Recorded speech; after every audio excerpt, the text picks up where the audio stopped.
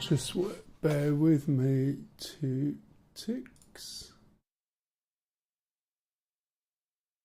Click on there.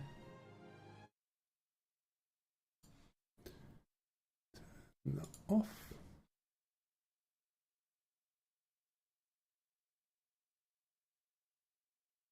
A customer said, "Hi." Hey Stu, it's alright, there's a couple of little things that are been pains in the asses as always, but hey ho, I'll be with everybody in 2 ticks.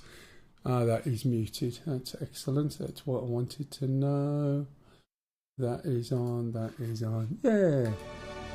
Right, I've also cleaned my glasses, I've got my cup of tea.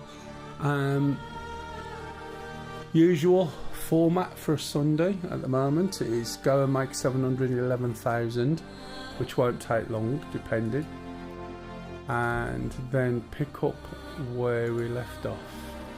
Let's go back to EU. If we remember last week, EU was a bit of a problem, so I played in America where they're much less prone to just running around killing you in the base. I literally did 4 trips last week. I was on for about, I don't know, hour and a half, and I did 4 runs of 711,000 and it worked quite well. But I've come in today and there's been an update, so I'm guessing it's some sort of hot fix. So it might be that the problem that they had last week regarding people killing you has disappeared. Anyway, let me get in the game and we'll see where everything's at. When I was last in, I literally, because somebody was calling me that my tea was ready and I accidentally went to the wrong base to unload, I literally just jumped out the game in my ship. So I'm not sure where I am, although this is looking like Orison, might not be. So I'm not sure where I am, and I'm not sure where my ship is. So why is this going like this? If my ship isn't doing...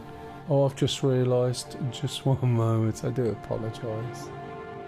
That makes much more sense, does it not? And if I put that on, that should pop up in a minute, right. Every time they do a new patch, you can see the way this is behaving, and this definitely isn't Orison. It's just that little bit sort of not as smooth as it was with the patch before. Right, okay. Burrito bar. I'm guessing I'm at the Magnus whatever it's called. Let's check my clothes as well. Okay, so they don't reset anything. I do like the reflections though, the fact that this is just such a subtle thing. If anybody goes back to something like Duke Nukem 3D, you know, in all previous games for a long time, I know it's not so much now, in all previous games reflections were pre-baked and pasted on as a little specular or highlight, but this probably walked into a wall there, I think. Yeah, I think I might be looking right into a wall. Oh yeah, what a surprise. Can't even turn around in a bloody circle. So this, as you can see, it's just reflections, real-time reflections. Still, anyway, it's just one of those little things I observe, especially from dealing with 3D Studio when it used to run in DOS a long time ago. Yeah, I might have 2 people on. Anyway, everything's alright now, is it, Stu? Everything's working where it's supposed to. So I don't know if my ship is here. It might not be. It might be lost. If it's lost, that's fine. What I'll do is run down and just take... There we go. Look, it's dead. So that's fair enough. Now I don't normally claim it. I'm trying to think where I am. I'm pretty sure I'm at Magnus. I'm not going to claim it there. What I'll do is get a little ship out, pop back over to Seraphim, then I've got, that's where my main base will be. So let me get my Aurora. Could get this, I suppose. Yeah, I'll get this. And then I'll claim my Aurora over there. That way around, it's not going to cost me, you know, a couple of hundred. Vehicle selected. Stand by. Alright, thanks Stu. Yeah, I suddenly remembered I got a button to press to get rid of the graphic on the other one. Like a punk. Hopefully I've got no echoes and no phantom recording in the background going on.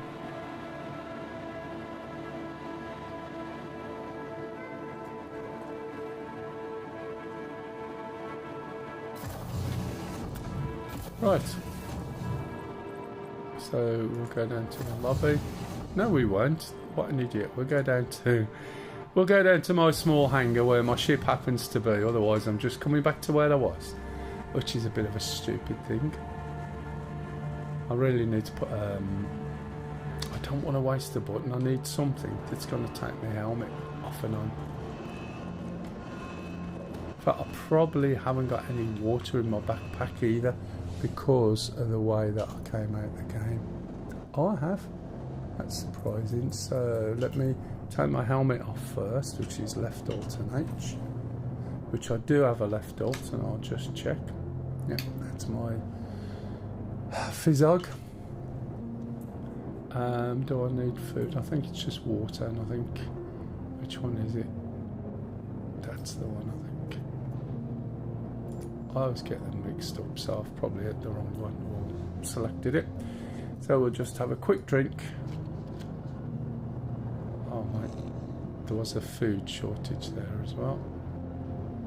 This is not the one I expected to select. I must remember the blue one is water. That's good enough. Where am I going to put this?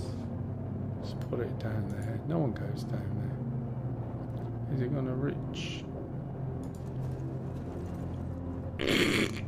Right, okay. Throw like a girl. No offence meant. Put my helmet back on.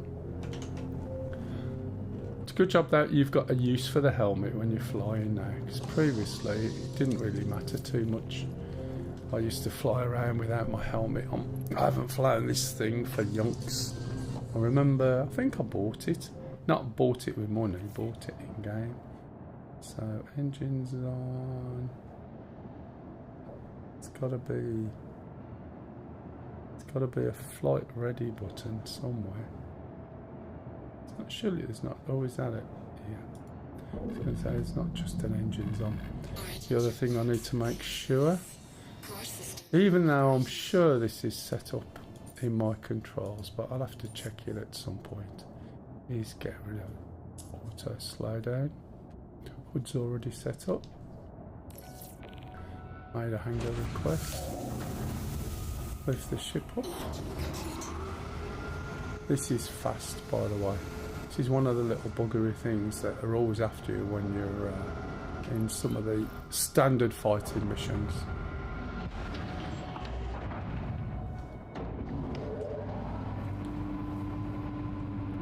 So I'm over at Magnus Gateway, as I said, I think. I'll just call up the map, plot a quick course to Seraphim, and it looks like instead of doing the pickup first of the of my cargo, I'll be going down and looking at the refinery and the mining stuff that I put there. So this is a direct path. Now what do you reckon? Is it going to say obstructed? I don't think it will. Which, it's a little bit like, you know, it's not something I would normally do, especially if I was in a bigger ship, but obviously it seems to make everything collision free. Just one moment.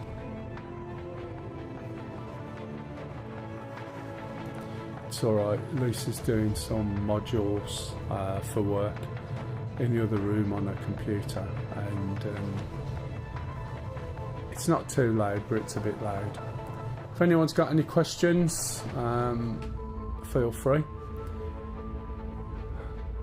Just for you, Stu, remember what I was talking about yesterday, about the 30th in DCS. I went shopping today and I found a biscuit I'd never ever heard of, and no way would I ever guess it. And I bought some, not necessarily for the competition, because I think it'll be too heavy. No one would ever get it unless they did, as I said, you know, bought up lists of everything they sell. Just one moment, I have a delivery. Bear with me while my ship sails on. I've got it. Told you I'd get it. Tell me the next thing.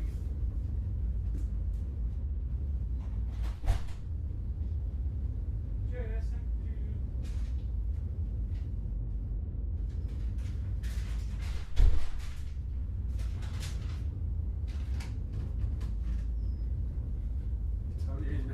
A neck strap.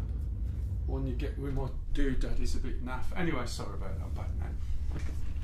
Right. So it's a Shiwi strap. Well, it's a sack strap for my Shiwi.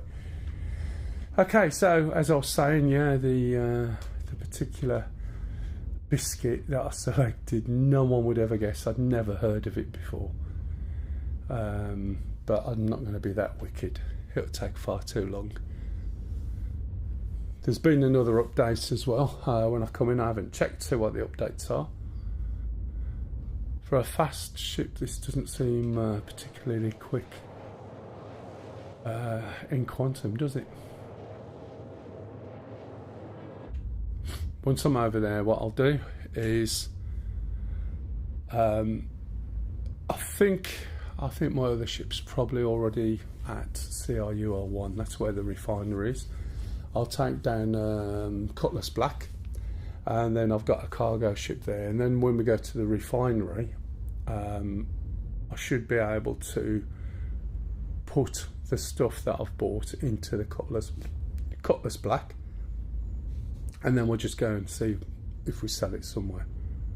Now, there wasn't loads, it was more a demonstration of mining in the Prospector, and I think somebody last week asked if they could be part of a Mell crew, so I'm quite happy to do that today, just as a variation. So if anybody wants to join in, I'll happily just fly the Mell and let 3 other people do the mining, and I'll position the ship and we can go mining in the Mell if anyone's interested. I don't think from then on there's anything else to mine. There's all the low end stuff, which I've talked about previously, but we'll see. So I know there's only a couple of people on, but if you got anything to ask, please feel free.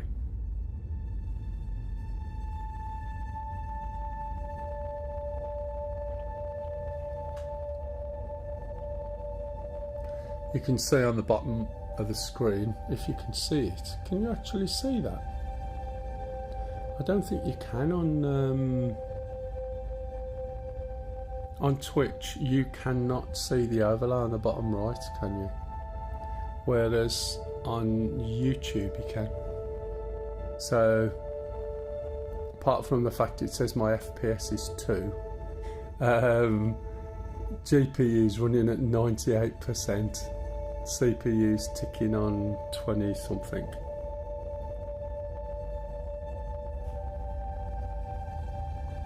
But we're not doing a lot per tick.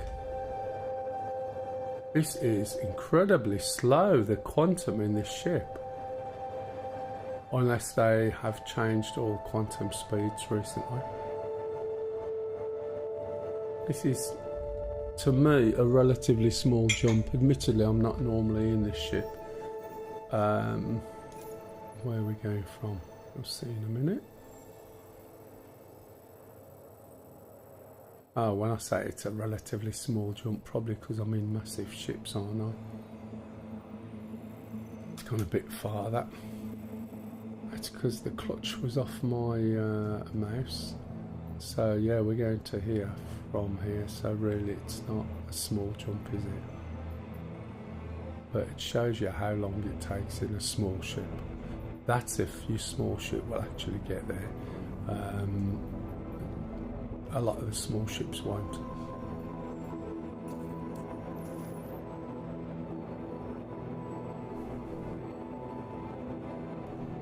Just got a cup of tea here, so if you see my head bobbing around a bit, I do apologise, it's my cup of tea.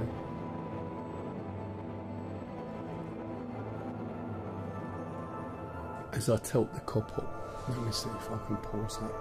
As I tilt the cup up, the camera catches the bottom of the cup and then it blows its mind and off it goes. 50%.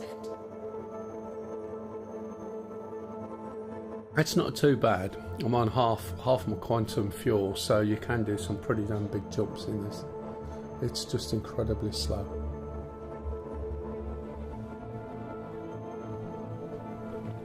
And you won't go, oh, did I swallow then down that right mark? I do apologise. Wasn't supposed to be giving you ASMR tea, I was just putting my cup down and swallowed the last bit.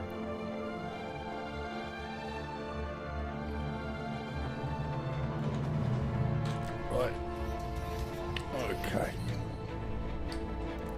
So because I set a course, all the points I need to jump to in between are marked up and the station itself. Hello, Ped. You alright, Ped? I can't call you that. Hey, when you say one and all, it's like all 6 and probably 3 of those are bots. Still, not long started. This is a little racing ship. When I came in, when I last left, I wasn't parked up anywhere because I'd got to go and get my dinner. Or my tea, should I say. And as a consequence, it put me into the space station, but my ship disappeared. And that's a 45-minute recall. So I'm going over here, I'll recall it from here, I'll get my Cutlass Black, go down to CRUL1, get the job out the refinery that I got the other day. Assuming it's still there was an update. It was probably a hot fix. I'm not exactly sure. I'm just coming round here. I'll wait till I'm a little bit closer. I'm more than likely going to be in one of these pads on the right hand side, either the near one or the one slightly further away. And there's a queue.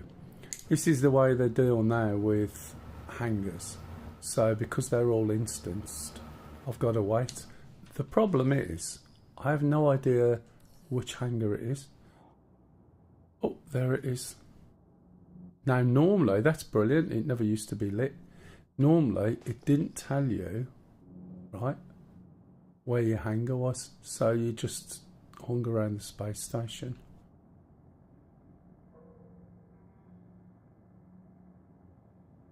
It's nice and dark today. Right, so if we have a little look, what we're looking for on there, do we have any circles on the top? And the answer is yes, we do.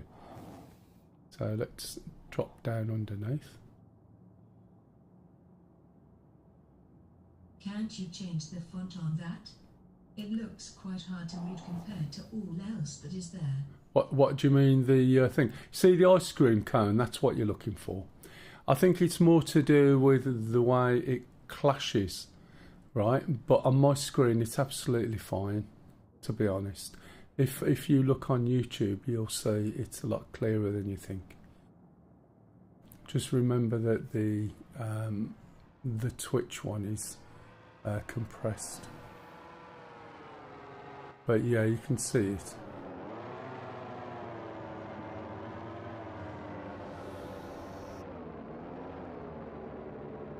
You know, the engine noise.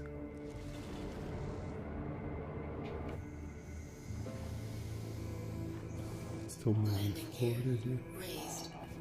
Raised? Oh, I did put it down. I wasn't sure then. There we go. Little bit back, forward even, but that's fine as long as it's not on the edge. It's a little racing ship, but there's stuff that I think can do much faster than that now. So we'll jump out of this one. We'll put it away. Sometimes, right, when I've left a bit of an overlap, it's good fun to see what happens to the ship. Sometimes they are crashing about, rolling over, flames and everything. And you put it away and it comes back all nice and neat. And then you realise your engine is a little bit like knackered. But in these small hangars, you know, you don't have to be mega precise. Right, so main thing I'm going to be doing is storing that one. So that should just move away. And it's gone down without rolling over, which is fine. My nose wasn't hanging over. There's a couple of ships I need to claim. So you can see the claim thing. So my Aurora is over there. I'll just file a claim. I'm not going to pay the expedited fee, there's no need. I'm not in any mad dash. Small ships, like starships, will get back really, really quick. Prospector is at CRUL1, which is what I thought. I'm not going to claim that. That tells me it's stored, and when I go there, which I'm going to have to in a minute, then the ship's there. There's no point claiming it at all. Drake Golem, again, that's over there as well. It's another mining ship. The main one I need to claim is the Misk, which was, I think I've gone past it. Right, I can't see it in this hangar. That's a bit daft. I should be able to claim it, but I can't. The hangar's too small to fit the ship. So as a consequence, on that screen, you're not going to necessarily get. My FPS is still 2, really? I don't think it is. You're not going to get all the ships available when you're in a small hangar. You should be able to claim them though, but not recall them to the hangar. That saves you having to go up here unnecessarily. Right, you still see that hangar, can't you, Yam? You can see it everywhere. And don't tell me these are broken. Yes.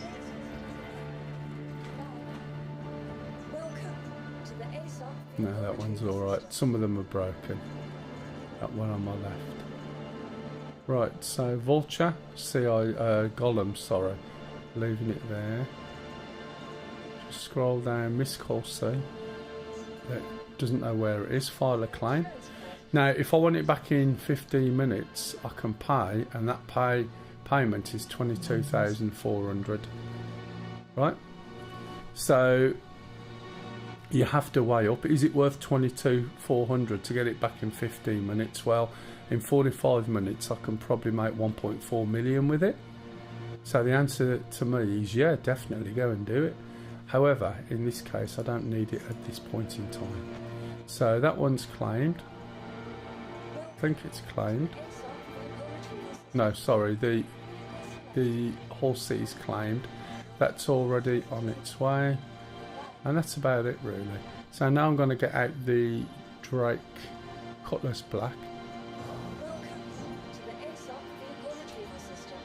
And the Cutlass Black is, if you start the game, this is your second ship.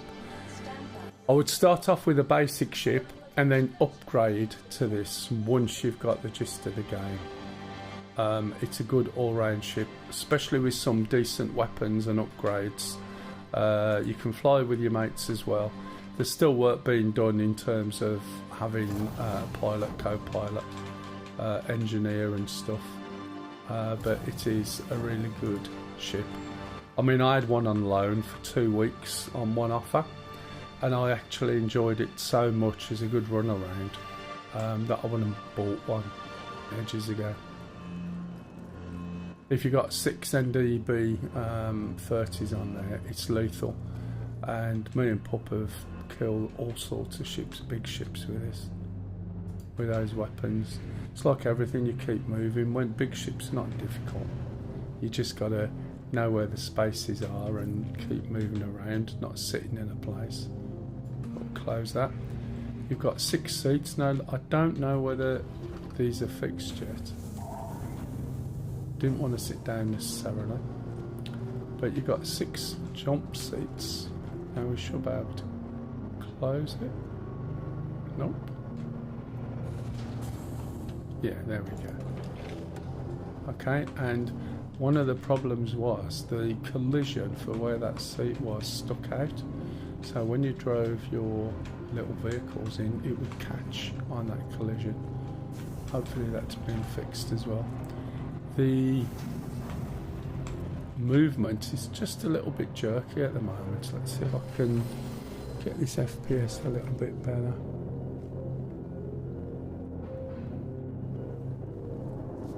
It's not doing it, is it? Okay. Right, let's have a look. Start up on this is over here. Used to be somewhere else. This ship. Let's have a look on the main menu, shall we? And I'll show you what I mean. There's a few controls on, I think it's on key bindings or on game settings. When you go down, you can change some settings. Advanced HUD. See this advanced HUD? Yes, yes, yes. So they should all be on. Now, I'm not sure whether auto slowdown is on here or not. But it's a pain in the ass because you have to go back on every single ship and set it if it's not. So what I'm going to do is just move along to configuration. There it is. And you never want that on at all. Ideally, there's no point. Right. Join the hangar queue. Maximum estimated weight. We're going to go to CRU01. Let's sit up a bit in my chair. There we go. If you don't have the enhanced HUD on, you've got some of the symbology a little bit more discreet, but it doesn't give you as much information as you could do with, to be honest. You can hear somebody else's hangar. All of that did go, but now we can hear the person who's in the hangar with us. We're going to CRU01, which is just here. This is where there's a refinery. Obviously it's obstructed, we're still in the hangar, but we'll find that in a minute. You've got a turret on this ship as well, so you can have somebody in with you on the turret. Also, there's somebody behind you. This is working quite well, apart from the audio bit, which is fine. That just sounds like industrial stuff going on either side of you, which is okay. Sometimes you used to be doing this and the doors would open, then they'd be shut again. You'd have ships appearing and moving through you and all sorts. So I don't mind some of the noises. There were instances where the lift used to go down at full tilt in terms of volume. So when you got into the hangar, it was just so damn noisy. Okay. So as I said, this ship is a really good all-round. By default, it's got weapons on that you don't necessarily want on there. I think we've got something to our left, yeah. So just beware, it's not obvious. So don't think you can just pull out and hang a hard left. So while we're going out, we'll see if we can set our course. We might find we're the wrong side of the planet, so it's still obstructed. Fair enough. And just give a quick flash to make sure I know where the bits of the space station are. I've actually come out in the Hull C, turned around there, done a hard left and completely blown up for obvious reasons. Going to move this into quantum mode. Now we can see all the quantum points kicking around. And let's see if we can set a course now whilst we're away from the station.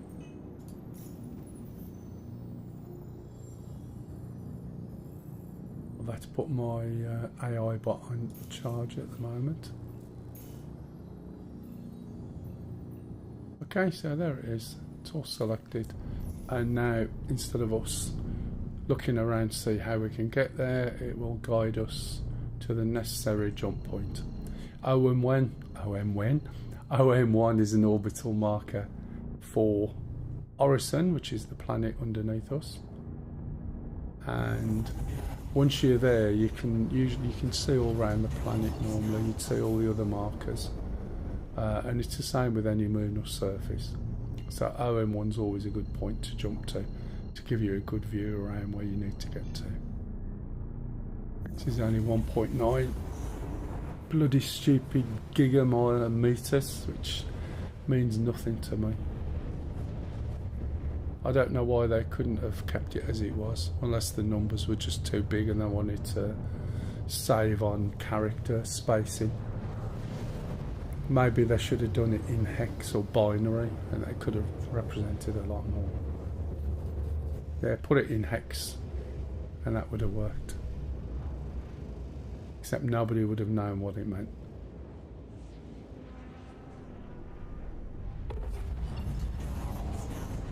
Okay, we'll just switch over to flight mode. Have you still at work, are you, at the moment? Yeah, I think you're working this weekend, aren't you? Or are you at work?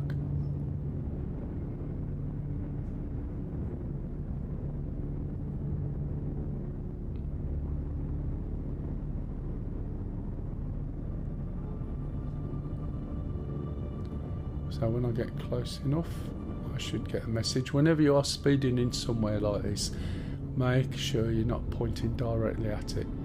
It's really, really easy to underestimate how quick you're going. Yeah, no worries. As I said yesterday, all my team are doing a big office move, but I've said to them, you know, if you have any issues, give me a call on Teams. Don't send me messages. Phone me on Teams. But so far, it's all going well. So now I'll make a call. Look around. Landing pad assigned. Okay, got a landing pad. I should get a marker. It's told me I've got one. Quick look around.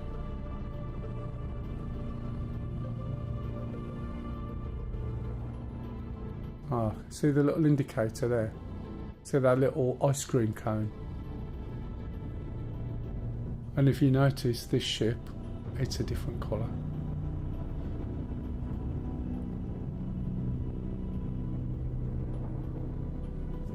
Outside it just looks absolutely brilliant. You want to make sort of movies, unfortunately. What? Oh, you passed it? Yeah. Okay, so that's one. 90% I got. Okay. Because you passed, I'm going to let you make a celebratory cup of tea for me. Hey, got one wrong. Ooh. Yeah, but I'm not interested in that. What I'm interested in Shut up. is that You know cup. what I'm interested in? Is that cup you being getting on full? with your stream and shut up and concentrate on your people that Hang are on, interested in your just stream. one moment, Lisa. Well done, Lisa. Well done for passing. Where's my tea? Come on, let's get priorities right. Hello everyone, by the way. When you say everyone, you mean those two? I think there's How many you've got on, can't say. two. One of them's me. Might even be two of them me. I've got everything switched on. Hey ho, it's going great.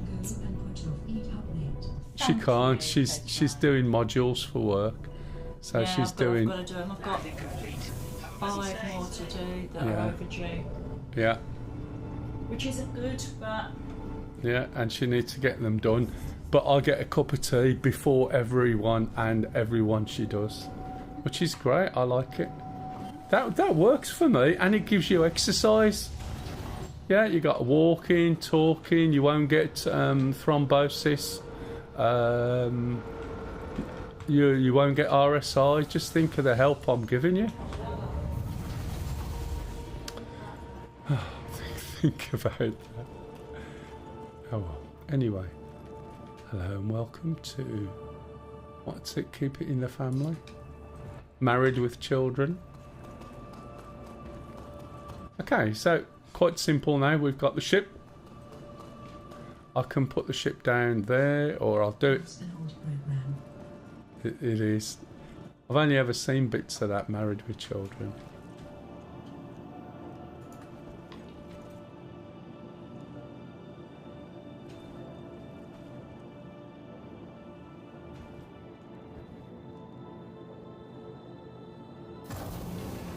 Oh, that was nice.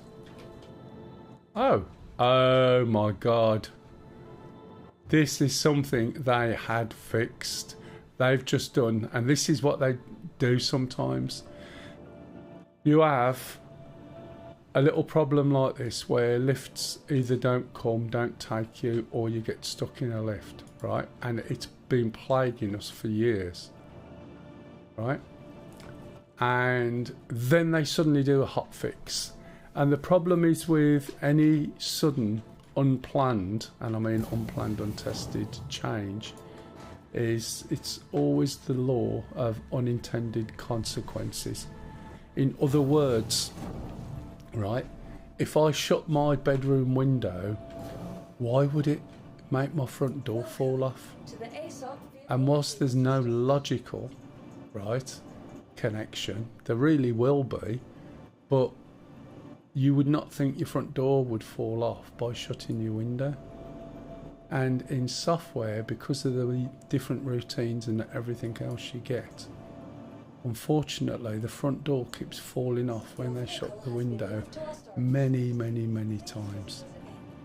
You know, they do something, it's not fully tested, it'll be an edge case, and that's it. So, you know, we're a bit buggered. So if I would have gone forward, that lift was literally just a hole, and I would have gone down the hole, possibly fell through the station, died, and then been back at Seraphim again. My ship would have been here, but to get the gist. Right, so following on from last week, then I had the Prospector, and we bought some mining stuff back. I have no idea of the value.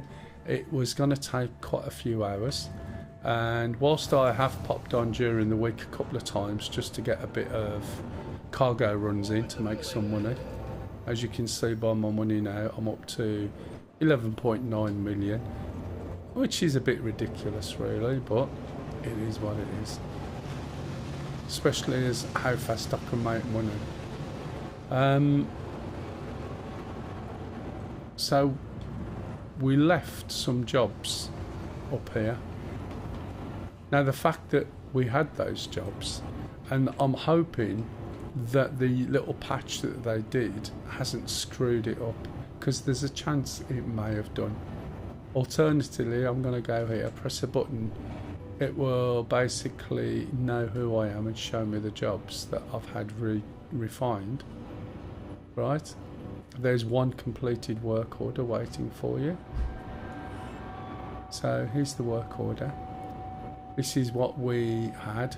There's Hephaestonite. There's not much of it, but when it's finished, I can choose where to stick it. Now I can put it in the station or load it straight in my Cutlass Black. And it's only 2,658 SCU. Cutlass Black is 4,600. So I hit the button, say collect, and that job that I did last week, right, is now put in my thingamajig. Now what, have we still got something left? Let's just check. No, there's nothing left in that ship at all. What you don't want to do is go out with a ship and then find you've got no space. Okay, so I'll jump into the Cutlass. We should see the cargo, and as a general rule of thumb, if you mind it over here, you make more money over the other side of the area. So we'll go down to area 18 and we'll try and sell it. Now there's no guarantee that area 18 will want to buy what it is that I've got, but the logic goes that it's likely to be rarer over that neck of the woods than something like, say, iron. I could go and grab hold, stuff that I used to do through there, go and grab hold of some little online apps that people have made, which keeps track of all of the buy, sell prices, materials, costs, mining, values and all the rest of it. Vehicle retrieval system. But to be honest, you get to the point sometimes where it's more fun just jumping in and just taking it along and having a look and just chilling out. Do you know what I mean? It's no point trying to play this game at the moment, and note I did call it a game. It's no point trying to play the game at the moment thinking that everything you're going to do is count towards it when it opens, because more than likely it's going to be a big wipe. And if I can make as much money as I do just popping out with my big ship, then I'm not going to worry about the little bits and bobs that are currently there, if that makes sense. Does that make sense? No. What it means is I'm not going to worry too much about, you know, squeezing every last drop of money out of everything, because I can, you know, money's what? It's cheap to make. And that is part of the problem when you've got so easy ways of making money, it's like, meh. And I suspect that all that will disappear. Now, we close this. And here's the cargo. This is the refined Hephaestonite. As I said, I have no idea. Thanks, darling. I'm going to do one more. No, you can. I think, seriously, if you pulled your finger out, you can get rid of most of them. If you can do more than half, when you go back to work and they say you haven't finished them, say, look, I've just done a 12 hour, a couple of days in the middle, and I've done half of them, so stop moaning. So these here, these are 2 SCU, so you divide that into 2. These here, I think, are possibly... Oh no, they might be bigger. These are 8s, I think. 8 and 8, 16, 24. I think there's 3 of them. Yeah. Oh no. No, that's not one. So, there's 3 8s, which is 24, 26, and that one, that's about 28. So there's 26 of the one thing and 2 of the other. If anyone's got any questions, please ask. If it's all a bit boring, that's absolutely fine. I don't mind being absolutely boring, to be honest. And if you are going to sleep with me, in terms of while I'm talking, that's fine as well. It's not an issue. You are clear to launch.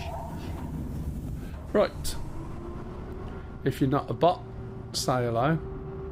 I know I'm talking to myself mostly. There's a couple of my mates on here, and I'll just be on there, and they'll just be listening or doing something else anyway. But they keep an eye on it, so that if people misbehave, which they don't, it takes a crowd to do that, then they'll deal with them.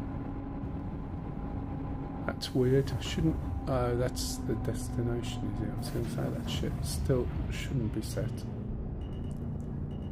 Have I got anything recording, like audio picking up while I'm muted? Can you check?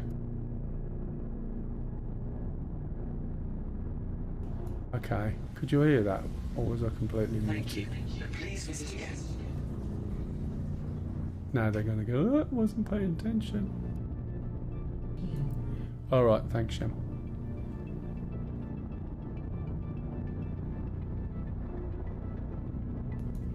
Okay, so we were over at CRUL1. That is probably pointing to the centre of the station, perhaps.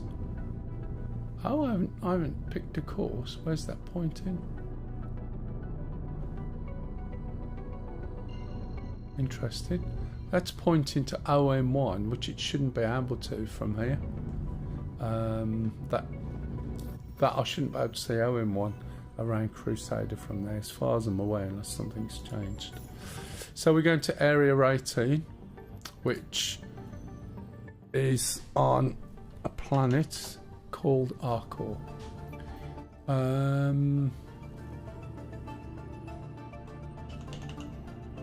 In fact, if we just put area 18, that might work. Not used to using this. We used to have to do it all the old way. Can I spell area? No, I can't. Area 18, there we go.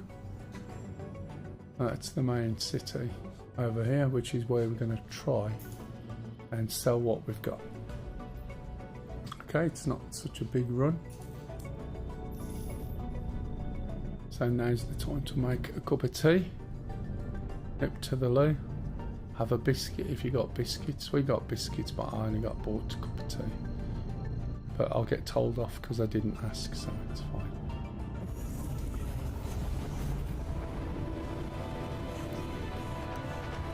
Oh, my shiwi came the other day, my violin came the other day, and it's surprising. There was me thinking, not doing something for like 50 years, I'd just go, oh yeah, but no, you don't. I can remember the fingering for the like first position on the violin, but the intonation is a bit off and the stance is a bit off. And the shiwi took me a while to get a note out of it. But then once I realised there's quite a lot of settings and calibration and stuff, and I was rushing it a bit. I just got to learn the fingering now, which is similar to a sax, but different. It's got its own, so it's quite interesting. A lot of time and effort to learn again these things, but hey.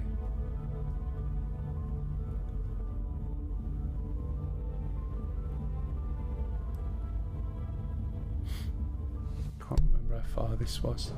You do spend a lot of time jumping round, and it depends on the ship as to how fast it gets there. Small ships you would have to jump somewhere else first and then top up your quantum fuel. If anyone wants to come in, because after this I did try and learn the guitar, but I couldn't devote the time I wanted to properly get to grips with it. yeah, I sort of basically didn't quite learn it. I played it. I never used to listen to music as such. I knew things like the Beatles, but I didn't sort of have any very specific things. So I just literally had a guitar that wasn't even mine, it was my sister's. Bought Beatles complete.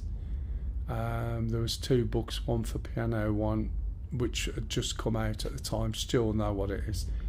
Big thick book of every single Beatles song. Then I'd play the record, put the music on. I could read music. I'd look at the note on the musical score. Then I'd have to find the note on the violin, and then violin on the guitar, and then I'd pluck it, and then I'd go to the next one, and the next one. And if I made a mistake, I'd stop and start again. So by the time I got to the end of a piece of music that I knew, I'd know all the notes as well. Do you know what I mean? That was my method. Technique is somewhat lacking, but then as I got older I played a lot more, but there's still a lot missed out. I could do with learning some of the stuff properly. Never did scales, never did anything, but I could play by ear, and I'd got my head full of so many chords and stuff. That's the thing, really. In a lot of cases you can pick it up. It's like a piece of software. You can fumble your way through and use a piece of software, right, which is suitable for what you want to do. If you read the manual, you suddenly open up a whole new thing that you didn't realise you could do. It's a little bit like that with these things. You can fumble your way through, but you really need to get down to the nitty-gritty to get the best out of it, and obviously spend the time in practicing. And for like 20 minutes a day, you know, that's good enough amount of time to practice. But I've got a little slot that I can fit it in, because I can't game as much in the evenings at the moment as I normally would. Okay, this is are cool. And we want to go to Area 18. Area 18 is capital city, and you can see it's marked over there by the Pentagon. So we're going to jump down to it, and it will drop us down in the atmosphere. There's some mushroomy clouds. It's quite a cloudy place usually. We'll do an external view. If you fly down to these places from space, you will get a burn all around your ship. I don't think it has any impact on your ship at this point in time. You can see the big bright light over there in the distance. Again, it used to be that there was no light at all, and you used to drop down to here in the pitch black, and then you got to find your way around. What I'm going to do is just fly down slightly to my left. So rather than sort of missing out on this, because they all look like sticks, you'll start to see some of the level of detail in the stuff as we get down. You are limited in atmosphere, speed wise. How they're going to put flight control surfaces on here, I don't know, excuse me.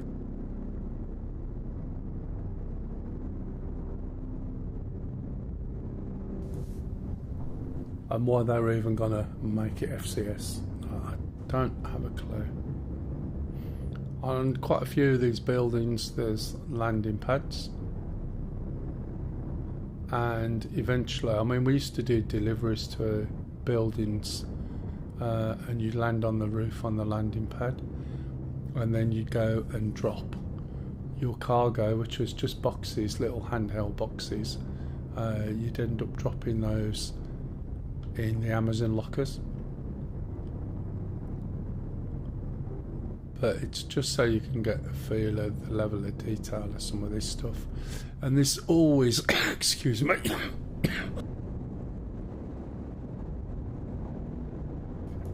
this main city always reminds me, and I think some of the older people will know, of Licorice All Sorts. And if you understand why I'm saying Licorice All Sorts, it does. It's that colour, isn't it?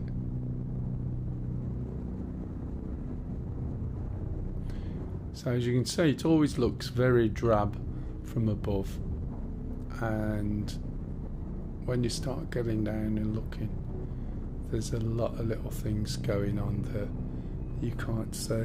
But it doesn't look like they've just switched in, they were always there. If we go over here, for instance,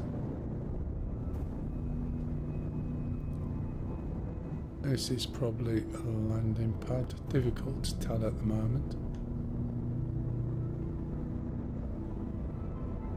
Might not be, because there's no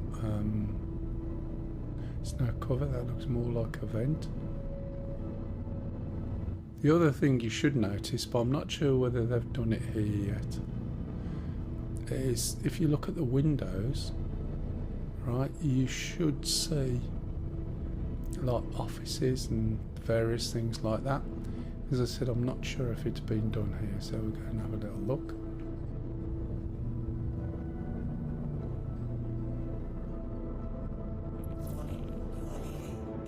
Yeah, I've got to be careful. I'm getting too close to some of these buildings. That looks like a pad there.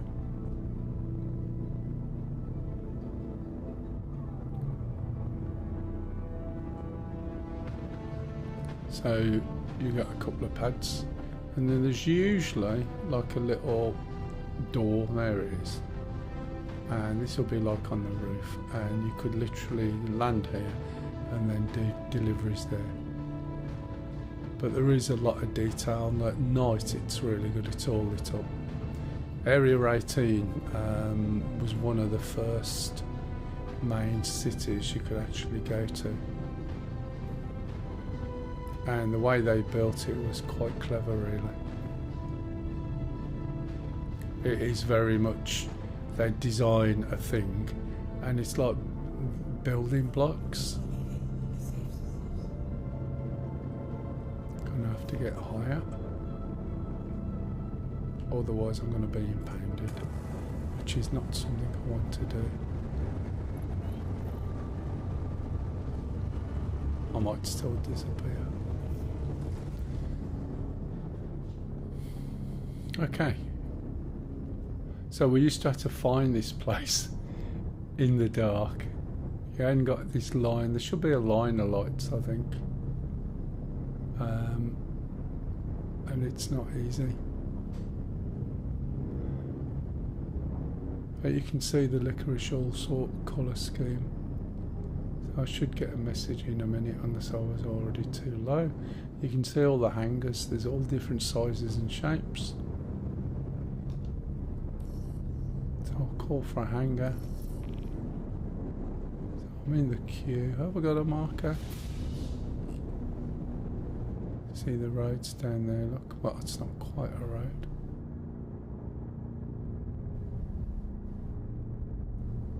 Very often it's easier when you're coming upside down, because that gives you a good view where you're trying to go. There's the hangar.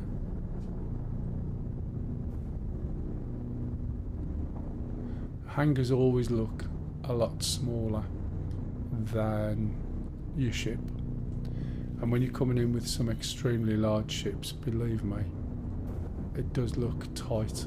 Some of them you have to be so perfectly aligned, but the little ships usually just slot in. If you're coming down with Caterpillar, that is really difficult, and because of the weight as well, it sort of makes it really difficult, and it just fits lengthways. This should be a little bit easier. We're centre spaced in the seat.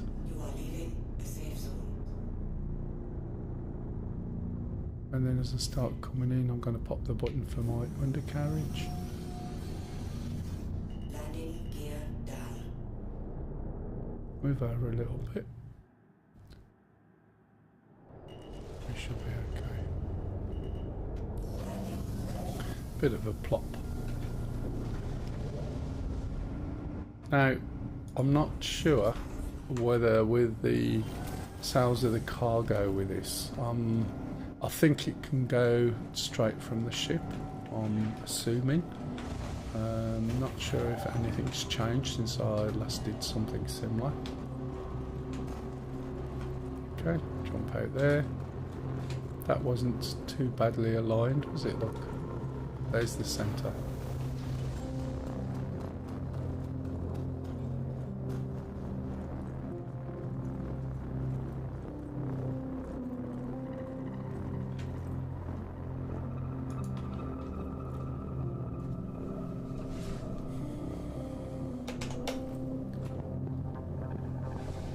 Took my helmet off. Notice I haven't got any cargo doodads. Right, Riker Memorial Spaceport is the name of the spaceport here, and this was named after a German guy who belonged to, I think, a big group in Germany. And he died. Now, he died a long time ago, because as far as I remember, this has always been called Riker, so it was a shame, and they lobbied, and this was named after that guy. He was one of, I think, one of the first people ever to pass away. But, you know, other than people going, oh, it's taken so long, you know, it was just right early at the beginning. What we've got to do now is find the transit platform, and I think we've got to go into the main town where we can buy and sell goods. Can't remember whether these are going to the same place. Here's Civic Centre or Bevic Centre. There's one in there if I run, and this should take us. This is one of the early sort of floaty, it's not even maglev. Oh, and as if by magic, a train appeared. Are we going that way? Or are we going this way? There we go. It's just simple stuff, but the level of detail is just ridiculous, isn't it? Oh, cup of tea. Let me pause this. I've got to put my tea down so I can get out. Oh, no, that's no good. That's better. We used to actually crash through some of the bits of these buildings.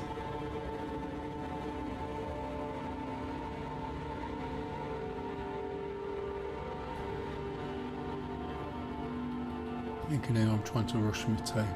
I'm slurping.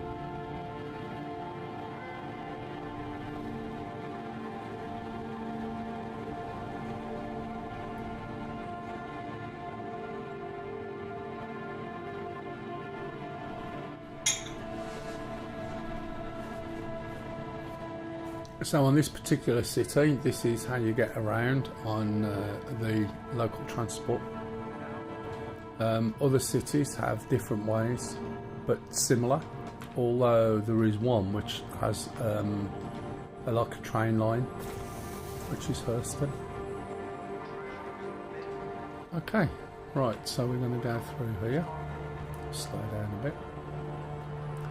So Area 18 was the first main city ever to be created, and you used to actually get to the city by going through a door in the back of your hangar, bearing in mind that the hangar was just an isolated room not connected to anything much.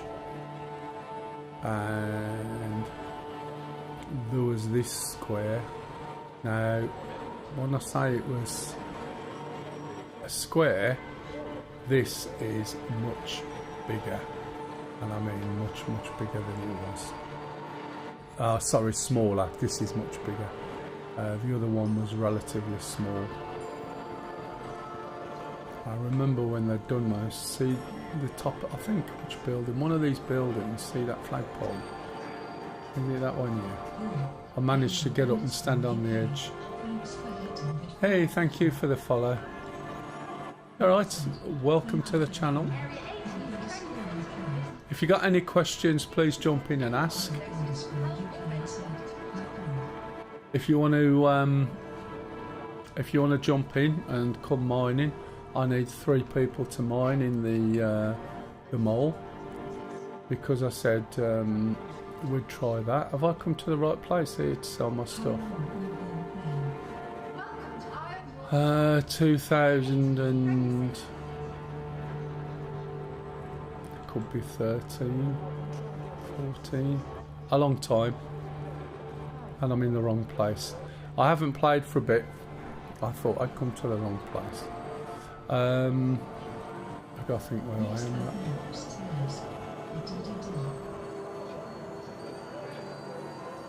Was it? Is it upstairs? Yeah, it's it's. Yeah, sorry, I know where I've come. I've come because that's where I used to buy my guns from. That's why I've got there. That's transit. That's that. I used to know my way around all of this, but it's like everything else. You stop. And none of it's changed. It's just me. Apart from the fact that this is running a lot smoother than it used to. When we first come in, it was just all over the place. Oh dear, I'm getting lost now. Where am I supposed to be going to sell my stuff? I forgot. This is where you first come out when you spawn here. I thought I was over to the right place. I've got to go upstairs to the admin office over there. I thought there was a big room. Oh, what a plonk. Yeah, there's the TDD. Oh, you idiot. I didn't go far enough around. Sorry, that's me just being dozy. But the lighting, you see, this is very cyberpunky, and some of the lighting definitely is. But that was before cyberpunky was cyberpunky, if you know what I mean. This has always been the same. But it's so much smoother. Right, now we might not be able to sell the stuff we've got here, but we'll have a look because even this has all changed compared to what it used to be. Oh, look. Oh, right. Let's select the location. So we got the Drake Cutlass Black and Hefestonite. Oh, we can sell it. So if I sell all of it, is that all of it?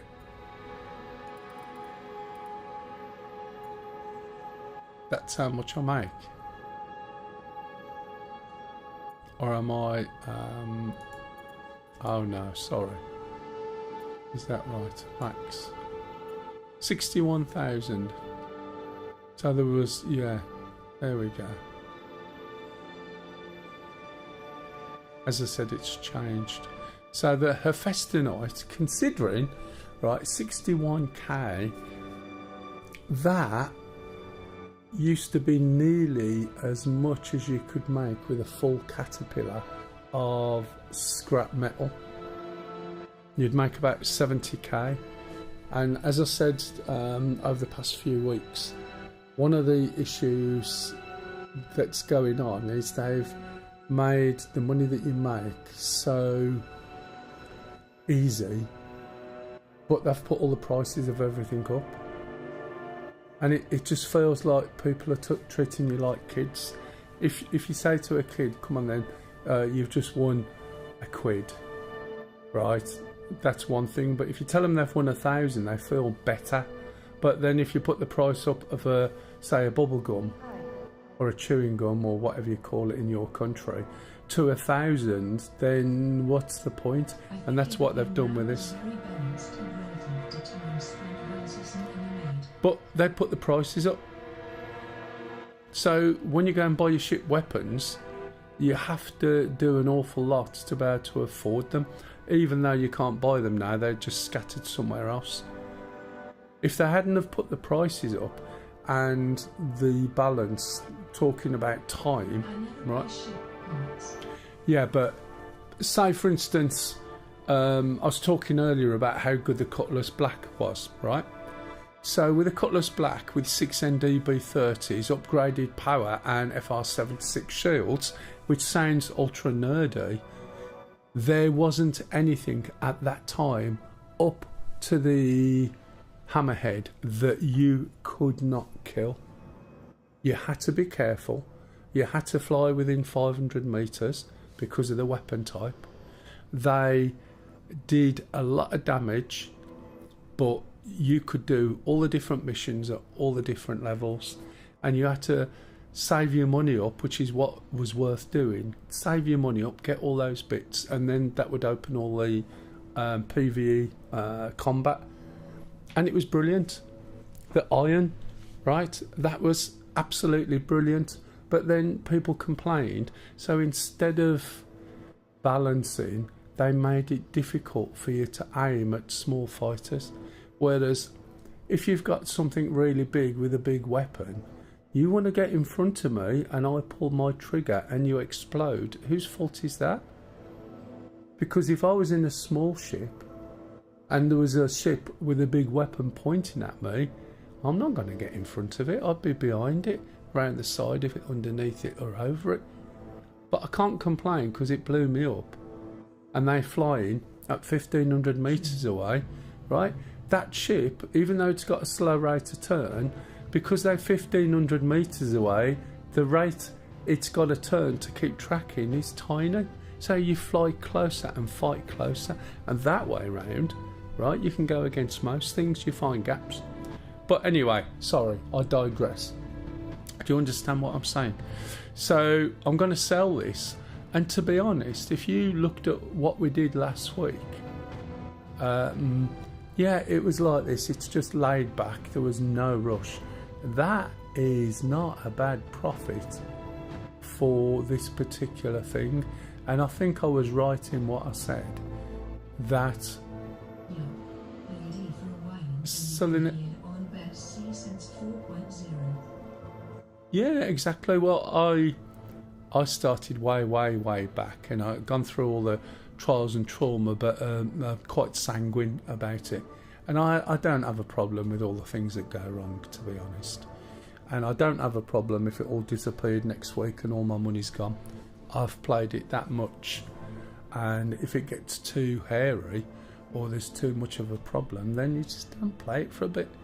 I've lost so much money and stuff, but now I'm just making money hand over fist because I make 711,000 doing one simple job. I did, as I said, I did 4 of them the other day, back to back. Made 711,000 every single time, and in what, an hour or so. It was ridiculous, and that's why I said, you know, I've got plenty of money at the moment. I can just make money. I just do some of the stuff like I've done here because I'm interested in how the mechanic now works and what they've done with it. Does that make sense? I keep saying that. I do apologise. Yeah. Yeah, the elevator bug. There's one crept back in. They did. It looks like they've done a hot fix, and I went to get an elevator. It selected, and then it disappeared, and there was a black hole, and I was like, oh. And then I could also hear the other hangar. Do you remember when we used to hear the other hangar and sometimes get, you know, artifacts? Yes. I can hear the other hangar again, and I don't have a problem with hearing it as long as it's not at the volume as if we're there, because it just makes it sound industrial. And the doors worked okay and everything, but the elevator or the lift just wasn't right. So yeah, there's a little bug crept in. They've hotfixed live, and this is what happens when you do it. But to be honest, they may as well bugger off the PTU and put all the main patches on live, and if it doesn't work, well, it doesn't work. But if people are going to say, oh, it's not working, I'm not going to come in, it's rubbish, well, how are they going to get to a state where it's actually working and not rubbish without people coming in and reporting problems? He said not reporting the lift at this point. Anyway, you can see here that selling Hephaestonite, and as a rule of thumb, anything with night at the end is worth something, but it's worth more at the opposite end of where you are. So I mined this at where was it? It was on do you know what? I'm forgetting everything. It was on the little moon that stuck around Orison. It wasn't Yellow, it wasn't Daymar, it was the other one. And I'm forgetting stuff. I told you I'm coming up to my birthday and I'm just getting too old now. Wriggling? A Wrigglith? No. I am on various medications, but not that. Right. It could be that there's too much sugar. I'm a type 2 diabetic. And I have noticed in the past, a long time ago, where before I knew I was a diabetic. Oh, wriggling. Yeah, no. Sorry, no. That's funny. Anyway, sell that. Failed. Transaction cost mismatch. Why is that? Let's go. Cannot sell. Why is it a mismatch? Is it because they can't? That's a buy. That's a local. Oh. Out of stock. That's fine. That's why. Max. Sell. Confirm. Yeah, this thing has changed. No, I was just randomly going. I was just... You have to register, but it is such a handy set of tools. Oh, that. You mean tools for mining? You mean... Oh, right. Okay. One of the things I was saying earlier... Oh, this is brilliant. I like this. We're going to have to wait for that to be unloaded. That's excellent. I do like that. I didn't know that was there. Sorry. No, it's a set of tools. I understand. A bit like some of the other ones. And again, I just forgot the sodding name of them. What's that one for the ship weapons and everything? I forgot it. But I know what you mean. There's all sorts of things. I will do at some point. I'll start looking. Hey Nooks. Thanks for hitting the follow button. Mell said, thank you for the follow. Max underscore. No, that's fine. I would do, right? Said, me too. Everybody is devoted to mining. That's fine. I am happy because some of the work that people do is absolutely excellent. One of the concerns is I know because of the hacking they do, they're going to change the data level that people can get to, and it might screw over a few of these people doing that. But some of it is really good. But my point being is, if I want to make 711 grand in a short amount of time, I just jump in my ship, fly somewhere, pick something up, take it, make 711. So as a consequence, you end up making lots of money. Now, I made way more than this before, right, on smaller jobs, and bought a ship. And then I made quite a bit more, and then I give somebody else about 8 or 10 million to buy a ship, and so on. So it's not really about necessarily finding, you know, just making money and doing that. I'm just interested in all the different bits. So I don't mind going somewhere, spending some time mining like I did last week, pulling up a load of whatever, right, and then going and selling it. It's the process. Do you understand? So I'm saying it again, what the hell? I do apologise. So I'm not so bothered about all the prices and everything as I used to be, because it's too easy to make money. Right, so that stuff I'm assuming will be unloaded from my ship, and once it's finished unloading, then my ship can go. And I would like to bet that if I tried removing my ship first before it had finished, there would be a problem. I'm also expecting that the money won't be transferred until it's finished. Right, so as I said, I've got quite a bit of money to spend. There's nothing particular. There is the ship I'll get, but that's from Hurston, because I was interested in buying that at one point. But now it's in the shop, I'll buy it there. It'll probably all disappear. Excuse me, 1 second. This north tower that I went into by accident, there's a lift around the corner, and there used to be a very good weapons shop. So this is one of the places that I used to come to get the weapons. Yeah, exactly.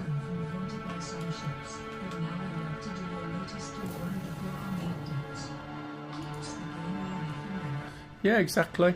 I mean, I used to play a lot more, but when there was so many updates coming out, it was really difficult. And I've got a couple of friends who would play, who, when they jump in, there's too many issues, and I'm relatively patient.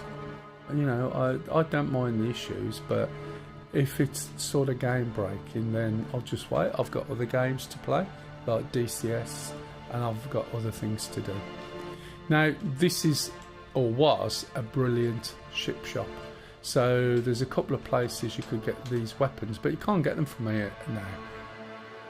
So you can get all sorts, but the weapons that I use or used to use, yeah, yeah. I mean, the amount of people who still complain about it being a buggy game. If it was sold in terms of released and there's bugs, by all means go and complain. But if you jumped into so many other games, for instance, you jumped into GTA 6, if you were a beta tester, right, you're there and you would focus on specific issues and then report back, document and detail. And every single game ever written works in the same sort of way. Yeah, exactly. And I say to people now, $49, right? And you pick it up, you play it, and I guarantee you'll have at least 2 to 3 weeks of good gameplay out of it. Not necessarily all at the same time.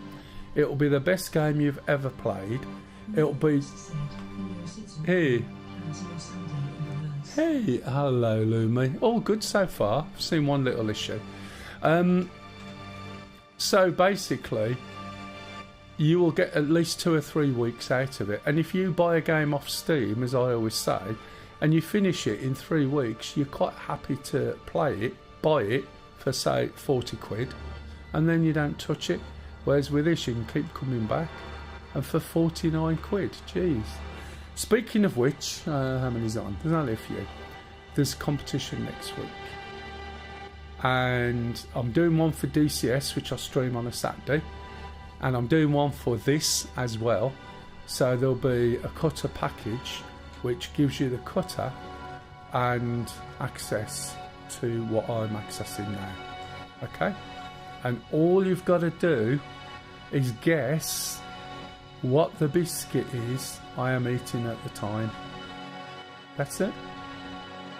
And I'll give you the same info as I gave them on DCS. I shop at 3 different stores, so if you're from a different country, write it down. I shop at Morrison's, very rarely the Co-op, and occasionally Waitrose. So it's from one of those 3 shops. Anyway, my point about this place was you could buy some really, really good weapons from here. But what did they do? They decided to take all the good stuff and go and hide it away in a box somewhere. And I've made my money, so why can't I go and buy it?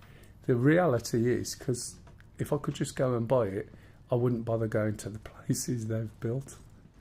And if you notice, I'm not even carrying guns really or anything. If people want to rob me, let them rob me. If they want to come and blow my ship up, fine, let them blow it up, go and claim it. What does it matter? There's nothing. And I've been in the Hull Sea and someone's come to rob me. I said, okay, I'll switch shields off. Here's the door, just get on with it. So it is. It's not going to be advertised. It won't be in the channel.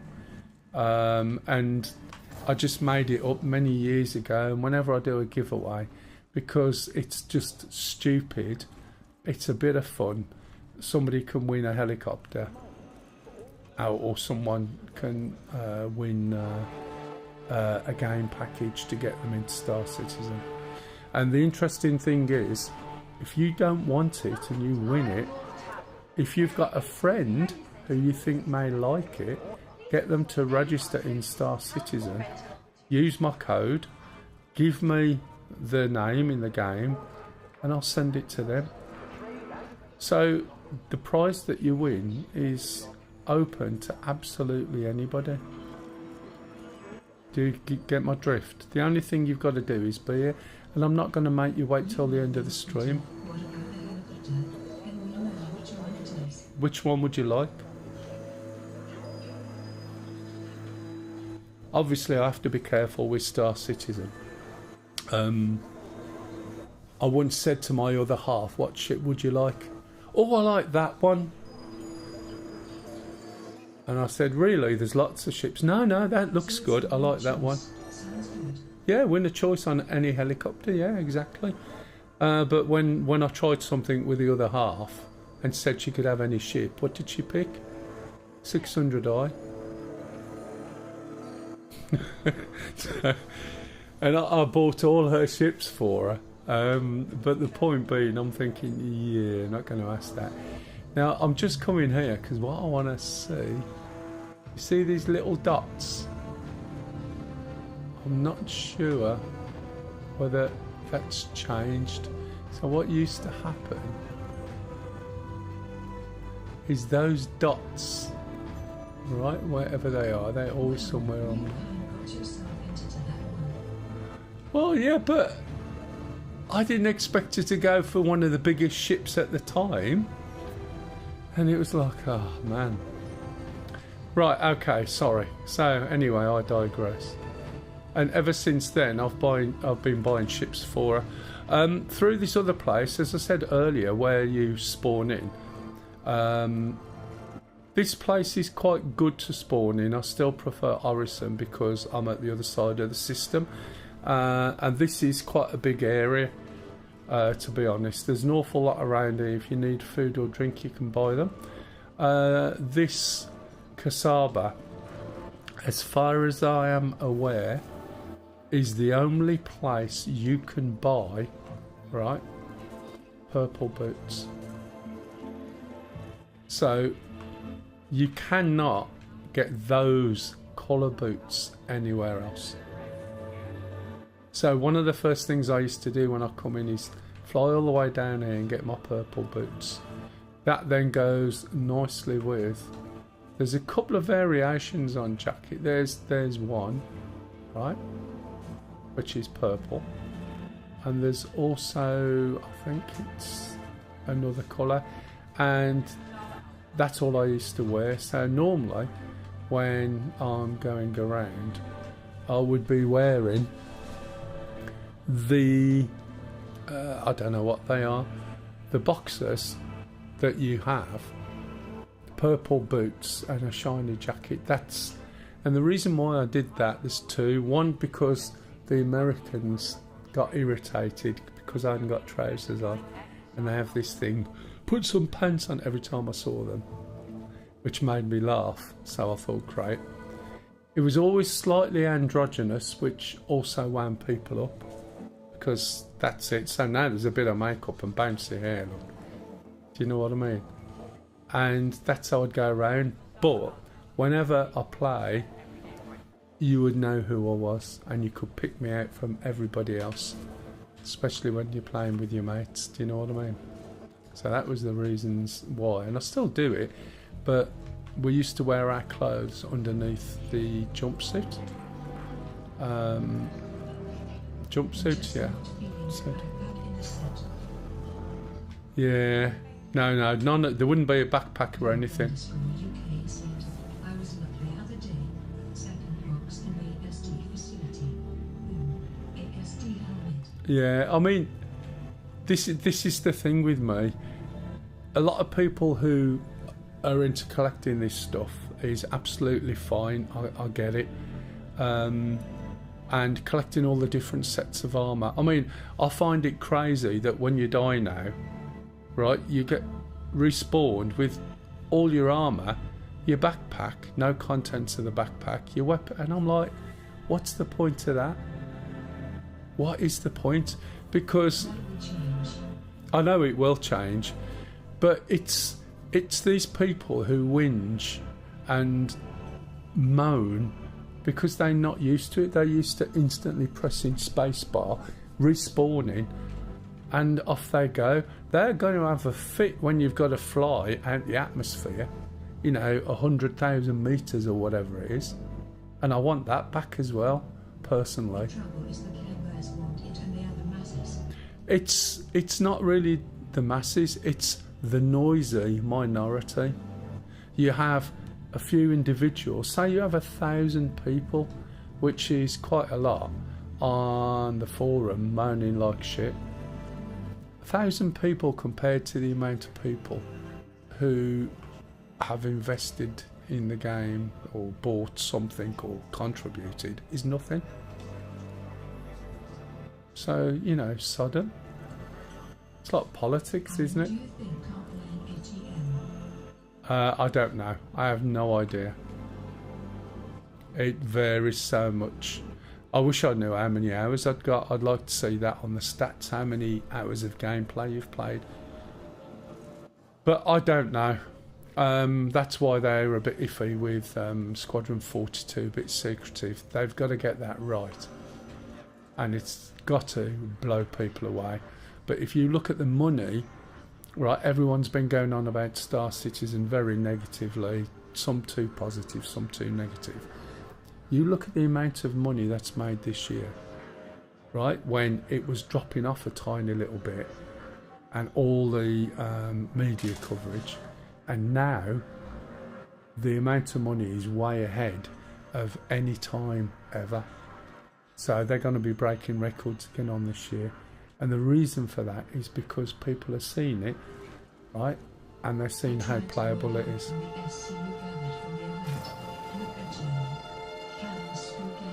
Yeah.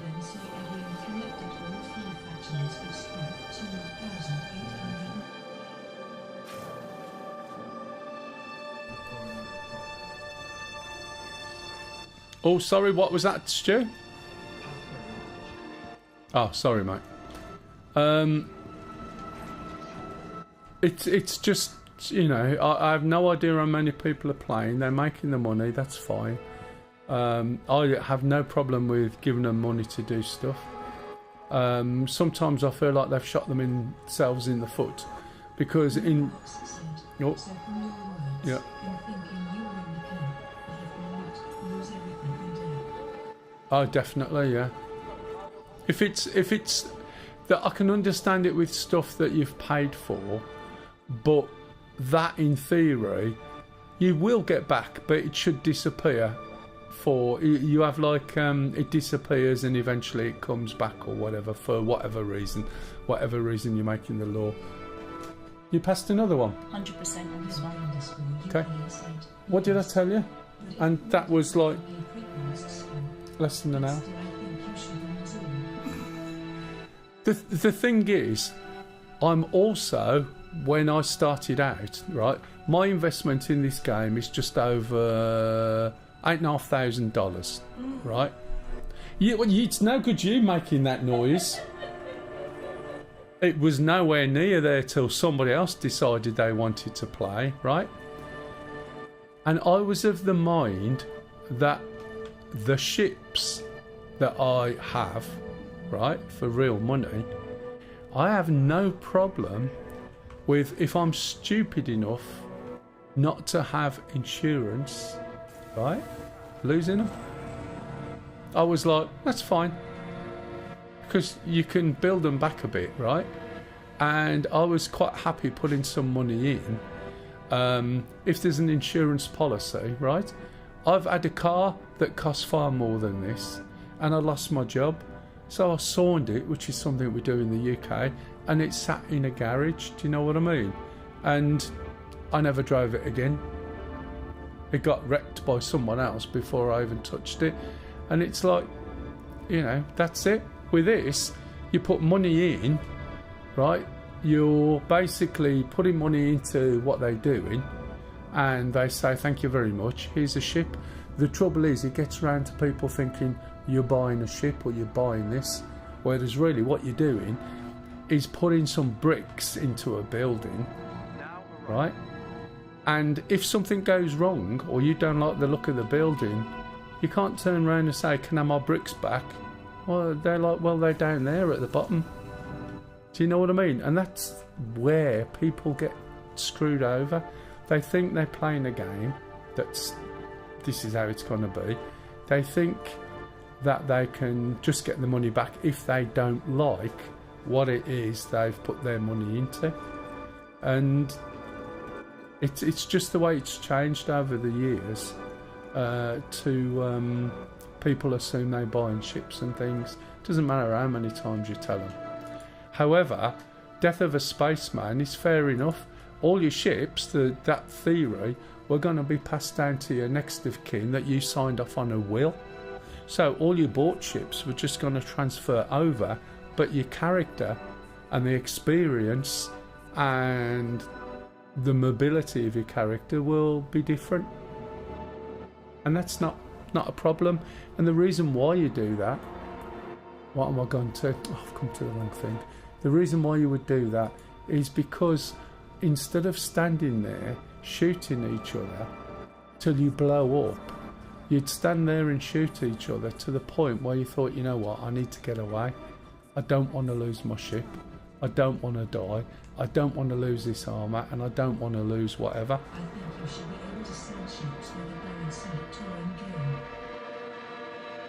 game.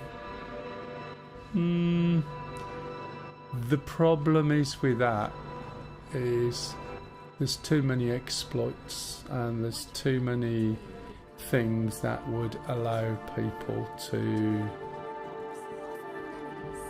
manipulate and do stuff that really shouldn't be done. I mean, I've seen loads of times where people have basically... It's an investment with a possible return in entertainment value, but the player can influence the game's direction. Investment. It's more my brick theory, I think. I mean, I've put money into other games, and when they were being early in beta, Postscriptum was one, for want of an example. And I've never, when I can actually get a drink, it'll be good. I've never played it, but the idea of what they were selling at the time, I thought was quite good. And in the style of what it was doing, that's fine. So I didn't mind. I gave them some money towards it. I used to be a beta tester for Battlefield 2041, the original one that was after Battlefield 2, the one in the pods. And believe me, you know, it was all voluntary stuff, but they would give you some goodies back in the time. And it was because I was interested in it, and you would not believe some of the stuff. You know, it's just the same as what happens in here, but an earlier stage.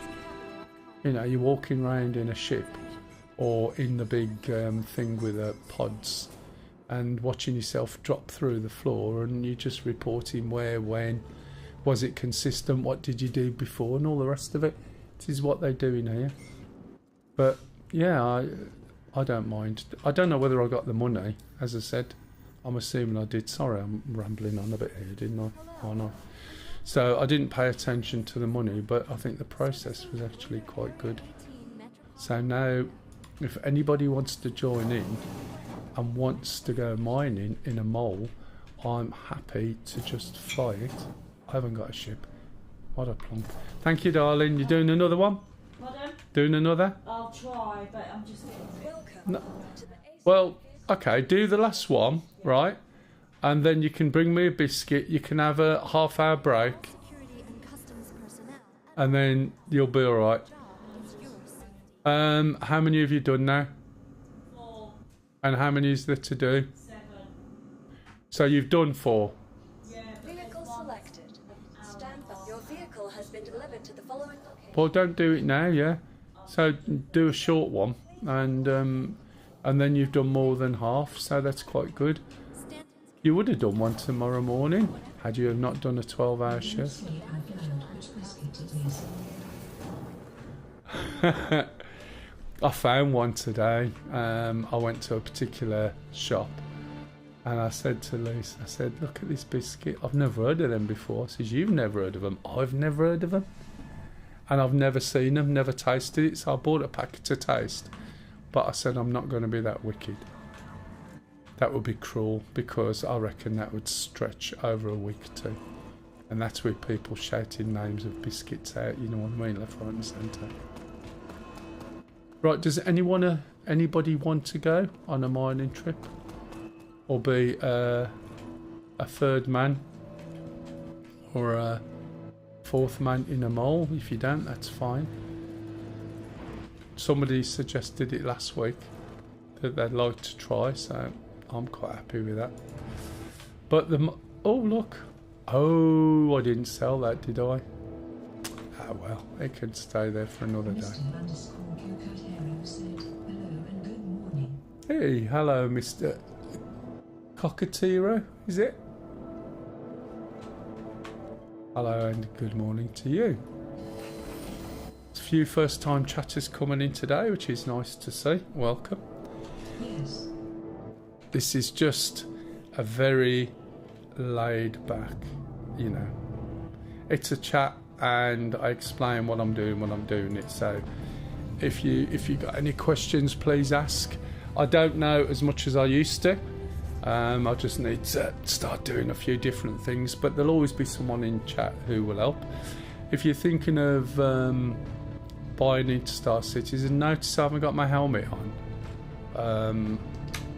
So therefore, I haven't got access to everything that I've normally got in my hood. That's my undercarriage by mistake. And, oh, look at that. Your place 5. Now, this is one of the downsides to having instanced hangars. And also, it looks like they've got weight on wheels now. So what that means is you can't take your undercarriage up. Yeah. Oh God, torpedoes. I haven't used them myself for a long time. Normally, if you look there, you can see it's in flight mode. So you would go to weapons mode, switch over, and you've got a missile mode. So I'm guessing it's going to be the same as a missile. So if you look at targets, if you select a target, do you know how to select a target? Right, then you should find, if you've got your missile selected, and I think I've got a choice of missiles. I can't remember how to select which one I'm on. Is it there again? No. I've forgotten how to select the different missiles because the control system's changed. It's probably tab or B or something like that. You'll find there'll be, like, if they've still got the same thing, like a target pipper, which is 3 different things, but it'll build itself around the target and then tell you when you can fire. The thing you've got to watch is the range. If you're too close, it's not going to let you, and if you're too far away. So with torps, very often they quite a range in thousands of meters that you can fire from. I don't know the Asgard itself. It's someone that's come out not too long ago. But that's generally it. Hey, that's fine, matey. I think I've got one ship with torps, but they're not classed as torpedoes. I used to have a couple of ships, but that's generally how you do it. Think of them like a missile, just make sure they're selected. I can't remember the key.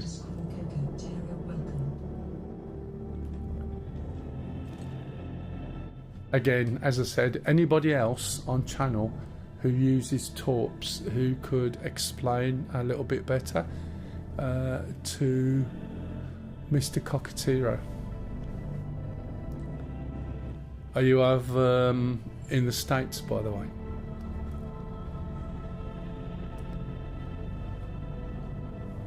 Mr. _Cockatiro said yes. I thought you might be. Okay, by the mornings. California.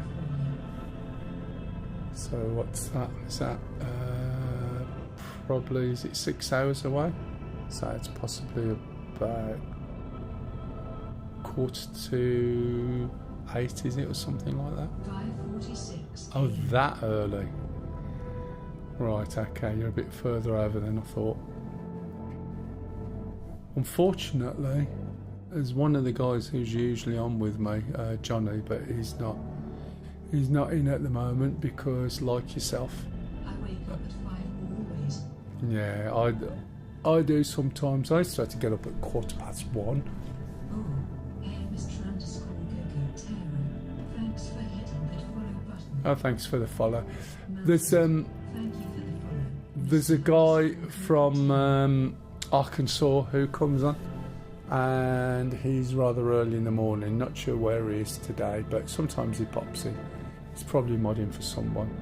He will know. He's got so many ships, and he'll know what the latest is with the torpedoes. If there's anyone else on channel that can help. So we're sitting here, excuse me. Because these hangars are shared an instance now, obviously we can't all be doing stuff at the same time. Now, unlike Seraphim, where there was, we're having to wait. I was 5th in the queue. Mr. _Cockatiro said, well, thank you very much. Yeah, you're welcome, no worries. At one point I knew my way around virtually everything, but it's expanded a bit. I've had nearly a year off. I kept an eye, but I haven't kept track of all the updates and all the changes in control systems and stuff like that. You know, it's just growing and growing and growing. Excuse me a minute. I'm shaking a little bit. So I'll be able to move in a minute. I'm just pushing my speed limiter up, so when I go up, I'm not going to go very quick. And I use the second throttle, so my throttle's got 2 sticks. So So there's one axis, which is this one, and then the other one's the throttle, and this just limits how fast I go up.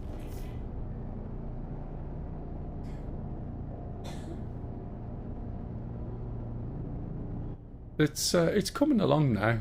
Have you been playing the game for some time, Mr. Cockatoo, or have you only just started? Unless you're somebody else. Right, let's have a little look. Let's see. Oh.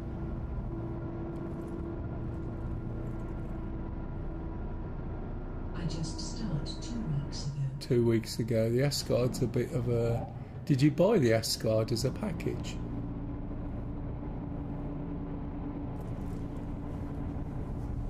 I bet it's quite confusing. You mouse and keyboard.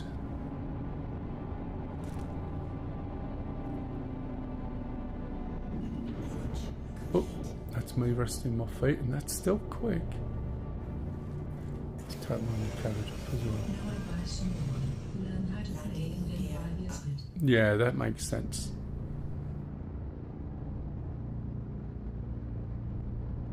You can see now at night time how it looks, and when you're sort of at that level, it is really quite impressive.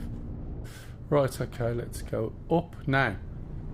What you've got to be very careful of is especially the mechanism I use. I have a button, so when I want to go backwards, right, I press the button, and then my throttle that goes forwards makes me go backwards. What you've got to be careful of is that if you start going backwards all of a sudden, you're just going to crash. I will jump into the game and hope to see you all soon have an amazing Yeah, no time. worries. No worries. Give it a try on that and see how you get on. But you should be able to pick the missiles and then cycle through the missiles to pick your torpedo. Right, thanks for the follow anyway. And have a good day. So, I learnt the hard way a long time ago. Yes. I just literally filled up a caterpillar with... I had a habit of... I used to tell people never put more than a third of your money into cargo. And then I'd put all my money, so I'd have like 1 million something, which was hard to get. Stick it all in cargo that's going to make me a lot. And I went to take off on the caterpillar off a moon, and it was still in reverse. Nowadays, what will happen is the left, where it's showing you the speed adjustments here and here, that will start at the top. So if I change this to backwards, for instance, I'm also going to decouple, and the reason why I'm decoupling is so I'm not going backwards that way. Right, so if I want to go backwards, when I start moving, you'll see my controls go to the top and work down from the top. And so now I actually know as soon as I start to move, I'm going backwards. Right, so I'm still climbing. See, my ship's going that way. Is that the washer, Lise? Okay, carry on with your thing.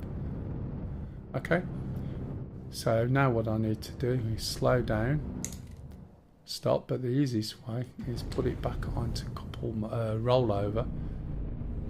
Press the button while I'm rolling over, put it back onto couple mode. Now I'm going back forwards. But yeah, it's very easy to crash your ship, especially if you've manoeuvred. When you're doing cargo, you want to manoeuvre your ship so that you can drop your cargo off. Out of this, it's really easy, and if you do that, you'll find that you often leave it in reverse. So you just have to be really mindful. Right, so I'm going back to find my CRUL1, and there's Crusader. It's likely to be that one, which it is. So we're going to jump over to there. and we can either call a mole. The reason why I'm going to call the mole there is it's a mining station, or it's a refinery, should I say. So does anybody want to join in at all? Or if you've never done lasing, don't worry about it, and it doesn't matter if we blow up or whatever happens. So if anybody wants to come mining, please feel free. I want to have a look at it because I've forgotten myself. So I'll get some new heads for the ship, and off we go. Right, let's get round to the next jump point. It's very dark. Is it very dark on stream? Looks it.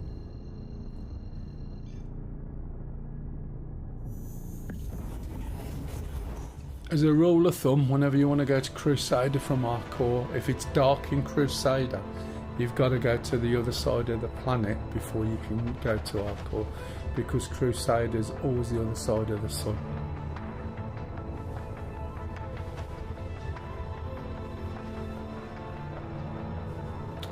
Right. The sun's there, which it is. Either cover it up or just change the angles around a bit, so we're not spending all the time looking in the sun. That is my guy, sort of. No helmet on. This is all just head control. So I use something called AIM XYZ, a little Chinese camera device. I have used Track IR for years, but this thing you just pop on top of your monitor. It's only a little camera. The software in it is very similar to Track IR, and as you can see, it does everything. I'm not selling it, but it just works. So when you want to look at something and not jiggle around too much, there you go, you can. And I've got nothing on my head, nothing on headphones. I get a walk away, which is absolutely fine. Using the F4 key, there's other things you can do if you really want to, especially when you're doing some virtual photography. You can get some really interesting shots. The problem is I haven't got some of the keys I need on this keyboard, so I can't maneuver page upwise or anything. But if you were making a movie, if you got the VoIP on as well. And now this is the game causing that bounce, I think. Let's try. Oh, there you go, look at that. So yeah, this is the game. Said upgrade 4.0 and 4.1 and ATM. I want the project to mature to try it again. Still, I do want to try mining at a later point. Yeah, that's fine. It's what I'm doing now. It's just interesting seeing the mechanics. The mechanics and some of the things have really changed since I last did them. And because I'm not somebody who just constantly reads up on everything, I used to know my way around everything. Even the buying and selling, that's changed. So that caught me out a bit, but it's nothing difficult. The problems I remember with the Mell, the three lasers used to be pointing in different directions graphically, and different people would see slightly different things, and it was just badly desynced. And it's nice to see some of the things they've done that have fixed the problems they've got. But I had a Mell originally, a nice charcoal one, but I was that fed up that 18 months later it was still incapable. That I got rid of it, but then I thought better of it later, and I didn't reclaim that one. I just found an opportunity at some point to get another one, but it's the bright orange ones. Same as Reclaimer. I got fed up with the Reclaimer just being something where you can have a walk around and have a good look round and fly it, and it's a bugger to fly. And I got rid of it. And now it's subtly different to how it was planned, and the claw doesn't claw, but that's because somebody didn't think through some of the mechanics, I guess. You know, it's all good having ideas that weren't done, but when you start looking at the way things work, the salvaging, the way they've done that, and it does make look like stuff melts. But if you shoot the frame, the substructure underneath, just shoot it with a bullet, you'll see that it's all surface work, and your bullet will hit an invisible boundary, which, you know, it's exactly what you'd expect. But the effect and the illusion is absolutely brilliant. They've done such a good job. I've not seen anything like that in some of the stuff they've done. And it's all surfaces and textures and shaders, but it is pretty damn good. Please proceed to assigned landing bay. Right, where are we this time? Over there. The reason why you see me roll around so much is because your visibility is much better sometimes when you're inverted, especially flying around planets looking for somewhere to park, coming to things. You know, you wouldn't see all of this because if you look down, it's just all masked. Can't always tell which way around everything is. This is looking like I've got to jump onto here and then flip over. Would be hard to peel its hitbox. Oh yeah, exactly. You know, I wouldn't expect anything any different. But it was just out of interest, you know what I mean? And, you know, with most games, most graphics and everything, it's the illusion that they do that is, it's just very good. You don't need any more than that. The way they've done it is perfect. And as you said, you know, you're not going to go down to that level, which then you start thinking about, well, if you think, what was the claw going to do? I forgot I moved my camera around. As my I can't tell. Yeah, I didn't think so. Due to inactivity, we have been forced to assign your landing zone to another customer. No, you haven't. I've landed. Shut your hole. It better know I've landed and not kick me out. Oh, it hasn't seen. So it gives you these messages. Now, if you take too long to do stuff, you would find your ship had been put away and you're inside. So the fact that that interrupted, not only the fact it interrupted, it wasn't stuck in some weird sort of not being addressed. In other words, you've got the processing going on in the background and all those different little things. I'm coming into land. I've obviously taken a little bit too long. So what used to happen is just as you were coming into land then and you just touched your wheels down, it would say, you're taking too long, I'm sorry. And by the time it started saying I'm sorry, you'd disappear. And everybody who was in the ship is now inside the station. And those messages are the messages from somebody else, which is some of the sneaky sort of issues that are just coming back in that were got rid of. Right, okay. Let's go and get a drink while I'm here. What we got? Burritos. Just get some food. Can I help and you? I'll drink one of these, save having the ones out of my backpack. Thank you. And please visit again. Another thing I forgot to mention earlier is when you're going to drink, Always use your Mobi if you want some more. right, it seems to be pulling it into a state of inspection, but can you see how the keys are still over there? So it's always, oh, I didn't mean to do that. Where's my drink? It's gone now. It's probably on the floor. Oh, could be that one. I'm not going to bother. It's that what used to happen is you'd buy something. Excuse me. you're not seeing something, you might want to check out our spectrum selection.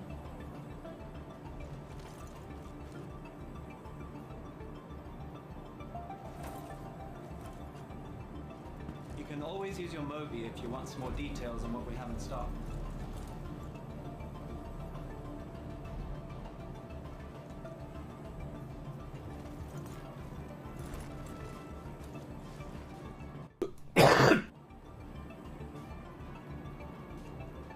Sorry about that, I unmuted at the wrong time. So yeah, what I was on about is because you can see the F, right? There's a tendency to buy lots and lots of drinks. Oh, that's empty. Said, wow, I thought that was you from Stream from Mell. Oh, that there. Hey, sword and keyboard. Excuse me.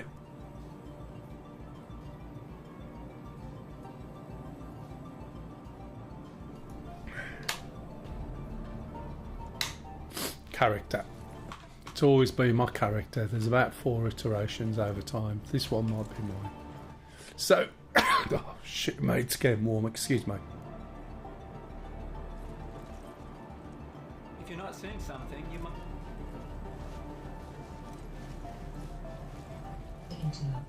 You're not interrupting.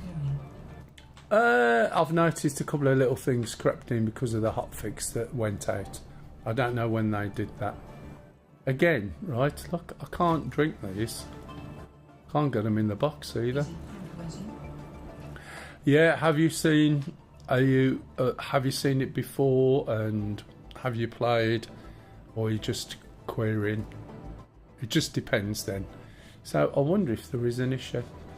But yeah, if you accidentally hit F, you're going to drop that one, and we should be able to move away from that without having a problem.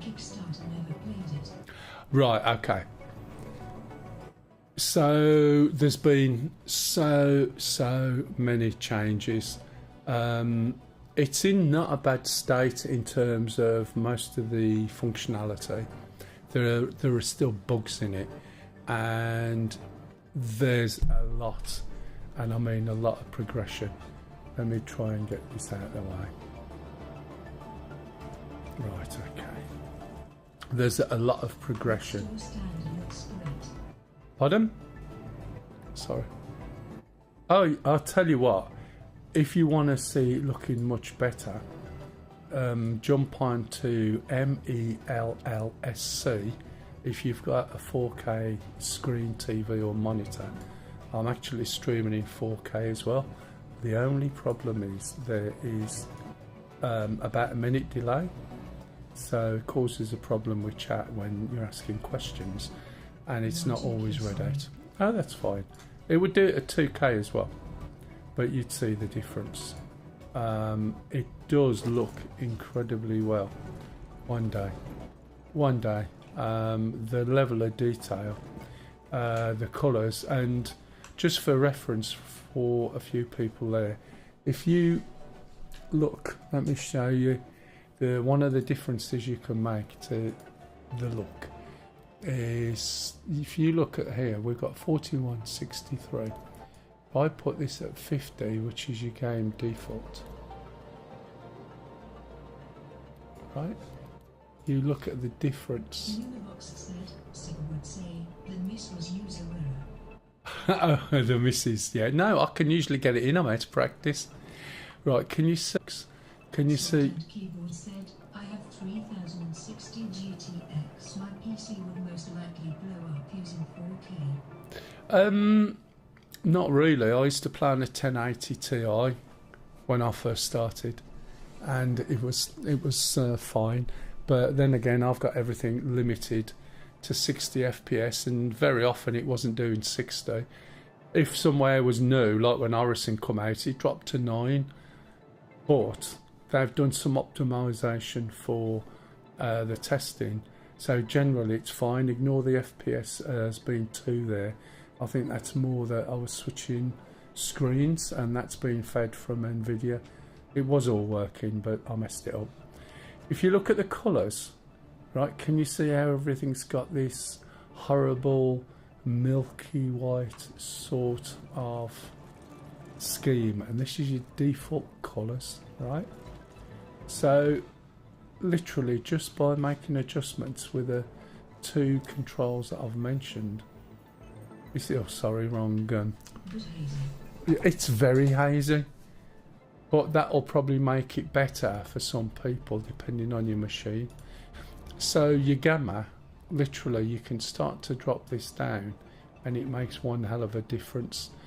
It makes it very dark in space, but if you're running on something like again, I forgot what the type of monitor is now, it will make a hell of a big difference. So you only need move, gamma and contrast, and then suddenly some of that haziness has started to go. Now this isn't the best example of it. I need to adjust a little bit more. When you're in this, I used to use Alyssa for... It has the potential to do that. Whether it will or not. There we go. Oh yeah, OLED, that's it, thank you. And my black is pitch black. My white is really white. I could tweak this a little bit more. You'll see some of the haze from the lights. But it starts making everything so much better. Now, the mole has got defaults on. If nobody wants to come and try the mole, I'm wondering whether I could just go and try the little doodad one. There's a new little mining ship. We'll go and have a look, because I didn't use it properly before. Drake, let's get rid of that, store that. There's the Drake golem. This is the, see this cutter here, that's the giveaway for next week. So if anyone who's on now wants to, if you look, there's 14 people on, which is nothing. That's great, because I'll do a giveaway. You're not going to have to wait till the end of the session. It's a nice little ship, isn't it? And it's a sort of starter minor one, so I may as well give it a whirl, see how we get on with it. Now I understand a bit more about the mining, which has obviously all changed a bit. So yeah, next week I'll do my biscuit competition for... Oh, an SSD, yeah. It's literally... You can see how good this looks as well. And this is such a tiny little ship. And oh, sugar. Look what we did to it last week, do you remember? I completely forgot about that.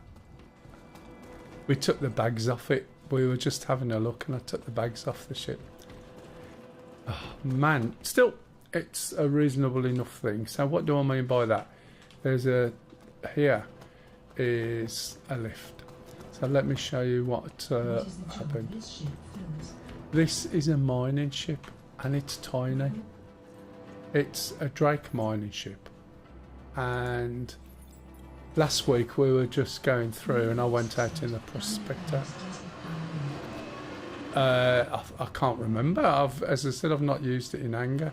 So I've got a laser there. Where the hell are my bags? Probably here somewhere. Have I got filters? Yeah. Oh, I've got a Lancet mining thing. Where are my bags? Looks like my bags have disappeared. That's not good, is it? Okay, not a problem. Ah, right, okay. So the bags that I put in there have disappeared, which obviously shouldn't do. We took them off. And what we were looking at is what exactly comes off and what we can change. You can't change with the laser.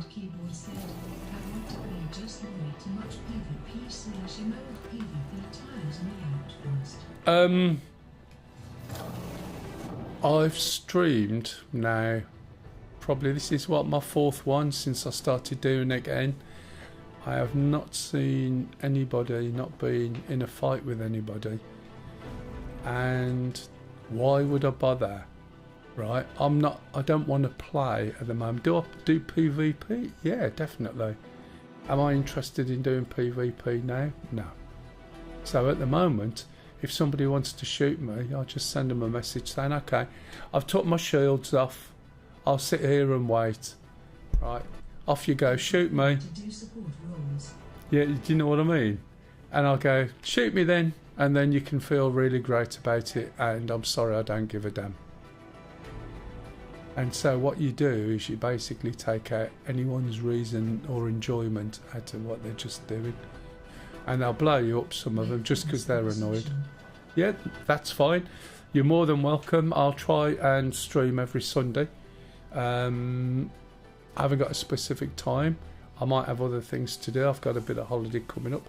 You're more than welcome to come in, and I'll help you with controls and stuff like that if you want. Right, what we've got to do, sorry I am losing track. As I said, I think I've probably ended up with too much sugar during this week, that I can tell the difference. It's not like I've got this library stuck in my head.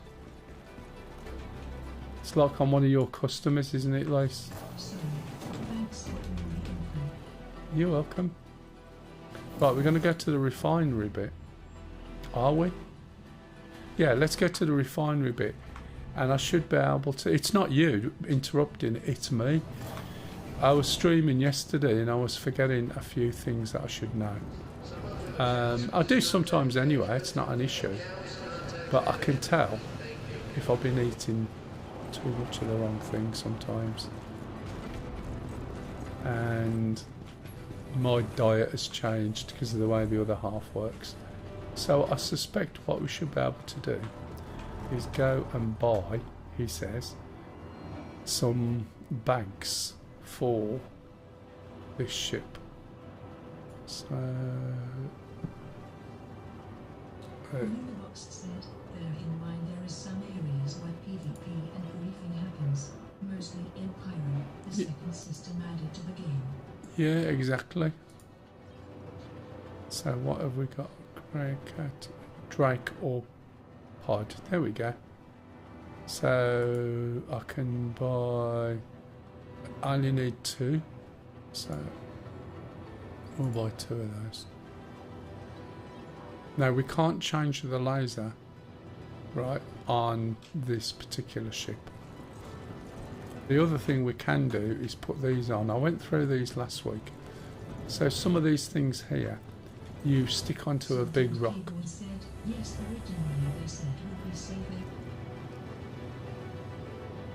There sort of is and isn't, but there's not that much that goes on. But when you get over to Pyro, because that's all the latest stuff, it looks amazing, you would not believe.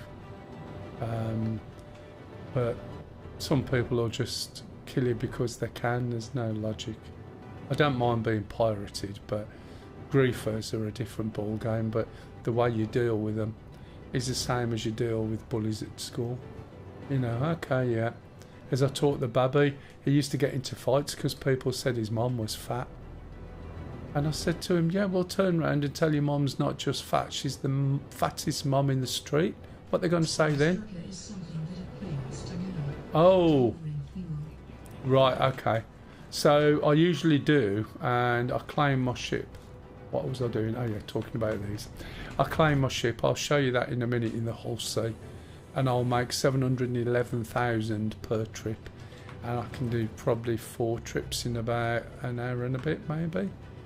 So I don't use any of these at this point in time. I'm not interested in making loads of money mining at this stage of the game. It's more the process. So for the purposes of what we're going to be doing, I'm not going to do that. And I've just remembered now why I came here. There's something else I need, because I cannot pick up... Oh, I haven't drunk my tea.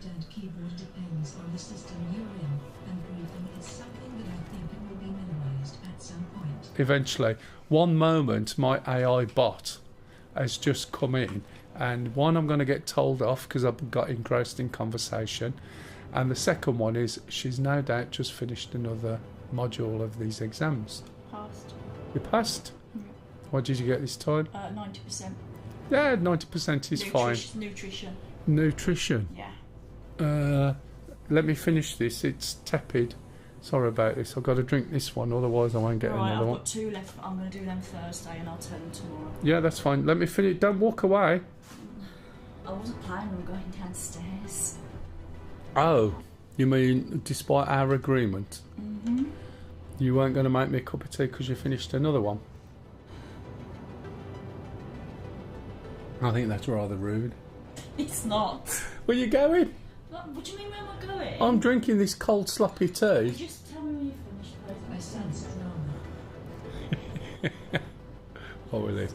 No, she's where she works. She's got a whole load of online modules to do, and there's all sorts of weird and wonderful stuff.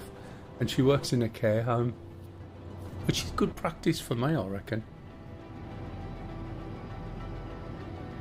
But at least he's one of these sort of people you can stick in a room full of strangers and she'll just engage straight away. And I said to her when she was going there, because obviously it's not the best of situations for people, but I said with her personality,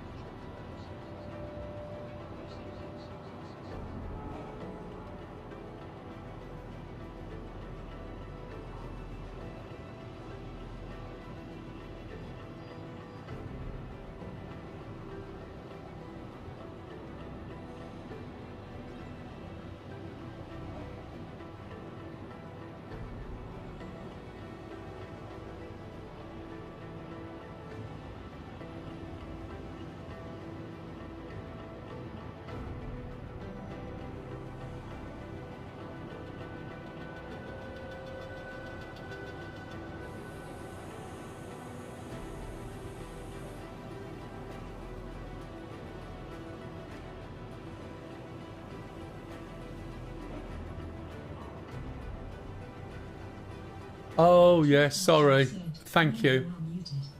Thanks, Pup. So what I was saying is it's because I coughed. I can't find what I'm after. What's it called? Truehold. Oh, don't tell me it's not here. There's the tractor beam attachment.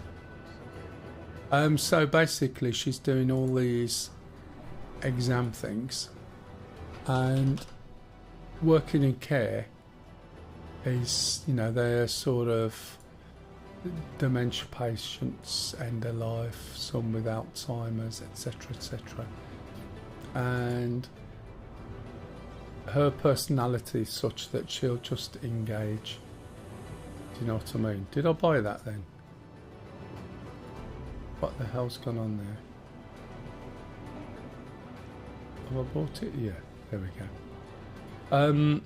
I mean, yesterday she come home and she enjoyed the day. She was like singing with some of them and dancing with some of them. Pardon? I figured enjoy it, yeah.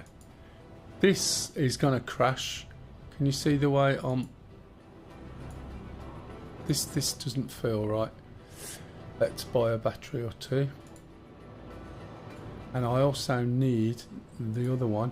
All these are going into the station, so I can't remember if I got one on me, but I'll buy one anyway.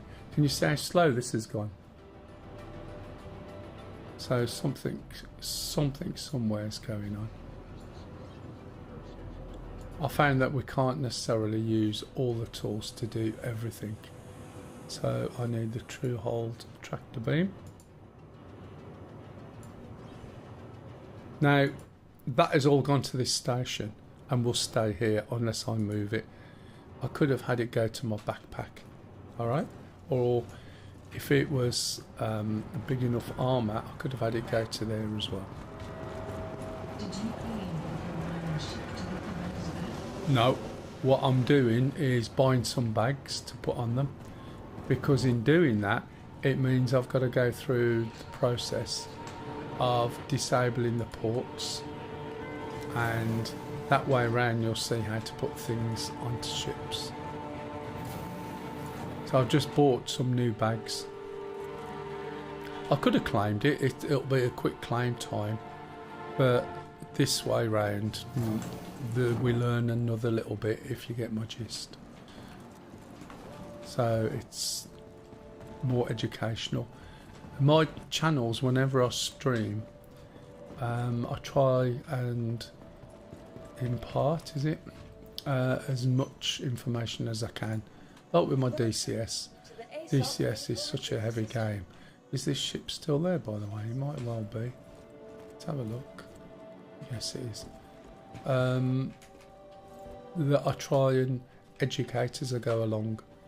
And it's the same with this. I try and inform people of stuff, although there's a lot that I can't remember and I haven't played myself for a while, but there's enough I do know that will help somebody. Now I think that ship's just been put away, but let's check. Nope, excellent. Right, so those devices that I've just bought should be in here.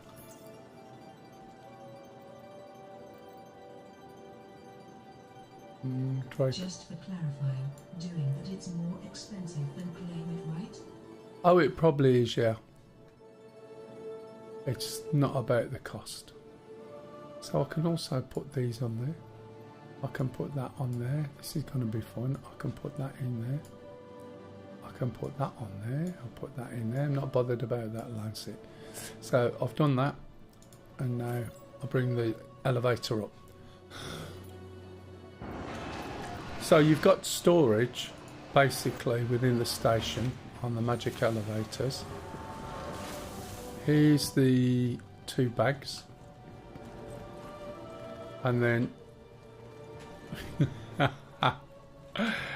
this is where my max true hull lift is, right?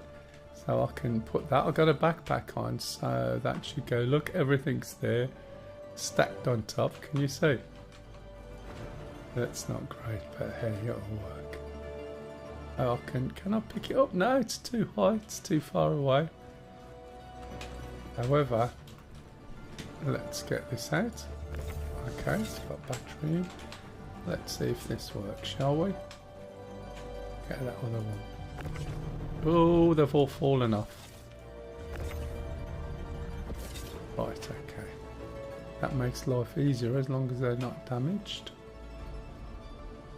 There we go, got that. Oh, got a battery now. Didn't want the battery, but never mind. Let's store the battery. Got that, got that. Hopefully they're all going in the backpack. Right, let's look in my backpack. There we go. Excellent. I don't remember buying that. There's my... Oh look, it's put them on my side already. So this is an attachment for that. Easiest way of doing it. The educational approach of your streams. It's a good and valuable aspect, armor, in any game. Yeah, thank you. Yeah, I appreciate how difficult it is for anybody who's coming into this new from scratch. It's a nightmare. You know, when you just look at the controls of the game, I've got a device under there, so let's pick this up. That shadow is where, if I let go of this, that's where it will go. So here's the other one, right? So I can pick that up, and it's just, I'll tell you how it started. Back in IL2, I didn't stream IL2. I used to play competitive FPS games at one point. But I used to play IL2, and in my job I also used to teach people. I used to sort of, whilst I've always been IT, I was asked to write a course for people who did electronics on how to fix IBM PC computers. And the two things are completely different. fixing IBM PC computers that are not, right, things that you pull apart and go down to component level, especially at that stage. It was teaching them how to stop thinking, stop using the brain, and just follow a procedure, and you'll be able to fix it. So I used to write courses and do training. I used to do training back in the days when computers first come out. Now this might not go on here, so let's have a look. When computers first come out, because oh shit, I don't even know exactly. Oh, magic. You would have secretaries, office managers, who would now have a computer and have no idea. So I said, well, I'll tell you what, pay me 50 quid each person, right? And I'll do them a full day training on orientation, understanding a bit about the systems, this, that and the other. And I said, it'll take me an hour to get them all at the same level, even if somebody thinks they know what they're doing. I said, and 50 quid, providing you got 20 people. So you teach 20 people at 50 quid a person. And it was quite lucrative. That's in the wrong place, I think. Come on, detach. Put it in the right place, maybe. No. So I've always sort of helped people out and taught, and in DCS before streaming was, where does this other one go? Streaming was basically not that great. May I ask, Oh, it goes how there. many hours? In what? In DCS or in this? Just spotted where it goes, by the way. Now for that to go in, I think the ports are open. Looks like the ship's on as well, but that doesn't surprise me. That's twisted, so if I hold R, how many hours of what?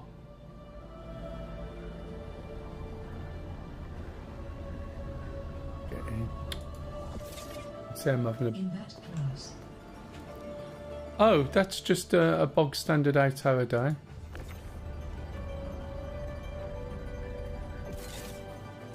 It was, you know, it was quite good in terms of the fact that some of the things they would do, here we go, they go front to back and not side to side. Android said, my CPU is a bottleneck. My game runs under 30 FPS with my CPU pushing plus 75%, and that's on medium.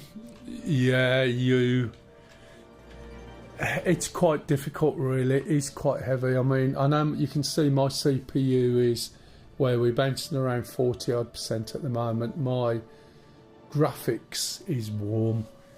I know the machine's probably about 4 years old. I haven't got my helmet on. Stuck in my animation now.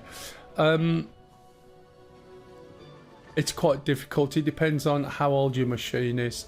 SSD makes a difference, but if you can determine that it's your CPU, I don't know what CPU you have, obviously. Newerbox said, at Steam_Droid, can I ask you what CPU is Yeah, I was going to say. Let me get back out of this. I need to put my helmet on, and then we'll go and test it.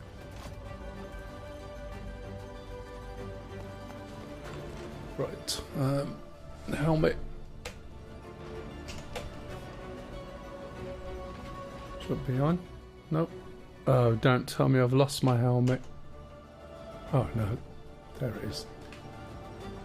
Having a backpack on in this is really uncomfortable, to be honest. This just suddenly come out not that long ago, and it's like bits from small ships thrown together. It's really quite clever, and the design of it is excellent. It's just so tiny, and yet that'll carry probably nearly as much as the Prospector. Look at the mining thing there. Just pops out, pops over. That's because I'm obviously in mining mode, and it's quite amazing, to be quite honest. Let's go into what's Steam_droid said presence at 3700X. 5 years old. With a 3070T. Right, before we go off, let's make sure there's no damage to this that I've done. This whole interface has changed, by the way, if anyone's still here that was asking questions. There's no service there. There's a little bit there. And I'll go and do a little bit of mining with this, but it's small.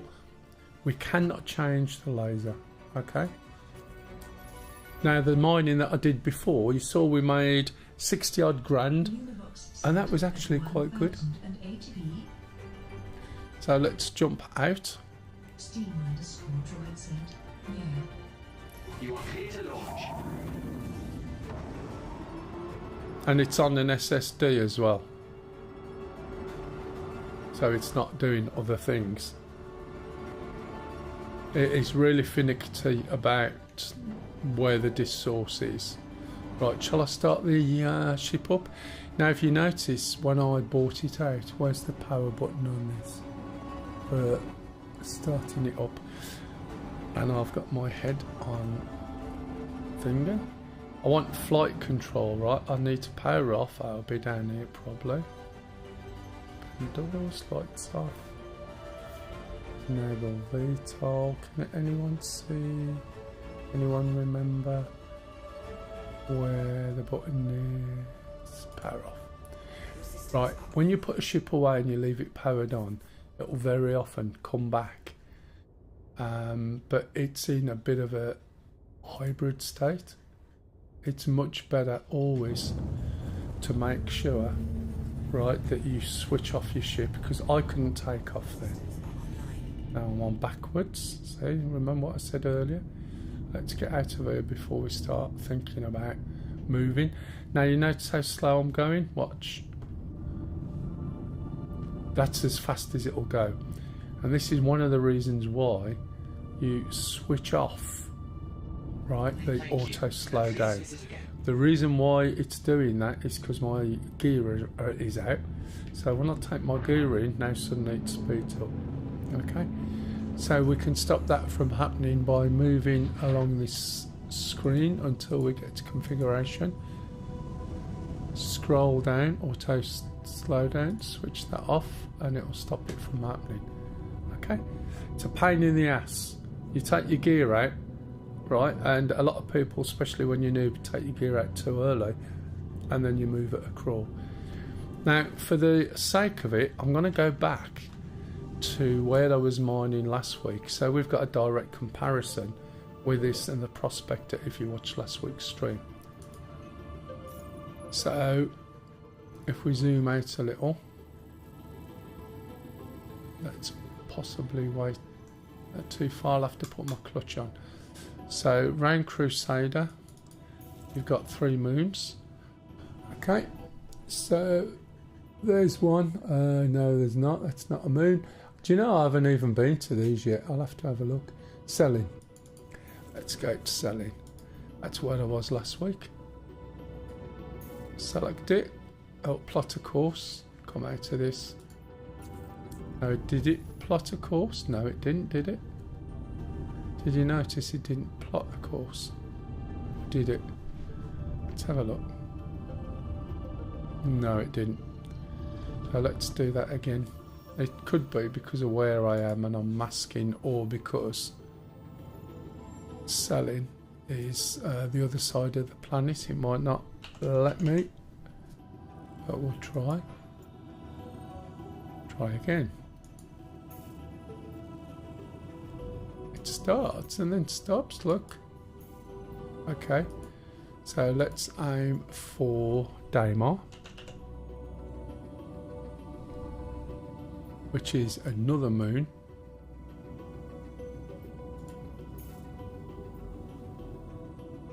Excellent.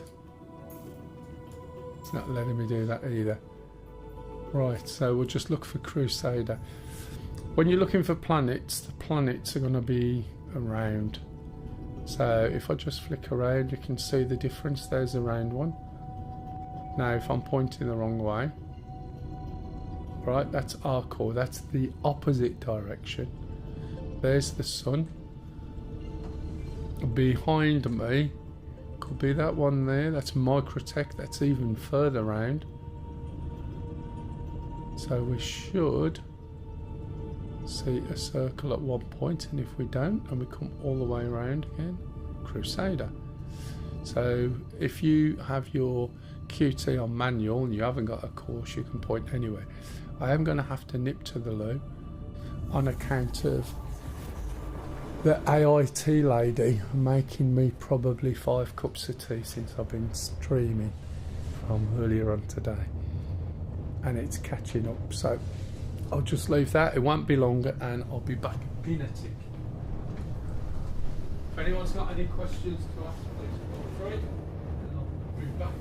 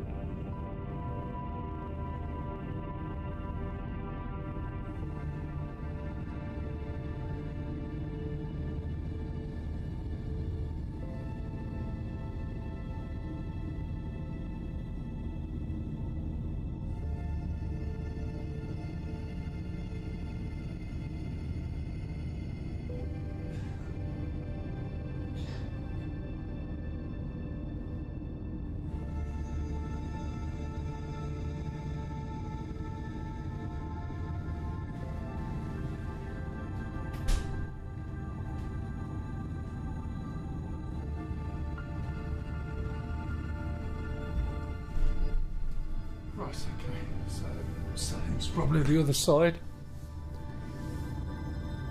This is the only problem when you drink so many cups of tea. If we look around, right, we can manually get there. We can see OM2, but it's obstructed. If we look around here, we can see other OMs, orbital markers.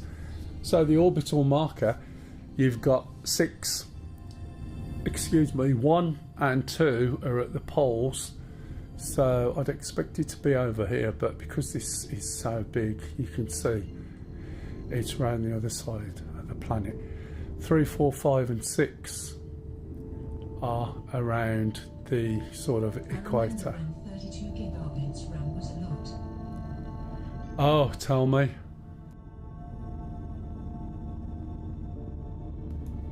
I had 32 gig in my previous machine, and I stream DCS, and one of the maps for DCS, right, and DCS just about took the whole of my 32 gig, and I hadn't realised.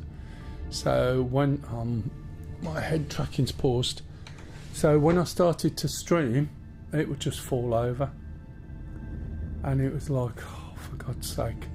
So then I couldn't stream, so I thought, what am I going to do? Is it worth buying 32 gig of RAM for an old machine, which was an i7 with a 1080 Ti in, or shall I get a new machine with 64 gig of RAM, and then I wouldn't have a problem. Right, I'm looking for selling, can't see it, so I ended up buying a new machine because I needed more RAM, but what are you going to do, eh? So that's what I did, and now this one's got 128 gig of DDR5 in, but that's not for gaming really, that's because I do video editing and all sorts of things. It's perfectly fine to play Star Citizen. Yeah? These days the VRAM you have on your graphics I'll tell you something else as well in a minute, right? I had a memory problem with the original 64 gig and it was causing a problem. So I jumped stuff out and I ran, right? I got some memory and I ran Star Citizen on 16 gig and I was gobsmacked. I ran it on 16 gig. Now before you jump up and say it won't run on 16 gig, right, or it's running slow, nah, it wasn't, but my disk and everything is quick and the memory's quick, right? So I was using it to test the memory to find out what had I got in the 60, yeah, 4 16s. So I was going through the 16 gig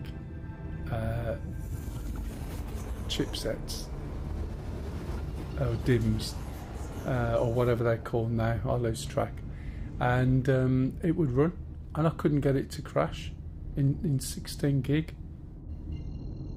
I mean, you would just not think it would work, but it did.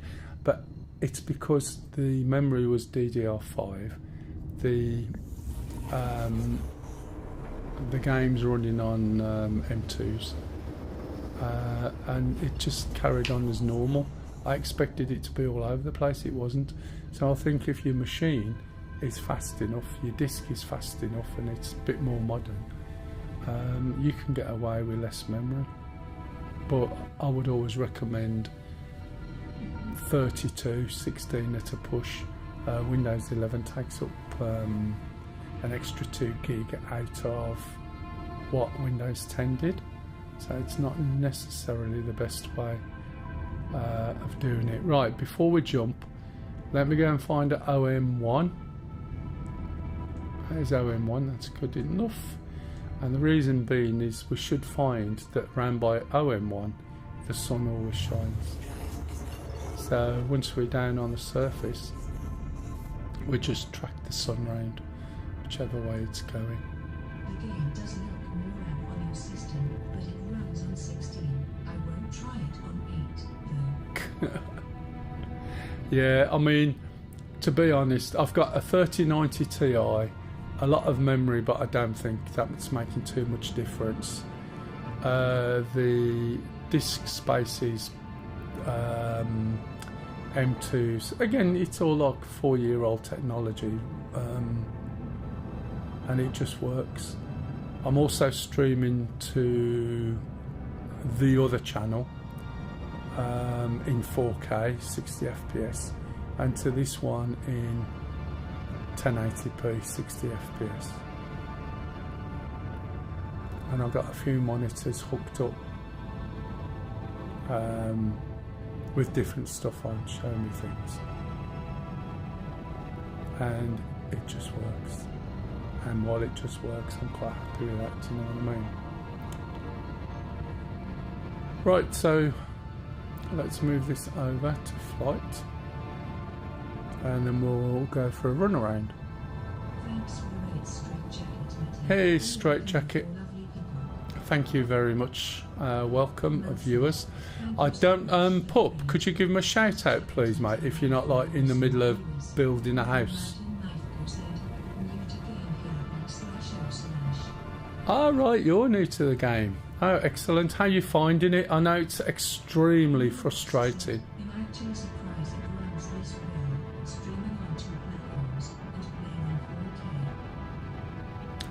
Well, it just works, I tell you. I'm wound down to 60 FPS. Okay, so when... Let me pause that off. Excellent. Have you just come over with a stream, or have you just jumped in? Hey, Straight Jacket. Not Straight Jacket, sorry. The guy who raided me.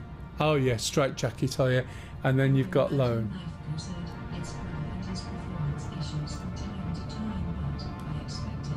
Yeah. Yeah, I did beta on Elite. Okay. No worries. Okay, thanks for the raid. Yeah, Pup. Did you manage that? So you've probably spelt his name wrong. And it wasn't Straight Jacket, was it? No, it was Straight Jacket. I'll get there in the end. Thank you for the follow, Lone Mountain. Thank you very much. Cheers. Thank you for the follow, Lone Mountain. So, the way I look at the game, right, and if you know, you're not going to sort of necessarily jump in and say best ship to make money. Lol, you can call me Amity. Amity, okay, as in the house. So there isn't a best ship to make money with out of the bat, unless you're going to start spending some real life money when you're in the game. Did you say you've already bought a ship and you've been playing, or you're an observer? Sorry if you've already said that. You need to just repeat if you said it, because obviously it was gabbling on a little bit and I couldn't keep track. So did you say you've been playing it? Let's look. So did it, blah, blah, blah, blah, blah, blah. Wrong chat.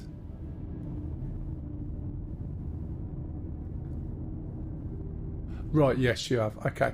To be honest, the money I'm making at the moment is with hauling.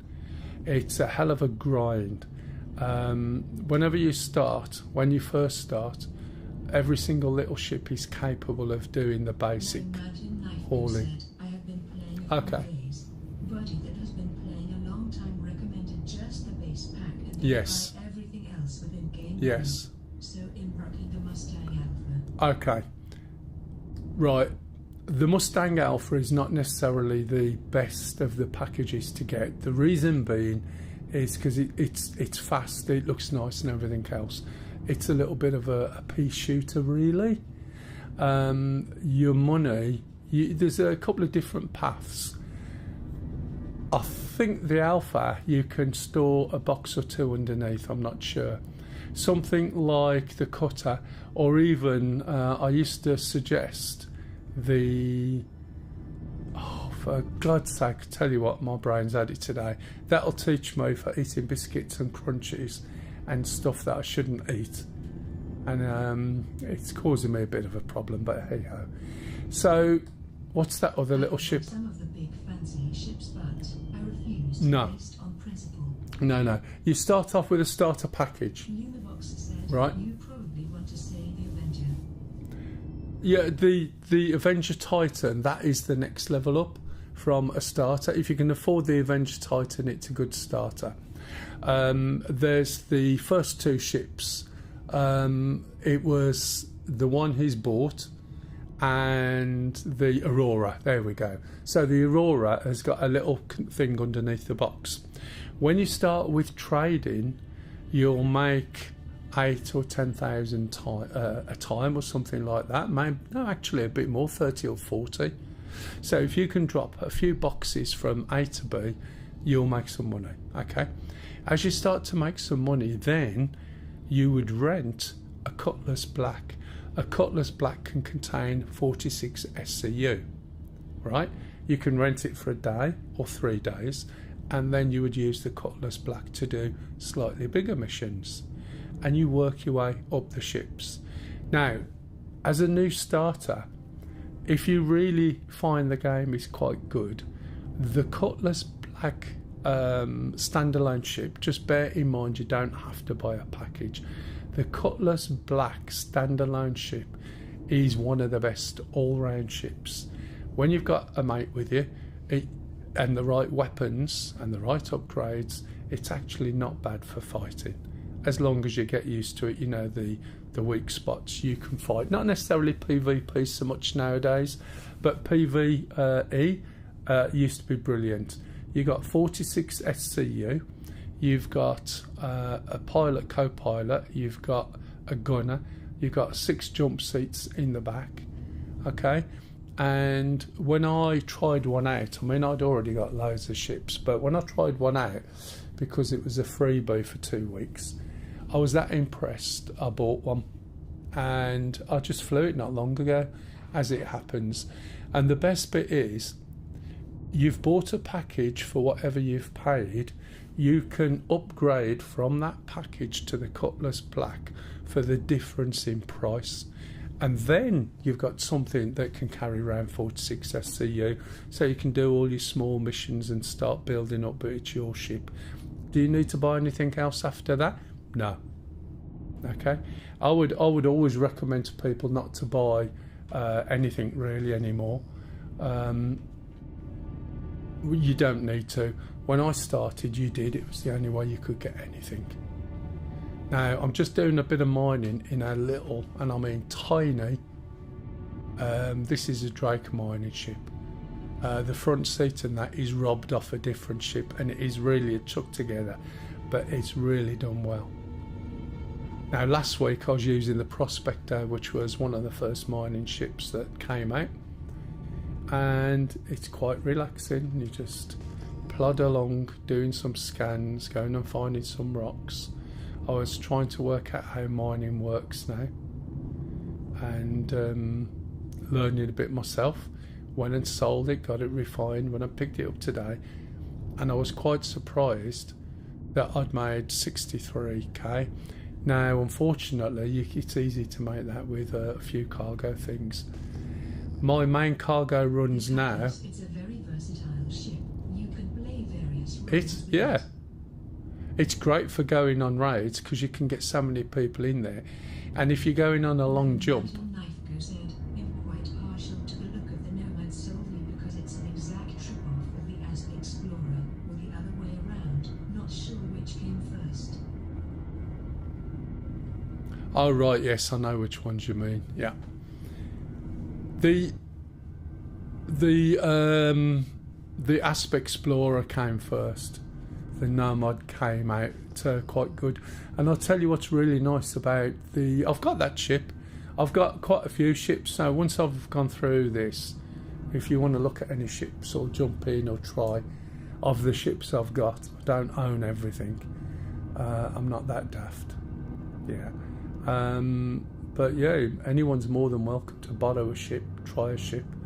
I was after 3 people to go mining, but in the mole, but there wasn't 3 people. Yeah, with the Nomad, it's a nice little ship. Sounds like a tram. Thanks, darling. I didn't even need to ask. No. You are so well trained. I'm glad I got that upgrade. Glad I got that upgrade. Shut up. See, it's just like Alexa, but with attitude.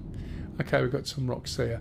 Lumivox said, "Oh, come on now." In the Nomad, right, what you can do is stand in the cargo bit at the back, looking out at the back, and when you take off from places like New Babbage, the snow place, right, on Microtech, or Arcor, or Hurston, you've got a completely unencumbered view standing from the back. You can just stand on the back while someone jumps in, flies and quantums, and it's brilliant. Now, since then, I've just said that they've got force reaction, so I'm not sure whether force reaction will play a part. And what force reaction is when you're in a ship and you're all standing up watching the pilot, as soon as he moves, you all fall over backwards or bounce off a wall, because the inertia of the ship pushes you back. So you get blasted out the airlock. You don't get blasted out at this point in time. The mechanics are already built in, but the trouble is, if they enabled it, you haven't got life support in the ships yet. So if they enabled it, definitely you get blasted out, but there's no life support systems. So they're all treated as like rooms, and it's not treated as like pressure rooms and that. I think that's something they're going to be doing. But yeah, that's going to be brilliant when you can open the doors and whoever's in gets blasted out. But at the moment, because of the ship moving, you just get thrown on your backside. Now, I just thought of that, and with that ship, with a Nomad, if you if you basically stand on the back. In the old days, you could stand there. It was brilliant. You could go to Microtech and just be wearing clothes. There was no cold. There was definitely no wind, stuff like that. And it was great fun. But yeah, Cutlass Black would do you good. What else you can do with a Cutlass Black? You can put vehicles in it. You want to put a little rock miner in there, you can. You want to put your hover bike in there, you can. If you want to put in a little fighter which doesn't have thingamajig, and I forgot the bloody name of it, I think that goes in there as well. So it's a good all-round ship to have as your base ship. You know what I mean? And then move on. I haven't played Elite in ages, but I am going to miss the scale of it. Scale is one thing, but the things you find in here, you will be amazed as time goes on. Also, look at the detail of the ships and the things that happen. How the just look at the undercarriage, the way the gear folds up. It's something simple like that. Just look at all the tiny little mechanics and you will be amazed. And the more you do, the more you'll find out. But there's so many systems, whereas I see there's way many systems, but so much in each system. Yeah, thanks, darling. Yeah, originally they were gonna. D_Camel said, Hey, Mr. Camel. hovering right there, folks. It's quite impressive, isn't it? Lunabox said, I'm not sure they will implement pressure differences, but suffocation for lack of oxygen will be a thing. Yeah, definitely. But they said they would, right? Have you updated? There was an update. All right, matey.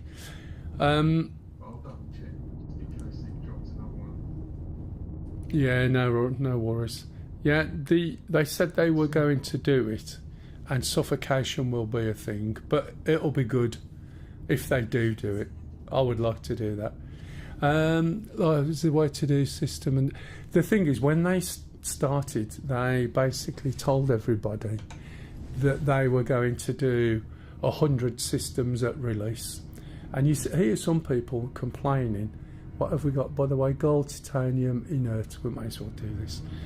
You heard some people complaining because there's not going to be 100 systems at release, but what people don't realise is those 100 systems were going to be places to go to, but you weren't going to walk on there, you definitely weren't going to drive on there. It was going to be a little bit more like that other game. Said, does a miscellaneous Gemini carry enough cargo to make money? Went down answering his question. Thank you. Best ones to work on is the raft initially, and then the Hull C. The Hull C, I usually fly it every single time I come in just to make some money, and the missions I'm doing at the moment are 711,000 SCU, and they cost me nothing, and I can get probably 4 done in round about an hour or just over.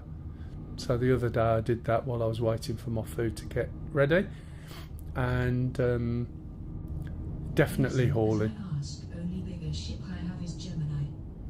The thing is, you can rent ships and hire ships.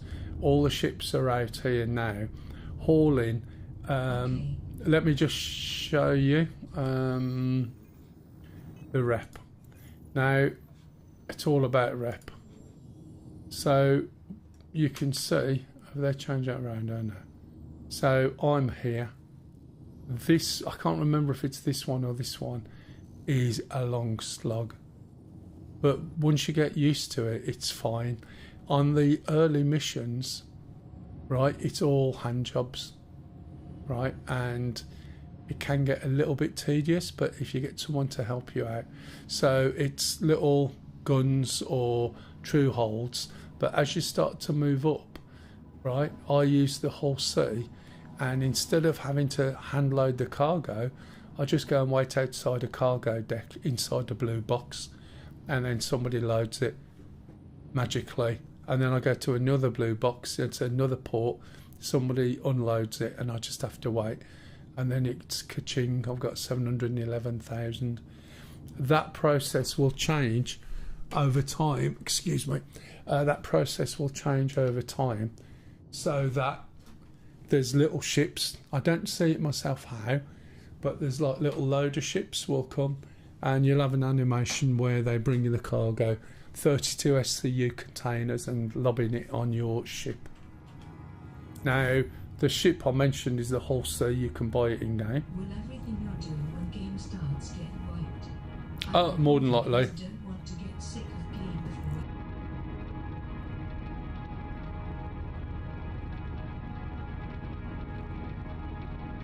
before. I believe so.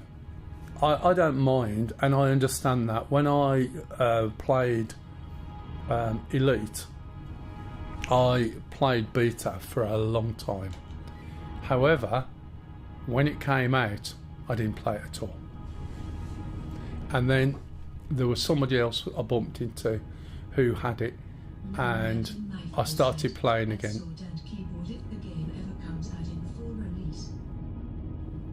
I played Elite on the Commodore 64, and my younger brother started on Elite on the BBC Micro.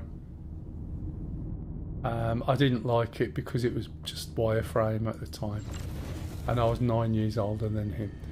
Right, so let me just explain this screen for you. I'm sorry for waffling on, but if anyone's got any questions, that's why I'm here. If somebody learns something or I help somebody, that's why I'm doing it, alright?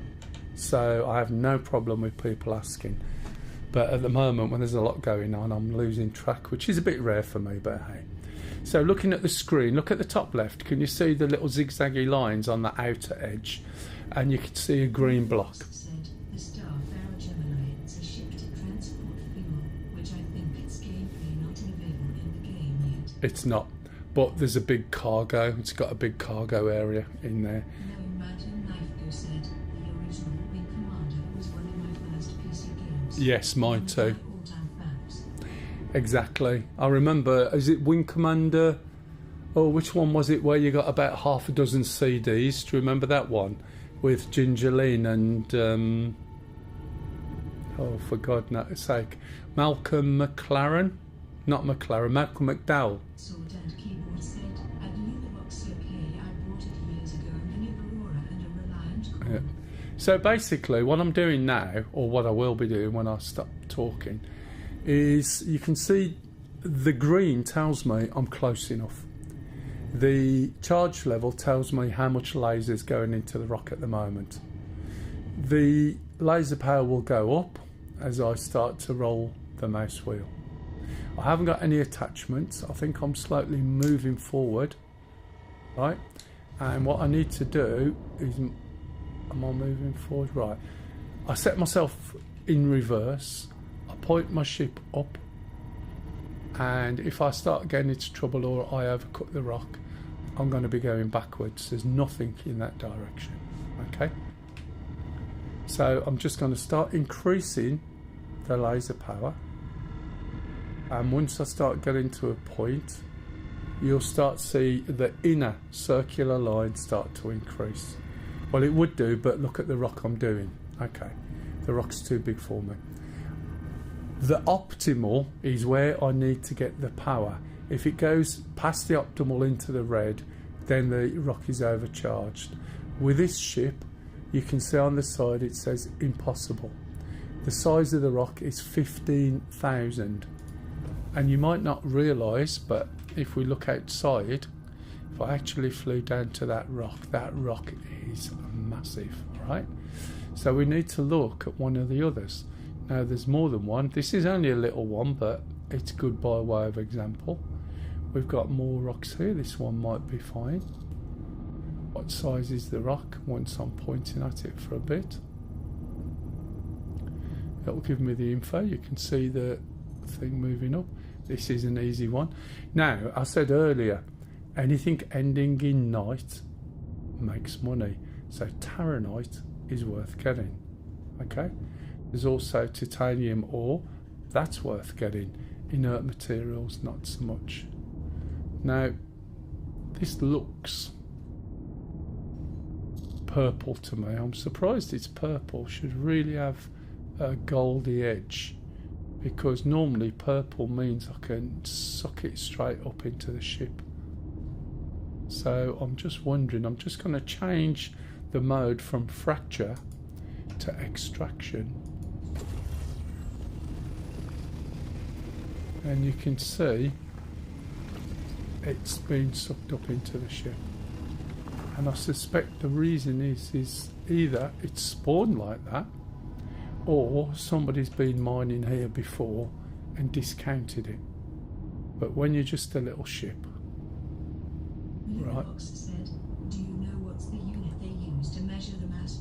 Unfortunately, no, and I've always thought the same. When they say it's 10,000 or mass is 10,000, 10,000 what? Doesn't make sense, does it? Now you can see this is gold, right? And again, let's get in a bit closer.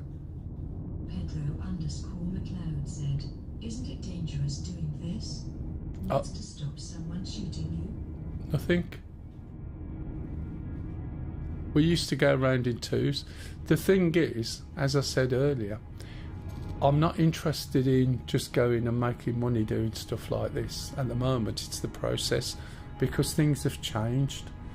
If I want money, I'll just jump in my big ship, make 711,000 SCU in a fraction of the time.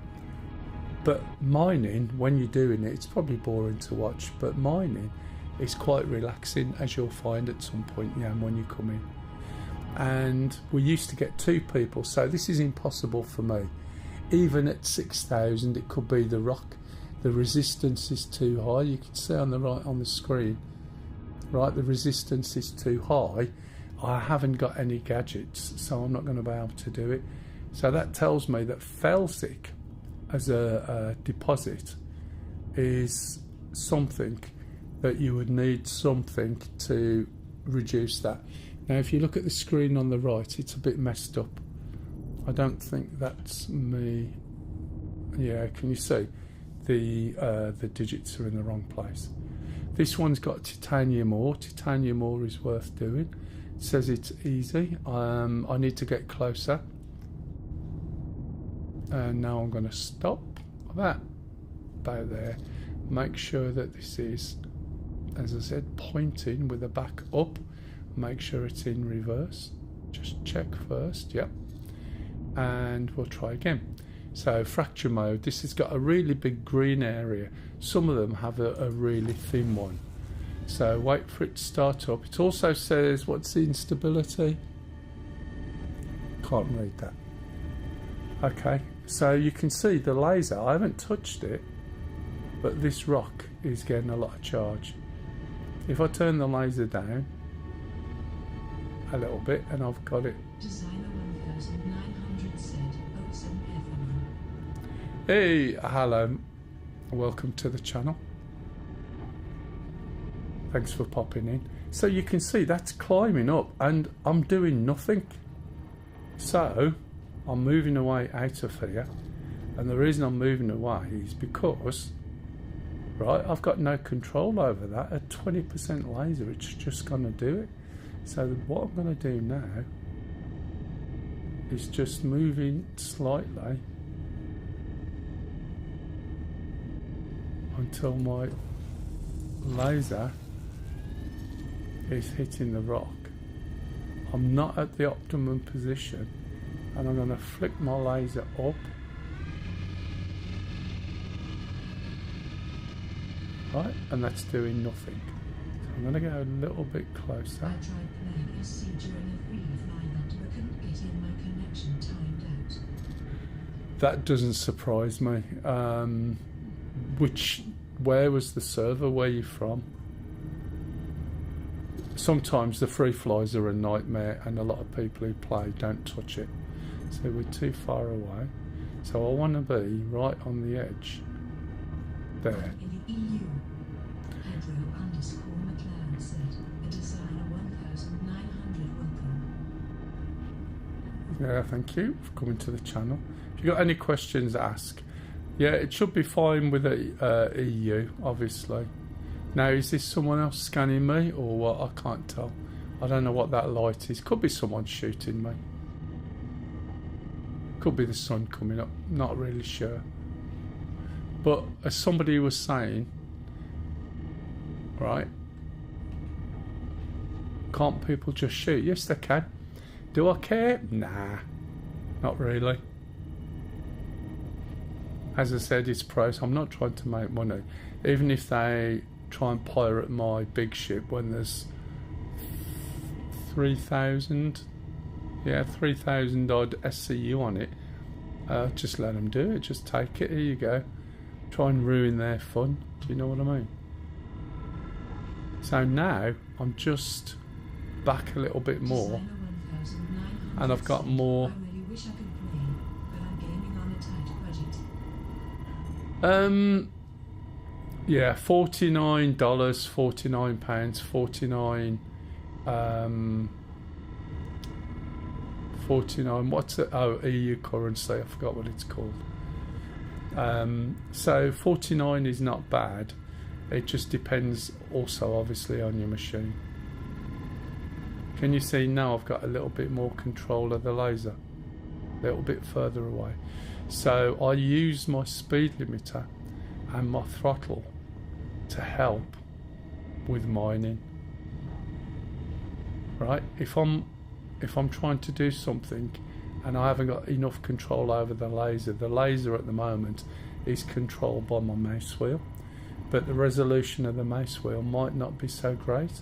So if I get set, I can use my throttle and speed limiter to move forward and backwards.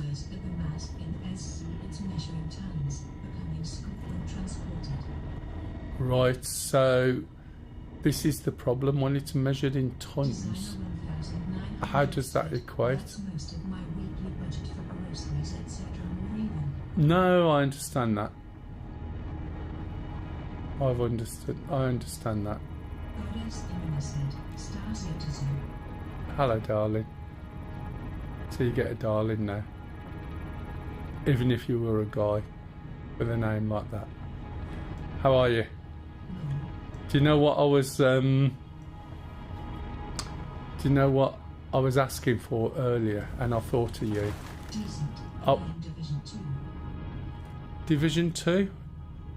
Oh right, sorry, what you've been playing. I was asking for 3 people to come mining and I'll fly the ship in the mole. And I started to say, and I don't mind if it, you don't have to know how to mine. Univox said, so this rock sways 1,629 tons. Yeah, there you go. Exactly. And you have no... It's not until you get really close that you find out. Right, if you notice now... Said, "Lol, the time when Bloody blew up the rock." Are you sure? Oh yeah, she's blown up the rock. Before you broke it. What do you mean? I did before you broke it. Yeah, when she blew up a rock, and you can literally blow yourself across the surface. Yeah, that was it, yes. Yeah, literally we went. See, this is 100% titanium core. Change this round, which is now using Alt, left button, and then we'll take that rock.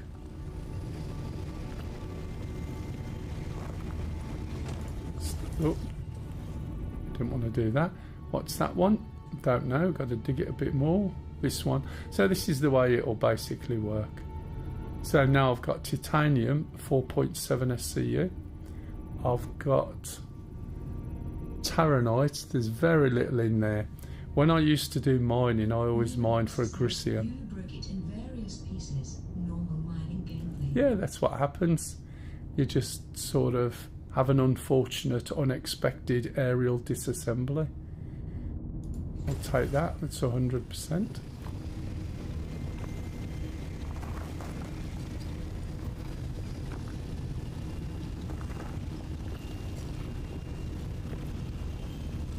But this is quite relaxing, even more if someone's doing the mining for you and you're just flying. It means I can just answer questions. Also got a cup of tea again, so let me start to drink this. If anyone's got any questions, please feel free, just jump in. Anyway, how are you, Goddess? Have you just got up or you just gone to bed? Because I know what you're like. What's that? Inert materials? Do we want it? Of course not. So we're not going to bother with that. That one's titanium ore. Goddess Inanna said, I forget when I got up, I think last night, but I'm not tired yet. Designer 1900 said, I like the industrial looking ships. Yeah, some of them are really good, aren't they? All the Drake stuff looks good. Have you looked at this one? Have you seen this one, designer, from the outside? I think I might have to be mining this, to be honest. It's really difficult to tell with that colour scheme. Yeah, it looks like I might have to mine it. And it's 99% titanium. So this is just like having a bloody ship in a shoebox. It's tiny. That all folds up, and this is a Drake version of a entry-level mining ship. It's purposely cheap, and by cheap I think it's about 60 quid, which is not bad. Also looking at PC part pickle build I put together. I want to make a new PC and maybe try AMD CPU this time instead of Intel. Yeah, there's a few people doing that at the moment. Designer If you ask around. 1900 said, looks amazing. It's really good. The whole, you know, as I was explaining to somebody else, the whole mining, I mean, it's just all the stuff that's done that in a lot of games, you know, they just wouldn't bother. Do you know what I mean? When I started, the bags weren't on. There's a bag there, and there's a bag there. And as I said, all we did last week, we took it off, and you have this weird shaped ship. The front seat, see, I got twinkly eyes. Said, I put Risen 7 9800 by 3D on the build. I'm the wrong person to talk specs. My nerdy knowing everything about computer days, even though I'm still in IT, are long since gone. I just manage people now and sort problems out, but only when they're like really big problems. Just one of those things. Let's change this mode. Let's try it from here. Let's see if we can do anything. And just, yeah, thanks, cock. I was going to drink my cup of tea, but I assumed you were a tech spec nerd. I used to be. Underscore McLaren said 9803DX is top tier at M. I used to know my way around everything, but I used to, back in the day, build the PCs in one job very early on. And what am I doing? Oh yeah, I better stop that because I hadn't got any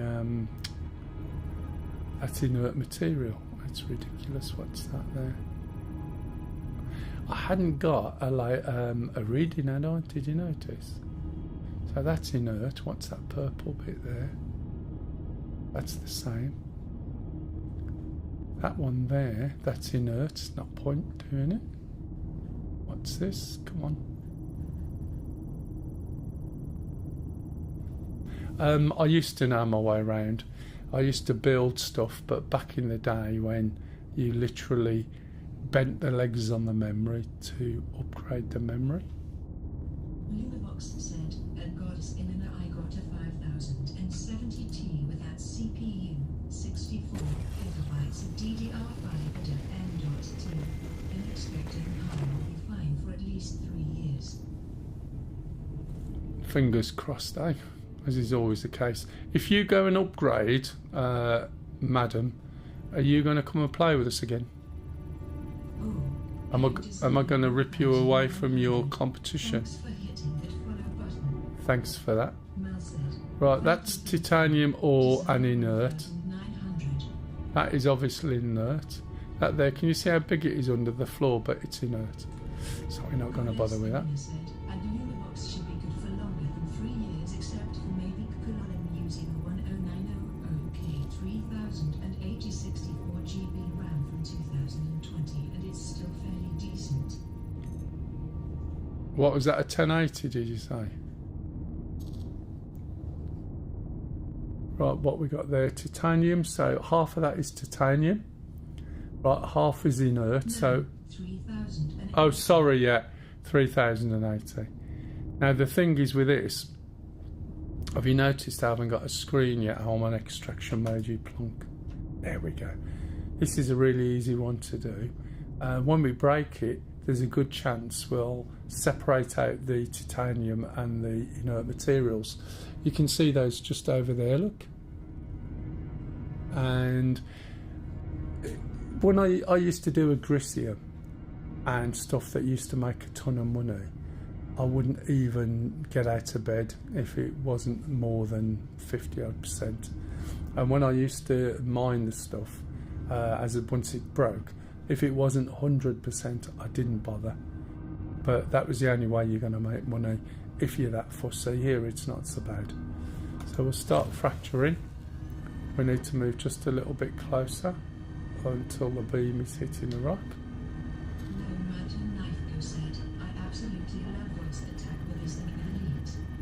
Voice attack. There was many years ago, and I mean a long time, there was something, a voice profile called Anna. And it wasn't just a voice profile, it was all text to speech, so it would talk back in whatever you've got. In my case, this is why I've got the voice that you can hear, or you might not hear, when people are asking me questions. That's what I got the voice for. I don't think you can hear it. Let me check. Or can you? Might actually be enabled so it talks over channel.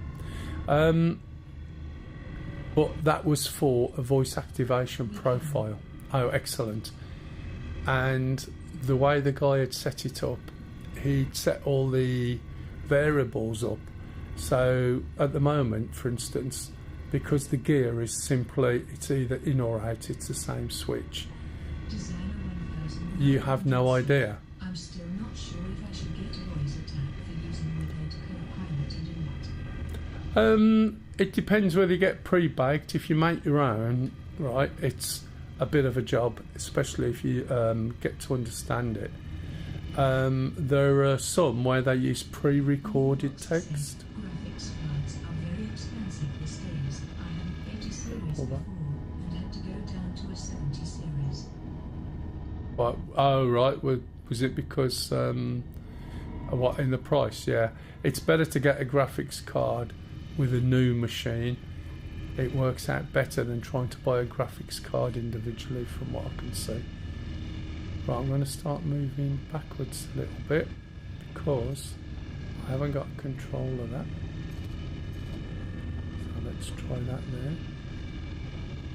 So as I said earlier, let's move a little bit closer. Ideally I want to pull this down like this and be close enough. Let's move it away. Be close enough that I can break it, but the laser controls. Too close and I'll have no control. You can see the way the laser power or the charge level's creeping up. Goddess Elena said, I will buy a whole pre-built, but there's a specific case I want and no one has one pre-built. No, that's fair enough. I usually point and click and do all my own computers pre-built. So I've got someone to smack with a stick, get good warranty, good service on there. I've built loads like years ago for customers. This is commercial, so even IBM PCs you would have to put all the bits in that you needed, not the processors but memory upgrades, this, that and the other. My eyes, I can't see the little shit anymore. I did work for one company that used to do the opposite and strip them down into individual components, but this is on big stuff. And then we'd sell the individual components after tests with test reports. It's not my training's component level. Oscilloscope, soldering irons, can't even see the stuff very well now. But I've been in IT for let's say I was an electronics apprentice in 1978, and I moved into What do you do with your old PCs? I give them away. I always give everything away, and that way someone else can benefit. Lisa upgraded her memory from 32 to 64, but obviously she couldn't use the 32, and she said, I can sell it. I said, well, can we give it away to somebody who can use it? And so some of the stuff I give away is some pretty decent stuff, but if I've had it for a few years and it helps someone else, why not? Old joysticks, monitors. I've got a monitor now. I've got ultra wide LG from when they first come out. It's still a really good monitor, but I don't need it. Lisa's got 3, she doesn't need it, and you can rotate it, use it whichever way around, and it's sitting there, but I don't want to throw it in a bin. That's inert materials.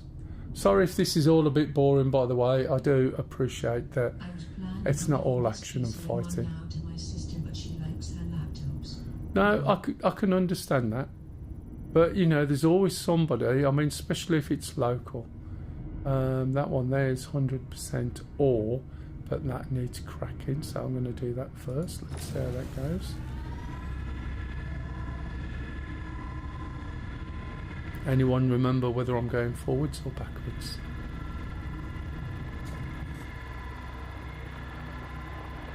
The external graphic for this, if you're down there, it's a shame no one else is here, and I like to go out and watch. It's brilliant. Not boring your good people. All right, okay, thanks. But yeah, a lot of people come on and, you know, when you're going to fight, when you're going to do this, when you're going to do that. Now, if you notice, this is inert material. So what's happened to the load of material I could see, that's inert material as well. So where's my bit of rock that I just looked at? So I need to manoeuvre around. This is not very smooth, is it? It's because my... And it might be hiding down here. So you have to very carefully put your pointer, that's inert. Is that the same rock? Looks like it. Now sometimes if it's in the way, you just blow the rock up to get rid of it. There's a different rock there. Been 60 in 3 days. This is more my speed long. Ah, well, here's a surprise for you. I'm 65 in... When am I 65? No, it's on the 2nd. So that's a week next Tuesday. Goddess Elena said long. I know, I thought that was funny. 32 is fine. I always say to Lise, you know, if I wasn't with such an old fart, if I had to go and pick another one, probably late 30s, 40s, and I'm 65. And you might think, that's weird. It's not. My head's still where it was years ago. I'm slowly falling apart. But, oh, wrong one. If you're interested, you'll soon me see. Here I am. I usually don't put myself on, not for any reason other than, oh, that looks good, there we go. Sword and keyboard said hello.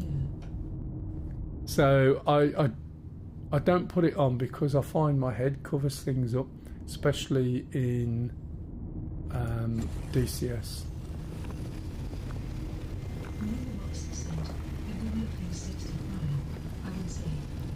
Let's say I've aged better than some. Are you liking it, are you?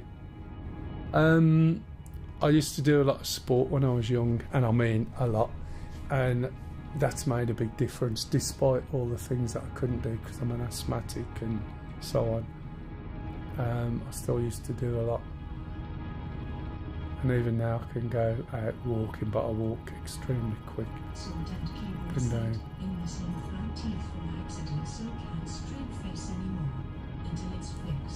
Yeah, I know what you mean. Started to lose a few, but I lost someone I used to play rugby, especially around here. Used to crack them and all sorts. Okay, so you see we're slowly filling this ship up. What we got here? That rock there, gold edge, means we can't do anything with it. And it gets confusing when you can see all this purple down there. But you do get overlaps.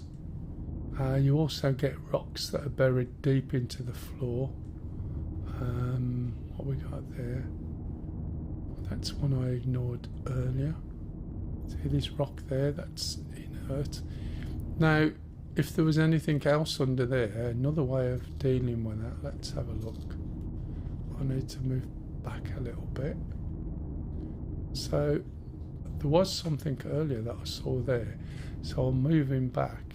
We'll change the mode back from extraction to fracture. We're just going to whack that up.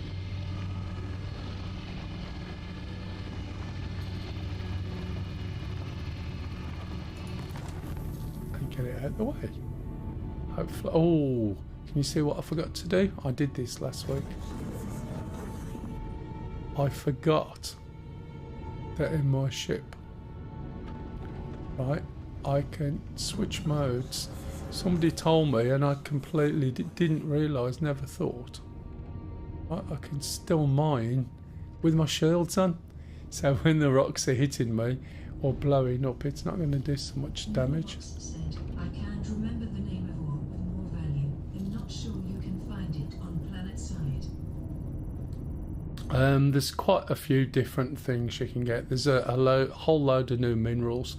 As somebody was saying earlier, there's a tool that somebody's done specifically for mining, but it takes a contribution, which is great and I would actively support. However, at the moment, all I'm doing is, excuse me,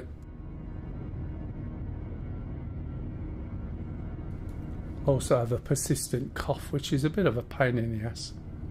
I'm just going around doing a very chilled sort of stream, not needing to make loads of money necessarily. It's a process, but I will when I start to want to do this in anger.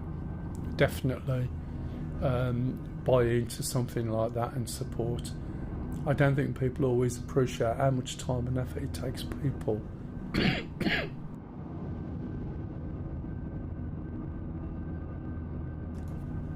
to do some of the things they do to provide for the community. And, you know, if you can support them, then that's great. It encourages people to do stuff. I've seen people in DCS put together, and it took them a year to build a mission, right, that was completely dynamic. It changed, it saved your positions, and you could just leave it running, and it was brilliant. And after a year he gave up on it because basically it took too much time. There was not the payback, and people were happy to use it but never really considered the time and the effort it takes. And some of these take a phenomenal. I'm doing all my gestures now, like shrugging my shoulders, I'll be waving my arms around in a minute. It just takes time, and so many things are just taken for granted. This is old head. Some of the things I come out with, right, and it's you'll know this as you get older. You just, even when you're a bit young, especially if you got kids, you start sounding like your dad, and you're like, oh my god, do you know what I mean? And you can tell when you get old because the barber will say, do you want me to trim your eyebrows? And then you sit in that seat and you think, why on earth would I need my eyebrows trimming? Do you know what I mean? I'm sure some of you there can identify. Oh yeah, ear hair. Where does that come from? But I'll go round to a Turkish barber's, so they cut my hair for me. They give me a towel job, do my beard. I don't even bother cutting this anymore. I've got to go and get it done. This, I had a number 2 over summer because it was too hot, but it's getting long enough to start putting my parting back in. And you just don't realise. Yeah, nose hair's another one, but then they stick this nose wax. I remember the first time I had that, it was quite alright. They watched my face and they just yanked it out, and I just sat there and I was like, And then when I got outside and the air hit, then it made my eyes smart. Right, what we're in, fracture mode, 100% laser, right? Impossible. Look on the right hand side. This is way too big. Look at the size of it.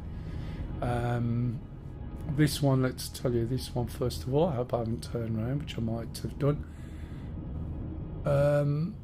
39,105 tonne.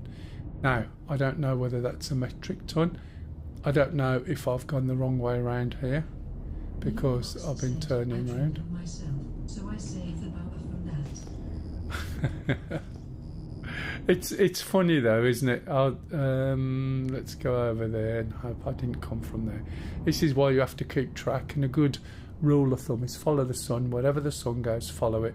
Otherwise you find yourself turning round and then coming back and going, hang on a minute, I'm sure I've been here before. We're nearly full anyway, look. I think we store about 26 SCU. Of that I've got 23 titanium, which is not bad. If anyone wants to, who hasn't seen the flight through thingamajig, I can do that. My ship should be ready now to do a cargo run, which, I got some damage to the ship. That's not surprising. That basically means my engines aren't doing what they're supposed to be doing. And if you're in a Cutlass Black and you start seeing that, and you've got damage to both engines, I've flown back where the ship would only fly around in weird circles, like elongated circles, and I found I could still quantum, and I've got it back. I've even got a Cutlass back with no engines on it. How that works exactly I don't know, but it probably won't now. So again, we're just looking for nights. There's been a slight change to the refinery to allow you to refine different materials on different jobs. Let's have a look at these rocks. They're not as big. Let's see what this one is.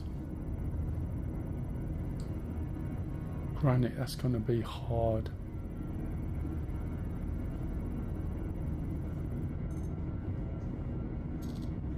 Okay, so what we got, Bexolite, titanium. Bexolite is a good one. I don't remember how much these things are now. Titanium is also quite good. We used to make a good profit on buying and selling titanium. So far I have not paid any money and done trading with my own money yet. When I get my hull D, I worked out it would cost me 12 million just to fill it up with scrap. It is quite a big rock, and there we go. It's impossible. So it's got to be less than 10,000. So let's look at this one. So this is granite again. Wait for it to scan. That's possibly way too big as well. As I said, these rocks, let me just knock the lower undercarriage down. Oh, easy. Okay, let me just drop the undercarriage down, right, which I've done. My mining head's high, so what I'm going to do is just park it up in between these rocks, just so you get an idea of scale, because it never looks like it looks from here. If this was VR, you would know what your rocks are like, but as it's not, just don't want to land on those rocks.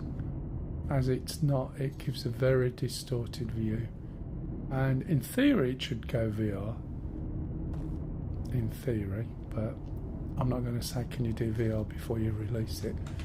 Right, let's have a look. Oh look, see, still managed to stick my back legs on a rock. Look like a dog. By chance, do you know the mass limit for the prospector? Can I just say, it sounded like you was going to ask me, what's the unladen weight of a swallow from Monty Python? It used to be around about 10,000, but what used to happen is we'd do it with a couple of mates. Have I got a helmet on? Yeah, phew. We used to do it with a couple of mates, and if we were going along mining like this, we'd go in a parallel line and we'd just share the rock, and then if I asked him, it would be his rock.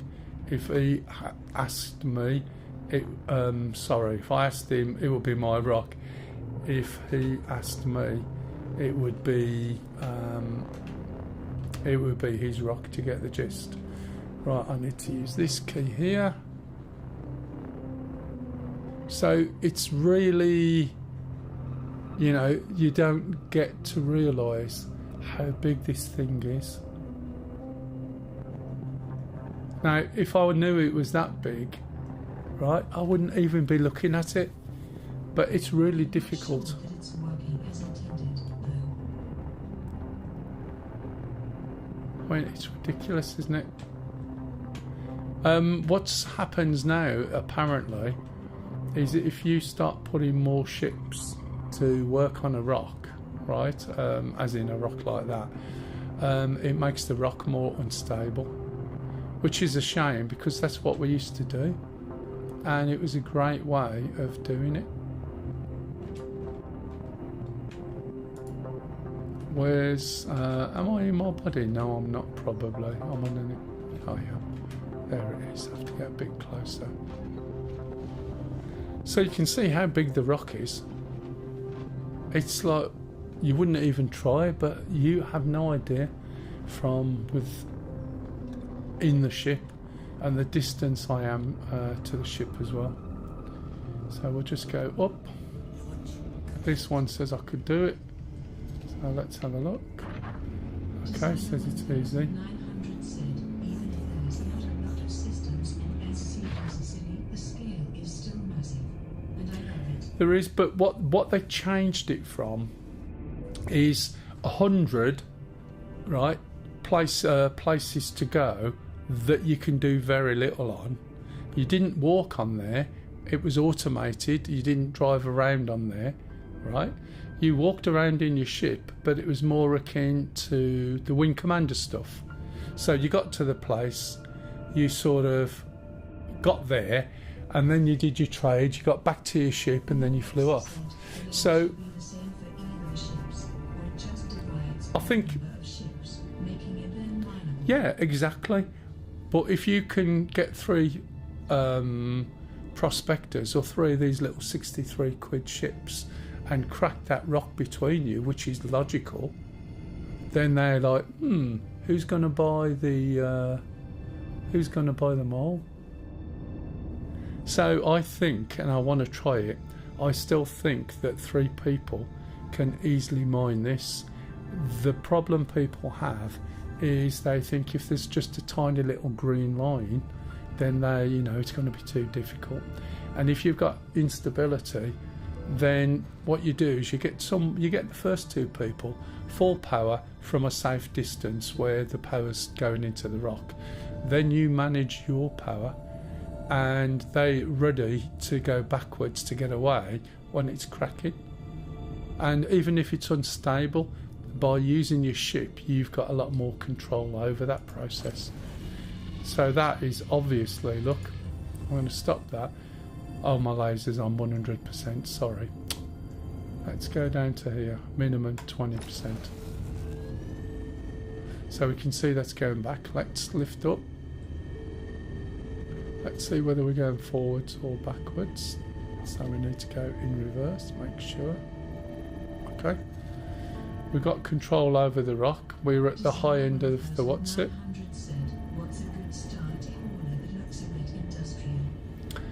Starter hauler.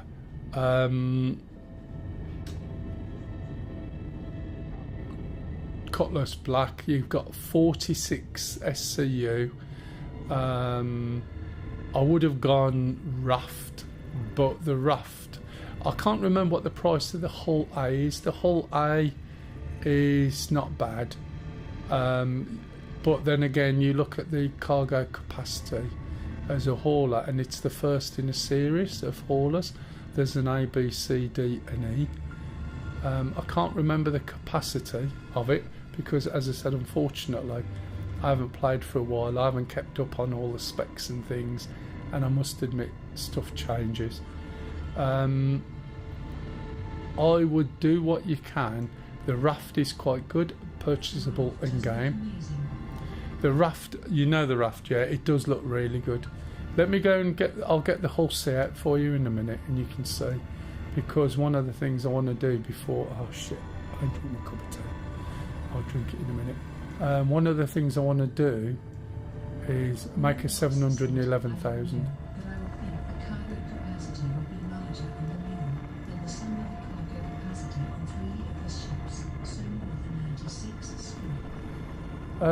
What is the mule? Yeah, it's 96. It's like the Cutlass Black is 46. But then when you look at the cost of it, and you can hire something possibly. The mule's not going to be massive.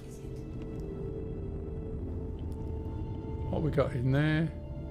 Come on, what we got? Isn't time to drink my tea. This is the problem with it. I keep getting engrossed. Gold, titanium. Yeah, that's worth taking. So now I've got to put my tea down that I've just picked up. And you'll understand now why when I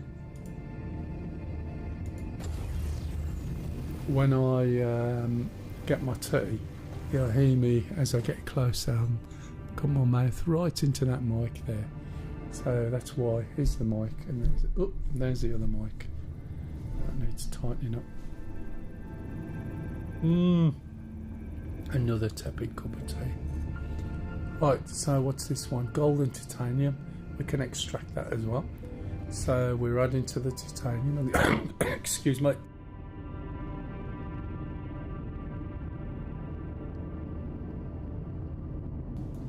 Used to be really good value, so we'll just take some. Okay, what we got on there?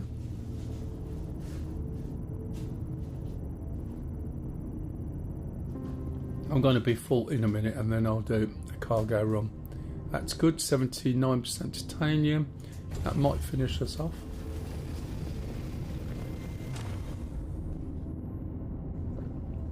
Excuse me if I'm gulping. What's that? That looks like it might need braking again.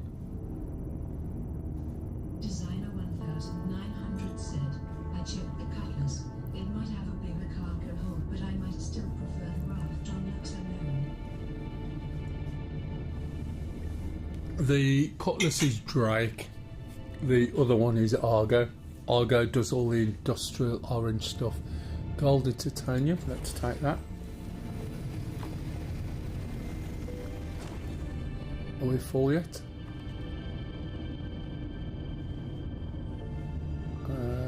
Yes, we are. Okay. Now, you can't sort out these materials. There is a mobile refining ship. So, did I get my legs up as well? Yeah. If you follow that round, you'll see all the little mechanics of it all working. So I'm just going to go back now. We'll pop it in the refinery where we started earlier. Okay. I don't want that one. I want this one. Come on. Come out to that. Right. Let's start with flight. Oh, do you remember what I said about checking? Because otherwise you're going to go backwards and blow up, and I could have blown up with all of that. I never checked. It still looks pretty damn good, don't you think? Just rewrite, stop the music, put your own music together. The only downside is it doesn't record the data. It would be good if it had got all the data so you could jump in and then position your cameras where you want. This isn't using some of the camera work that you can use. but you can set it up and utilise a controller. We can make all the background blurred and focus on this. I'm just using a mouse wheel there. This is adding a little bit more. You can use page up, page down to change camera angles and all sorts. Can't even see my visor there, look. But anyway, I digress. Right, so let's just jump over then and we'll go back to CRUL1. That's just 1 million away from Crusader, so that won't take long.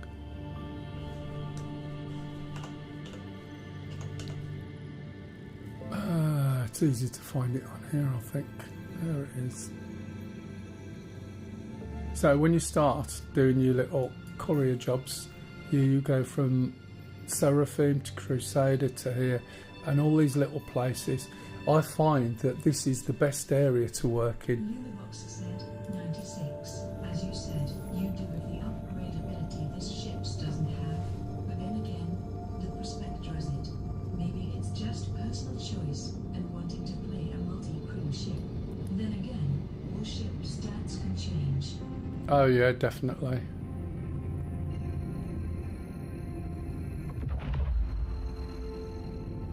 What was that big bang? Is that someone mining and it sounded like a big rock crack?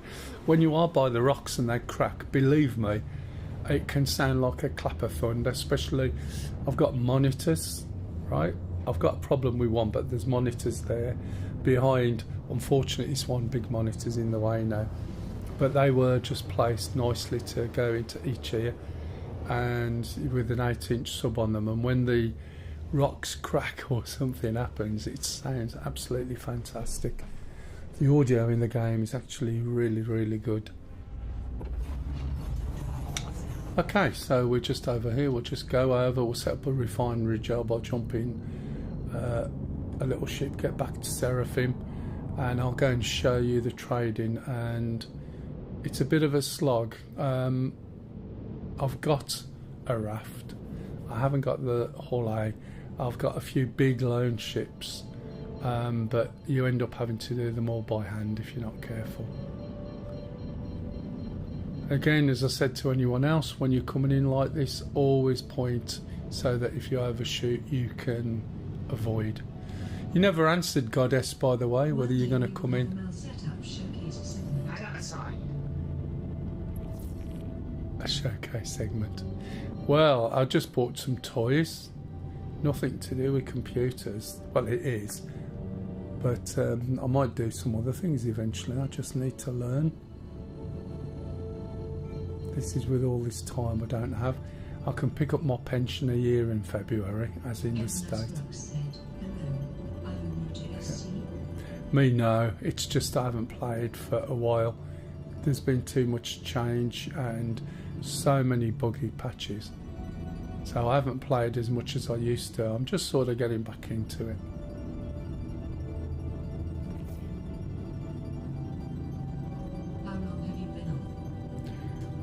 How long have I played, or how long have I been streaming?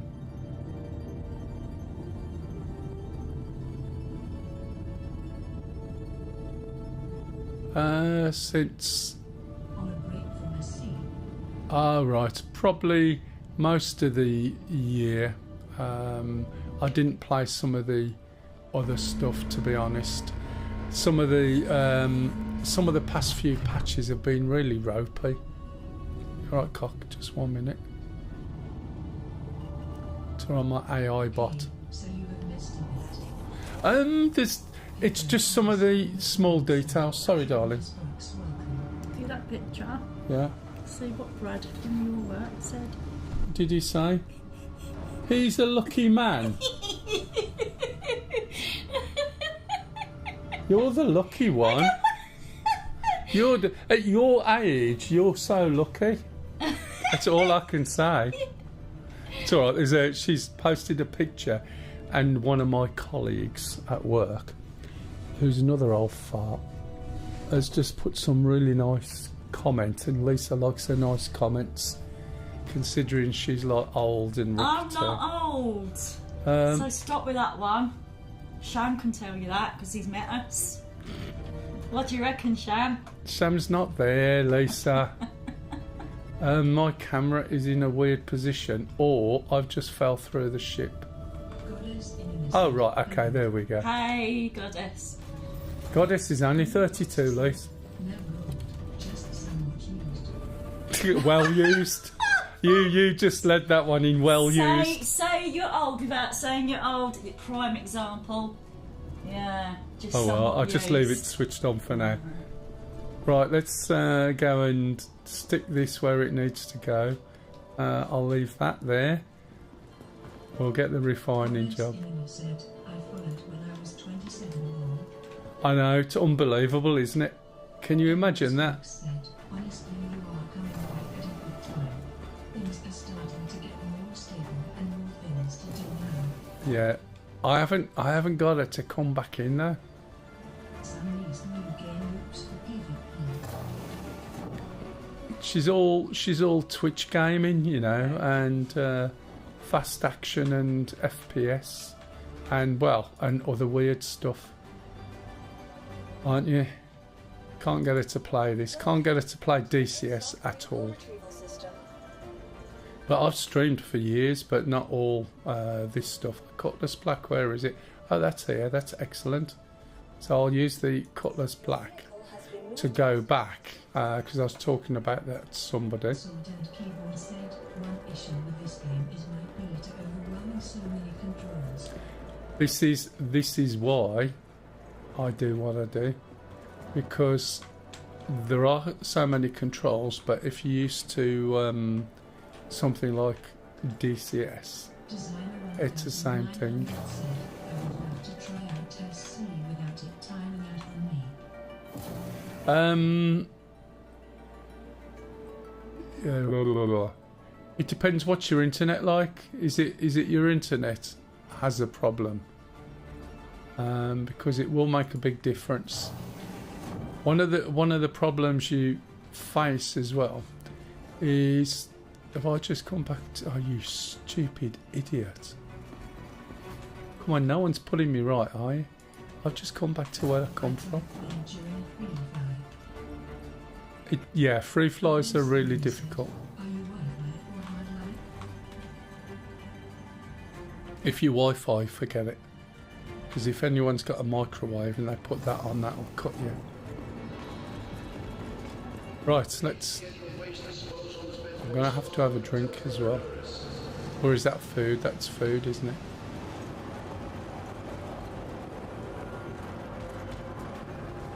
So they've modified this, and I'll show you this time in this job.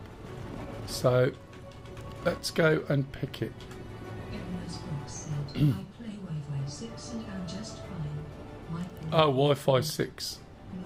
May be different. Designer 1900 said, and got us in the Wi-Fi, I think. Yeah, it depends on which Wi-Fi, because as I was saying, the microwave will cut them off. So you can see the different things we can do, right? Now that we've got in our ship, Wi-Fi 6 as well. we can just sell it as long as you've got a good signal and it doesn't stop.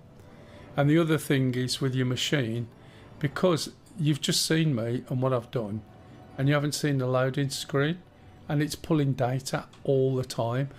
Like if I look around now, right, everything else you've seen me do doesn't exist virtually, except where I am. So it's doing it all the time. It's pulling stuff in and out, and whilst it exists, it's not all drawn. Do you get the gist? So if your computer's not able to manage it, for instance, if you're on a slow disk, if you're getting interruptions, stuff like that, you're going to get problems. You have it on a spinning disk, for instance. Right, we've got this Drake Golem and set up a work order. These are the different methods, different costs and the time it takes. It is required. Yeah, an M2 is preferable, but good SD will do the job. So let's pause this. Okay, so different methods. If I move that there, right, and there's different options. This one, if it tells me, it'll give me processing time. Get a quote. I've only got a little bit of it, so that will take 1 minute 52 seconds, right? Because there's only a little bit of it. If I use this method, 1900 said I could run Elite on very high graphics and even run the MH100 beta without much trouble. Elite is a different ball game.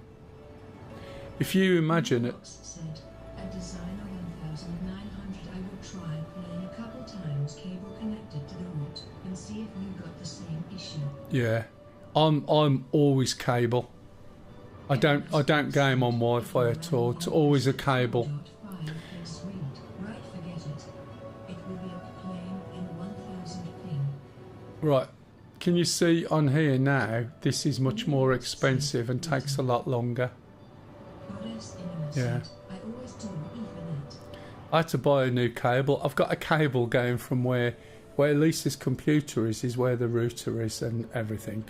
So I had it coming to a switch in my room, and I've had a cable all the time. It's round about 20-25 metre originally because of where we lived, and you don't notice it eventually. Going from the front of the house through there was a gate there and into my computer room. But right. But when I upgraded my internet recently, I've had to go and get another cable and run another cable. Except for my mouse, that's using a low latency dongle for fast response long. Right, so this is more expensive, okay, and it's going to take longer, but the value of it will be better because I'll get more out of it. So I'm going to lose a little bit, but there's no point me doing that really with this much material. So I just stick it in the fast one and I can get a quote. The only thing I'm doing is Taranite. I'll confirm it, okay, and off it goes. Now the other interesting thing, and this is something else that you can do that you couldn't before, it wants a storage location, so I'm going to put it into this place, okay. So I could also stop and collect what they've done. So let's go back to here again, set up a work order, and now I can set up my titanium. So my titanium, which I've got a lot more of, I'll use my Farron method. It's going to take 2 hours 33, so we won't see the result today. We'll see it next week if I leave it there and they don't do a big upgrade. So again, we'll get confirm. Right, confirm that. It's given you all these options. Off it goes. What have I got left?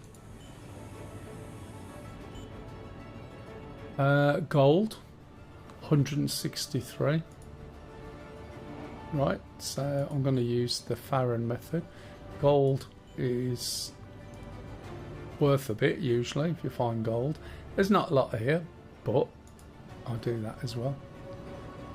Okay, storage option is the base. What have I got left in my ship? Designer 1900 said, at Edna's how much Right. is that in MB per second? Inert. How much is that in meg? What's that in meg? What was the question? Who to? I can't see who you're writing to. Just divide, multiply it by 8 or divide by 8. So if he's got, where was he looking at? 4.5. 4,500 MBs. Right, so if that's megabits, divide it by 8, that'll give you megabytes.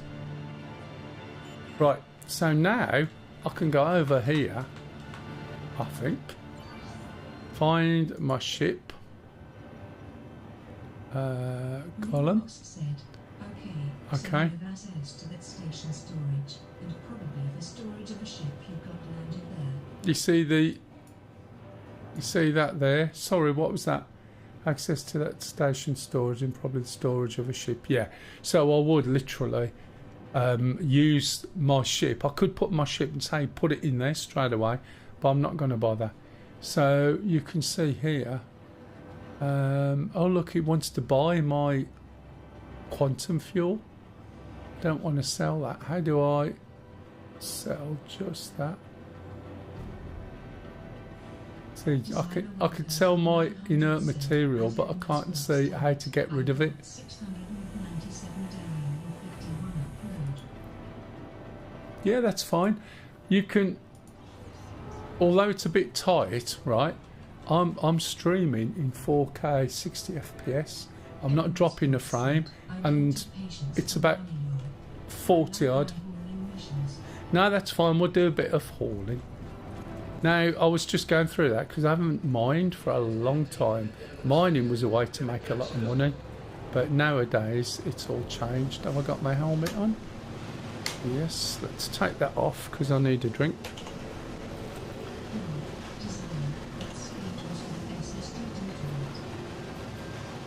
So let's drink this, carry that. There's got to be a better way of taking these out.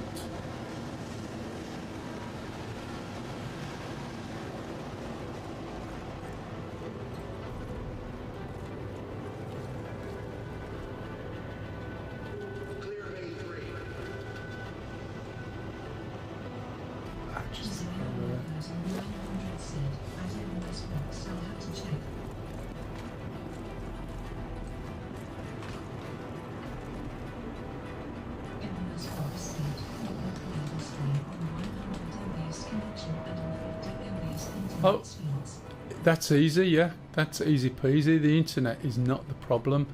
It's the speed. It's the speed that your machine can process it. Specifically, usually starting with a disk.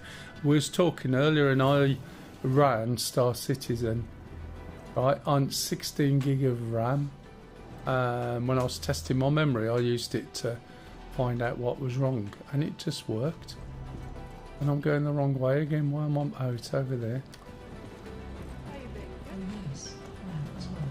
Yeah, so you need fast RAM, fast SSD, or, because SSD will cap out, M2s.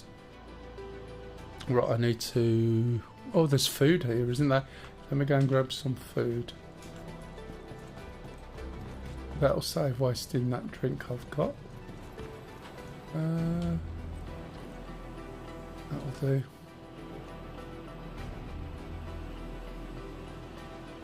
Just reach through the glass. Still sounds like an apple. I'm sure it's dried up a bit.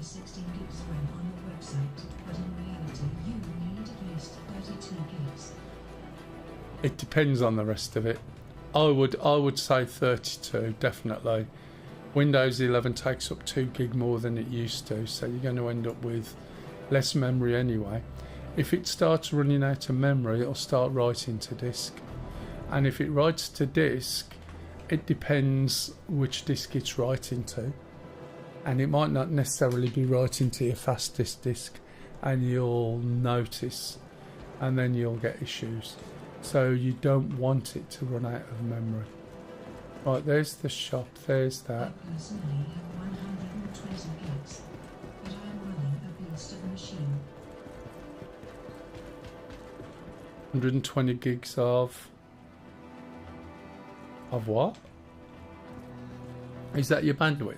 And I love to run many apps at the same time. Oh, right, yeah.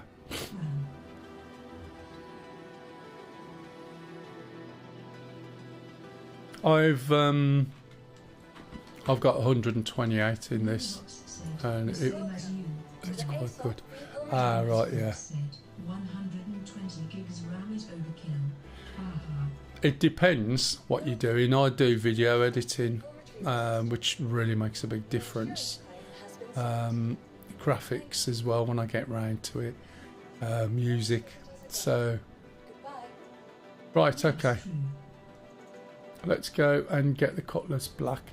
This is what ship I was talking about earlier. All I'm going to do with it is take it over to Seraphim. And when I'm over at Seraphim, now I've noticed that if I jump in his elevator, I don't necessarily see my hanger on there. Right, this one's there, we'll go to that one. Said, depend on machine as well. Yeah, there's quite a few things. Right, here's Cutlass Black that we were using earlier.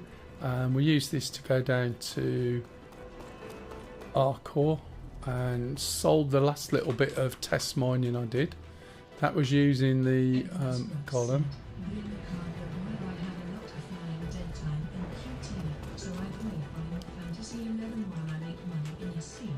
Oh, is that what you do? I'm usually sort of what ship you doing your hauling in?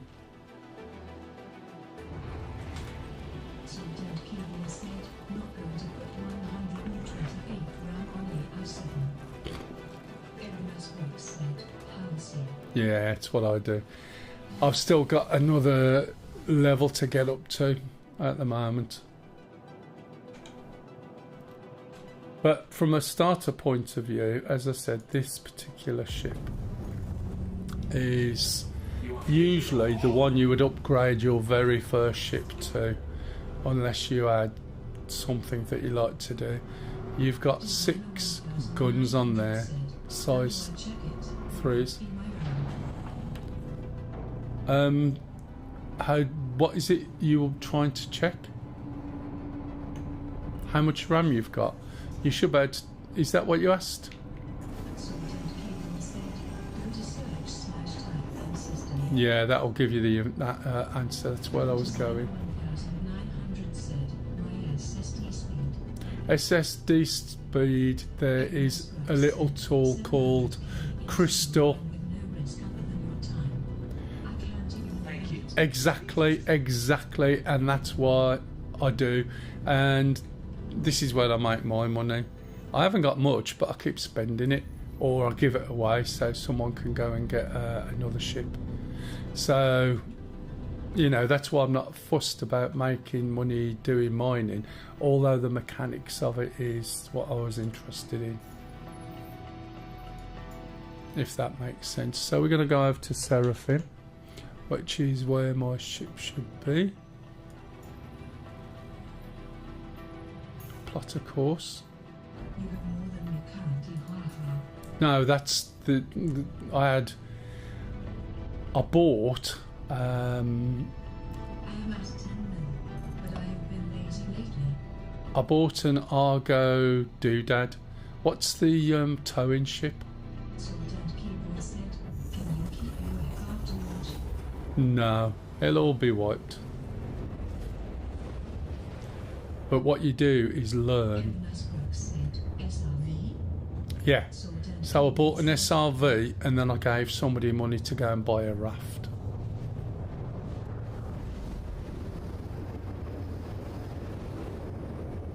It's alright, when I look over to the right, I'm checking that I'm muting my mic. I should have it go beep, shouldn't I, or something? Because you really don't want me coughing in surround sound. I have something called post-nasal drip, which is a pain. Play Did You Golem to a raft?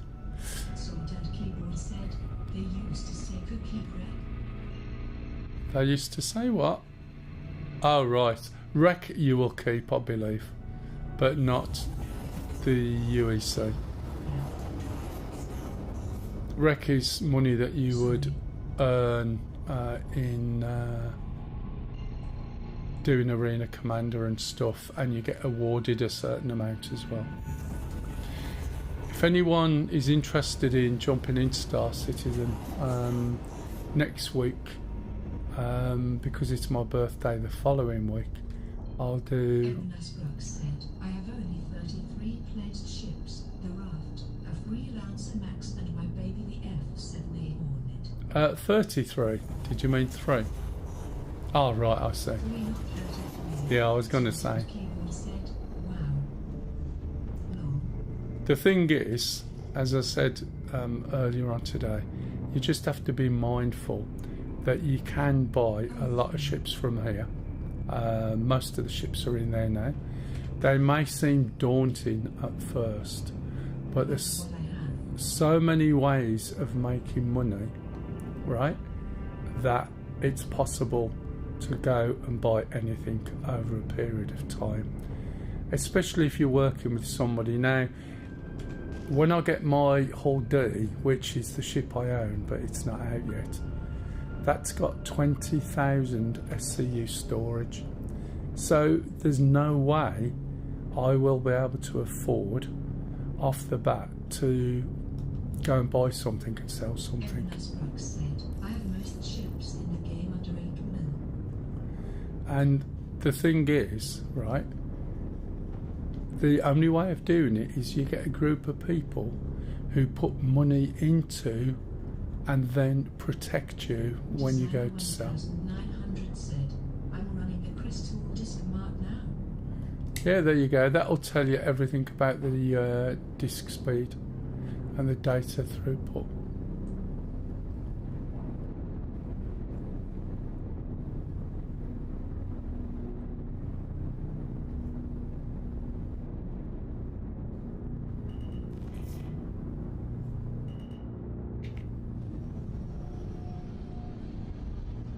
Landing gear down.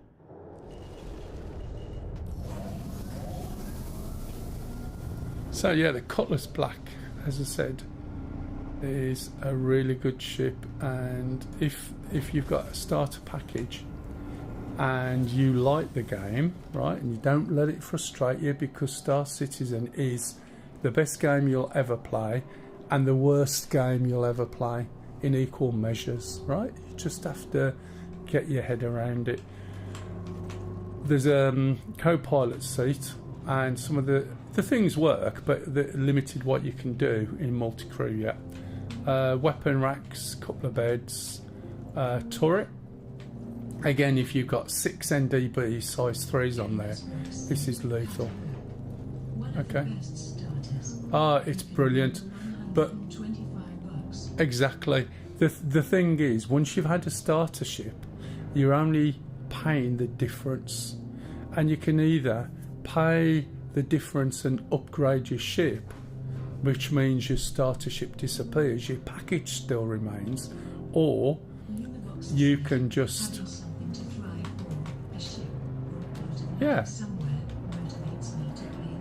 exactly. No, that's exactly what you should be doing. Now the problem is, right, and this is why people get frustrated, is because you would work on that basis and then a bug will just wipe everything out, and that's where people get frustrated. They'll put all the time and effort to do it.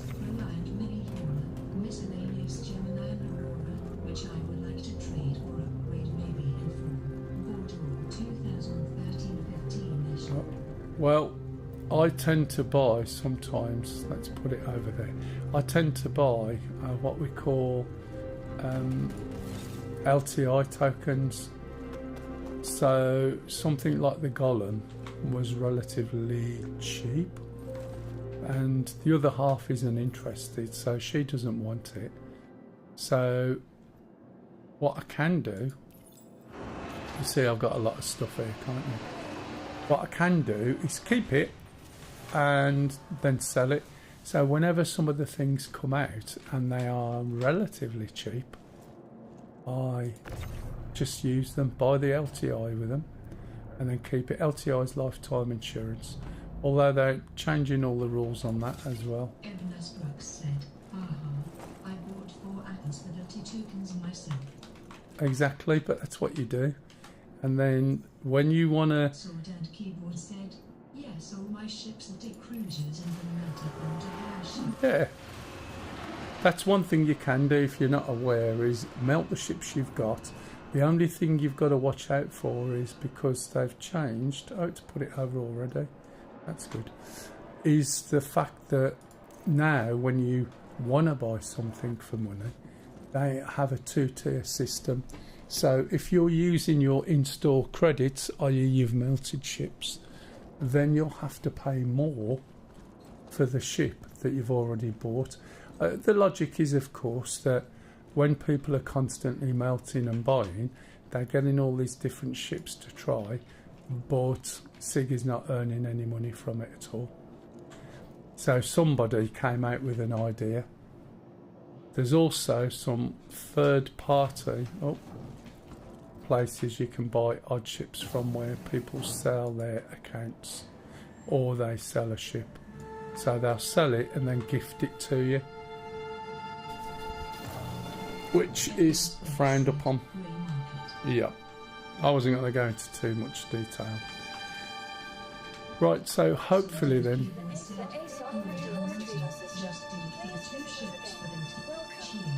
so it looks like I've got a lot of ships. I don't, and the other half's going to be going, here we go again. Some of these ships I have are loaners for ships that I own that I haven't yet had. So these Hornets are loaners, for instance.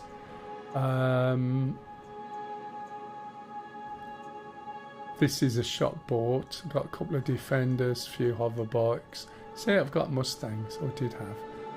That one there. These, right, that one there. There's one missing as well.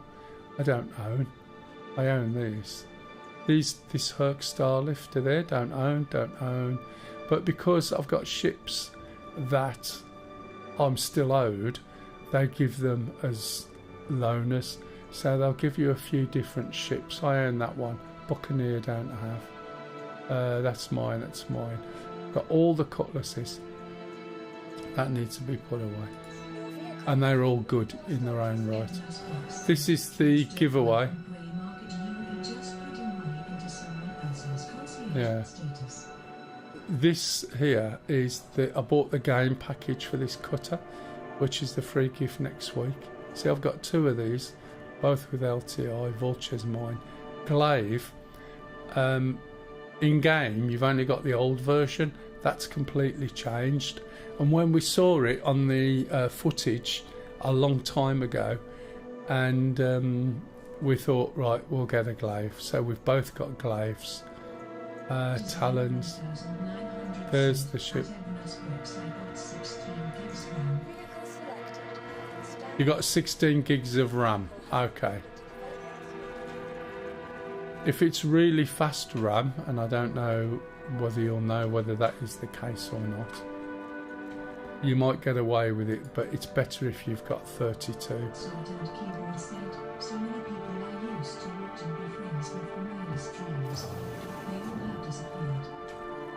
Yeah, they will do. They get fed up. I don't get fed up with it.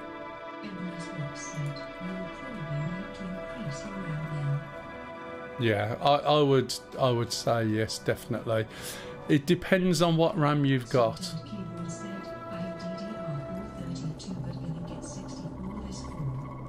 Yeah, no, that sounds reasonable. But you buying 64 altogether. This is the Hull C, and it's a pretty big ship.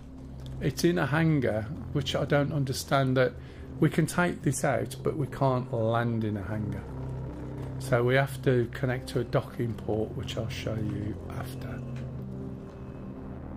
Yes, I want this ship now. And it's been as buggy. Well, I've tried folding it, but whenever I call, it gives me the docking port.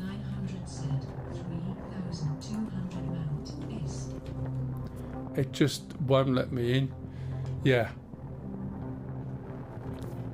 That's, yeah, the memory, that will work. It will really help. Now, it was as buggy as shit. It's been out for ages. I remember when it first come out. Let's make sure I got my helmet on first, which I haven't. This is a very easy money maker, but to get here, it is a hell of a hard slog. There's a couple of lines. There's one, I can't remember which one it is. And you just keep getting rep. So, you know, on all the missions you do, you get rep. And as that increases, then it gives you more stuff to do. So if I hit escape and we go and look at the contracts, they've sorted the contracts out now, which is so much better, because you'd end up with 100 and odd contracts, and all you'd ever do is be going up and down like I don't know what, trying to find a mission. So a nice easy mission to do for me is, where's that? That's Terra Gateway to Magnus. That's quite a big run, so I can only fit a couple in. Now it might be that the other mission's not here because I really have milked it. So what that means is I've now got to do a mission that is further away than I'd want. Now Pyro Gateway, Read right? seems to be 6,240 MB. S and write is 3,782 MB. See, that's not too bad. That would work, as long as you're not on a spinning disc. But as I said, it'd be a 49 quid investment. So if I go from Terra to Pyro, that's a lot closer. Yeah. Right, so we've got that mission, and bear in mind it's cost me nothing, right? So I'll open the hangar, and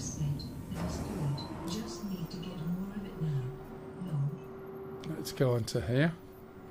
And this makes it so easy for you. I just click on here and I don't have to do anything else. This is getting so much better. Okay, and then just get my ship out. Already we can see where it is. Collect shipment, that's nice and easy. So let's push this over to quantum, lift up gently, just a little bit, we don't want to go too far. See if the legs are working. Yes they are, that makes a nice change.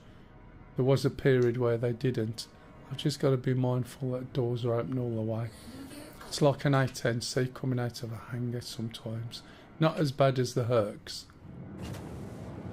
When it's pitch black, always use tab. I haven't had that box not work for a while. It should run okay.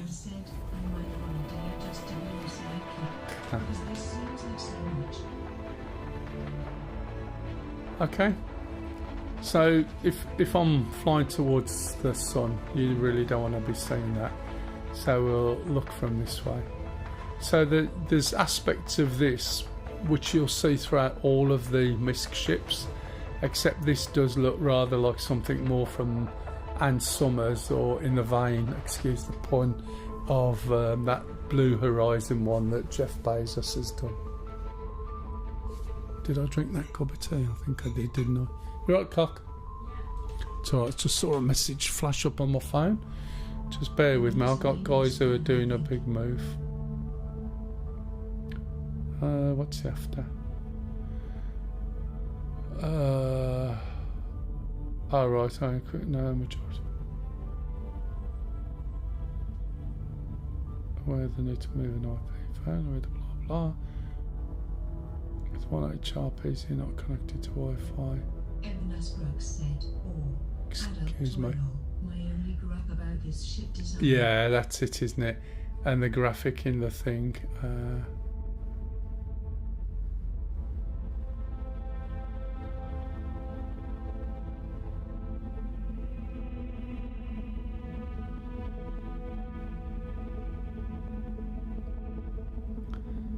So I've got to do this because I've got a whole team moving a whole office.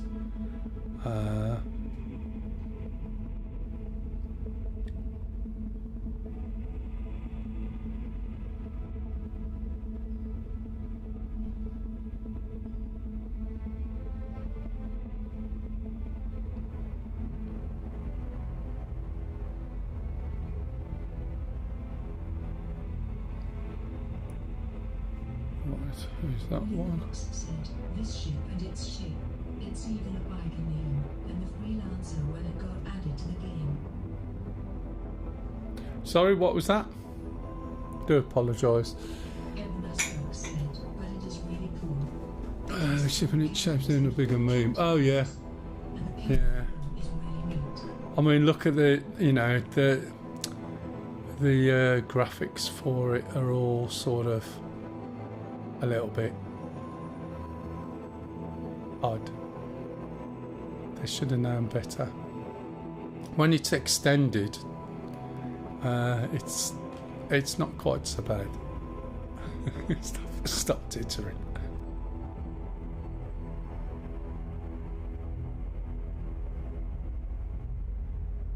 This cough. Sword and keyboard Yeah, thanks, said, darling. Going to find out shortly if I can run this. Almost downloading the base pack. Yeah, Are you the one who bought it a long time ago and hasn't done much with it? Was that right, sword and keyboard? I get mixed up a bit. I think nowadays as well you can buy the base package, 49 Yes, 9 quid. years ago. Ah, that's it. You can buy the base package, 49 quid. 10 And years ago. you can give it back and get your money back for a certain number of days now. Which never used to be an offer, but that's what they do. 10 years ago, fair enough. Are you joysticks, HOTAS, pedals, mouse, keyboard? The control system, just for visibility, if you go to options here and we'll go to key bindings, right? This is your keyboard and mouse key bindings, but when you go to advanced, there's all this stuff.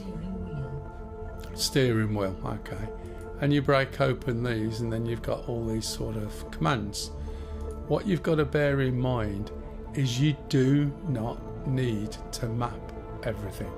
So when it looks really daunting, your basics start here. Right, up, down, left, right, roll, right, strafe up. This is in there by default. This is mouse and keyboard, yeah? And you can see there's loads of things that are not mapped because you don't need to do it. If you're on... Evernote Works said, I have heard this, but I switched back to mouse and keyboard because they upgraded the virtual joystick very well. To be honest, the HOTAS works incredibly well. If you fly anything like DCS... But I have Xbox controller and could make use of my 3 pedals, I'm sure. Yeah, that's fair enough. It gets better. You have possibly a better experience as you move more towards the HOTAS or dual stick pedals and all that malarkey. But if you come from a DCS background or flight sim, most people have got a lot of that stuff. It's just the finesse with which you can do things, you notice. Like, coming into land. The way you come into land, the level of control you've got, and I've got 2 analogues here. I've got the speed limiter, and the speed limiter when you're using it on a dual throttle, it isn't just about this is how fast I can go. It divides the throttle range into very discrete steps. So for instance, I'm not going to go full tilt with this, but if I bring this throttle range down, my maximum Evernote throttle... said, I want to get the dual joysticks, but need Right. to upgrade to the RGBs. I think it's those. Yeah, that's fair enough. My maximum throttle on a setting with that is 104. But as I start to pull my throttle back, if I want to do 103, I can. If I want to drop down to 101, can you see how I can drop down 1 meter per second? I have that level of control. So when I'm coming into land, I'll start to lower that. That automatically lowers the other one. And then I'll use my stick in this little range. Right? And I can't overspeed if this is down there. That's forward, backwards, and whatever you want to do. So, I'm moving at a pace of about 98. When this is folded up, it's a lot more manoeuvrable than it was. When you've got a full load on, I'm finding it's more manoeuvrable as well. Which is a bit of a swizz, because to me, this is more like an oil tanker. And an oil tanker doesn't sort of turn round. Excuse me.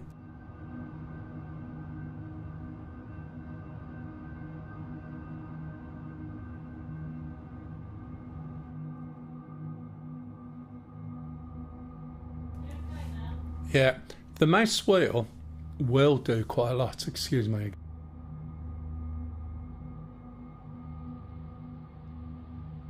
System has Yeah, the mouse wheel does quite well, but it's not quite as smooth.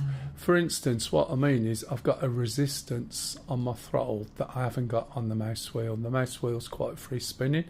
If I take my clutch off, I can always move my mouse up to 2800 dpi. So I'll move it on the fly, and I use mouse and keyboard for when I'm on foot and various other things. But for flight, it really does make a big difference. Now we're coming into here, and the way we'll get that load, assuming I've come to the right place, is first of all, pardon? Can you show the ship's wheel? Oh yeah, that's it. And it doesn't match. See that there? That is my foot, and my feet should be going round. So this is pitch, right? This is roll, and that's 100% what I want to buy.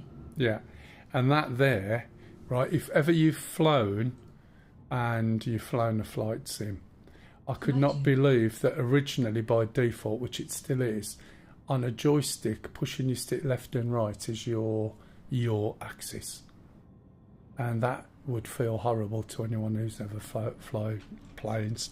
Right, you need to make sure that your ship, in this case, is extended. So I'll stop there, and you'll see the ship start to extend. Again, as far as detail goes, and Star Citizen, it's just ridiculous. So this will open up. This is your cargo grid. Okay, and then when the ship's like this, it starts to be not quite as manoeuvrable, right, as it was before. Ricky Mar Zero said, "The belly smokes." And this ship, right now, to me, I'm thinking, if I've got a whole load of cargo, what odds does it make in space? Why is it not so manoeuvrable when you haven't got that affected gravity and or atmosphere? So obviously it's playability, really. It makes logical sense in your head. It's only when you think about it. So we need to contact the cargo. So you've got a contact if you want to land, which is this, and I use the same key. So that is for docking at a docking port, and I'll show you that later. Okay, if I double click the same button, Sword and Keyboard said, "I have sim racing wheels stand. I can set the flight yoke on. Flight yoke that looks like wheel on that ship. I bet would interact super smooth." Now if you notice, this is really slow, and that's because after that game reset, the thing, right, did, when you drop your wheels, auto slow down, and you'll find that's a pain in the ass because you've got no control over your speed. So now I can go faster. My undercarriage has gone back up, I hope. Now I've switched that off, I'll put the undercarriage back up. So if we go into here, there's a big sort of 3D style cube, and you've got to put your whole of your ship in there. Sometimes you might see somebody else close by, or you might find cargo stuck in there. And this is a placeholder for the way it's supposed to work. The way it's supposed to work is some little ships come out and load you, which means you're not going to be parking your nose up against here. You must be really aware of the speed of your ship.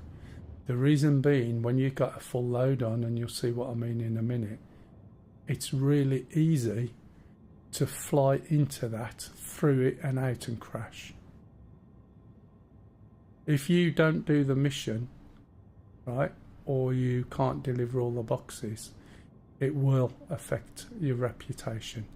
And if you submit and you haven't got all the boxes anyway, it will reduce your payment. But if you keep doing it, you'll find you'll drop down a rank and a half, which I found out the hard way when there was lots of bugs. So if you look at the text now, I'm slowing down. There's an optical illusion. That was the front face, and then you'll see the back face, There it is, just about see it, okay? And you'll see the text change. When the text changes, I pull my speed limiter down, my throttle down, and I use my speed brake because it'll tell me it can't deliver. Assuming it's going to work, that is.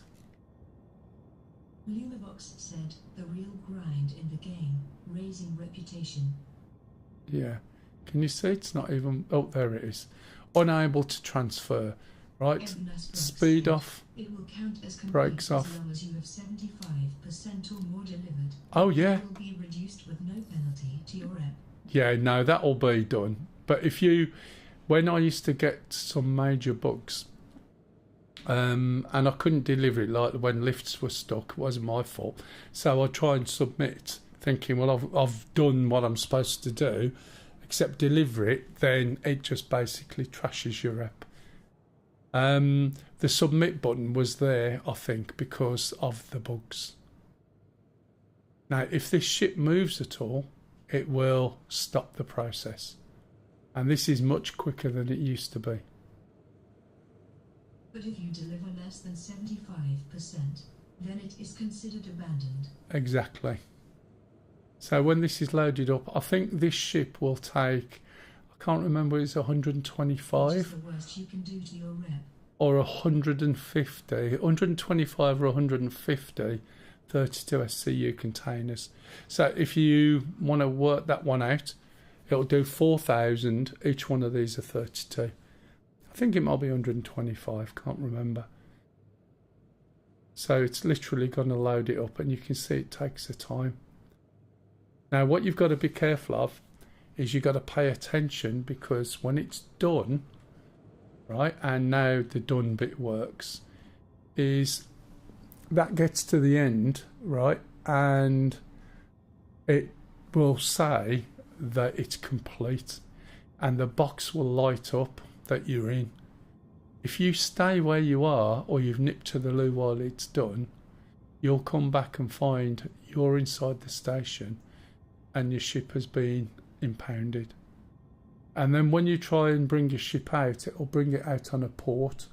And the other day I walked into the ship and fell through the floor, and then found the ship had got no collision, and it'll mess you up. So make sure that when you come into somewhere like this, right, there's no where is it finished. How many was this on this mission?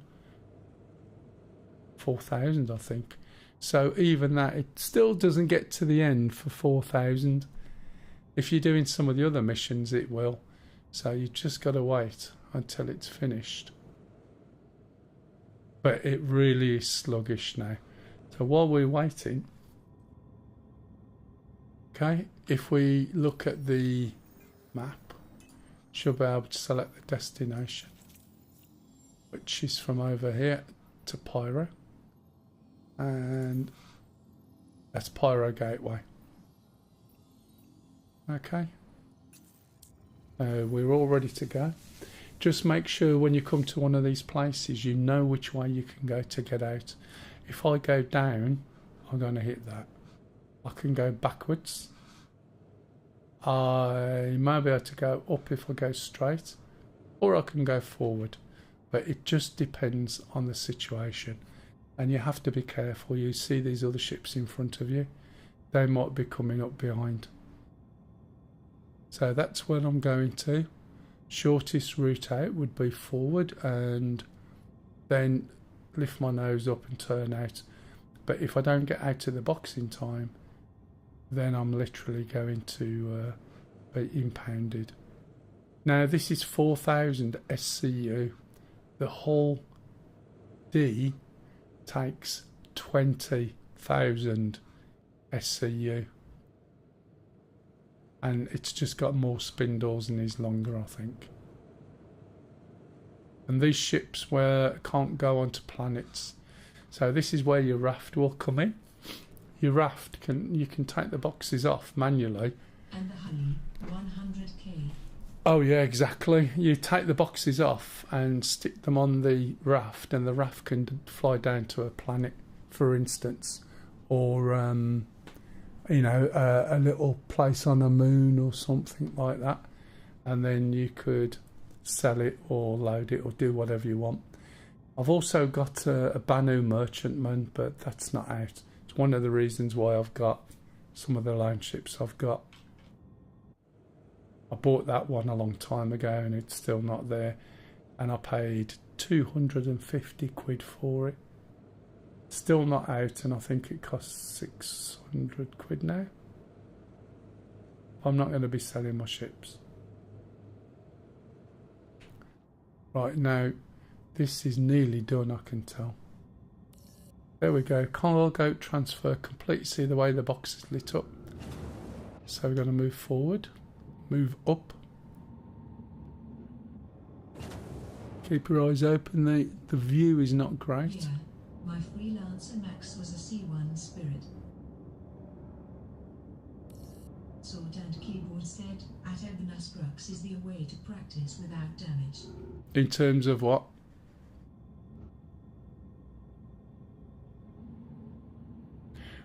The other thing is, believe me, right, everybody who's ever flown in Star Citizen has crashed into a moon. Because when you do simple cargo stuff at the beginning, you're moving some boxes from one place to another place. And what will happen is you'll see a marker, and when I say it's pitch black, it's pitch black. Never just turn round and say up your gamma just to work around the lighting. It's space. Space is dark, and as I said before, there's no point changing things. Just live with it and learn to fly in it. When you come to a moon to do a delivery, you often mistake the marker for being on your side of the planet.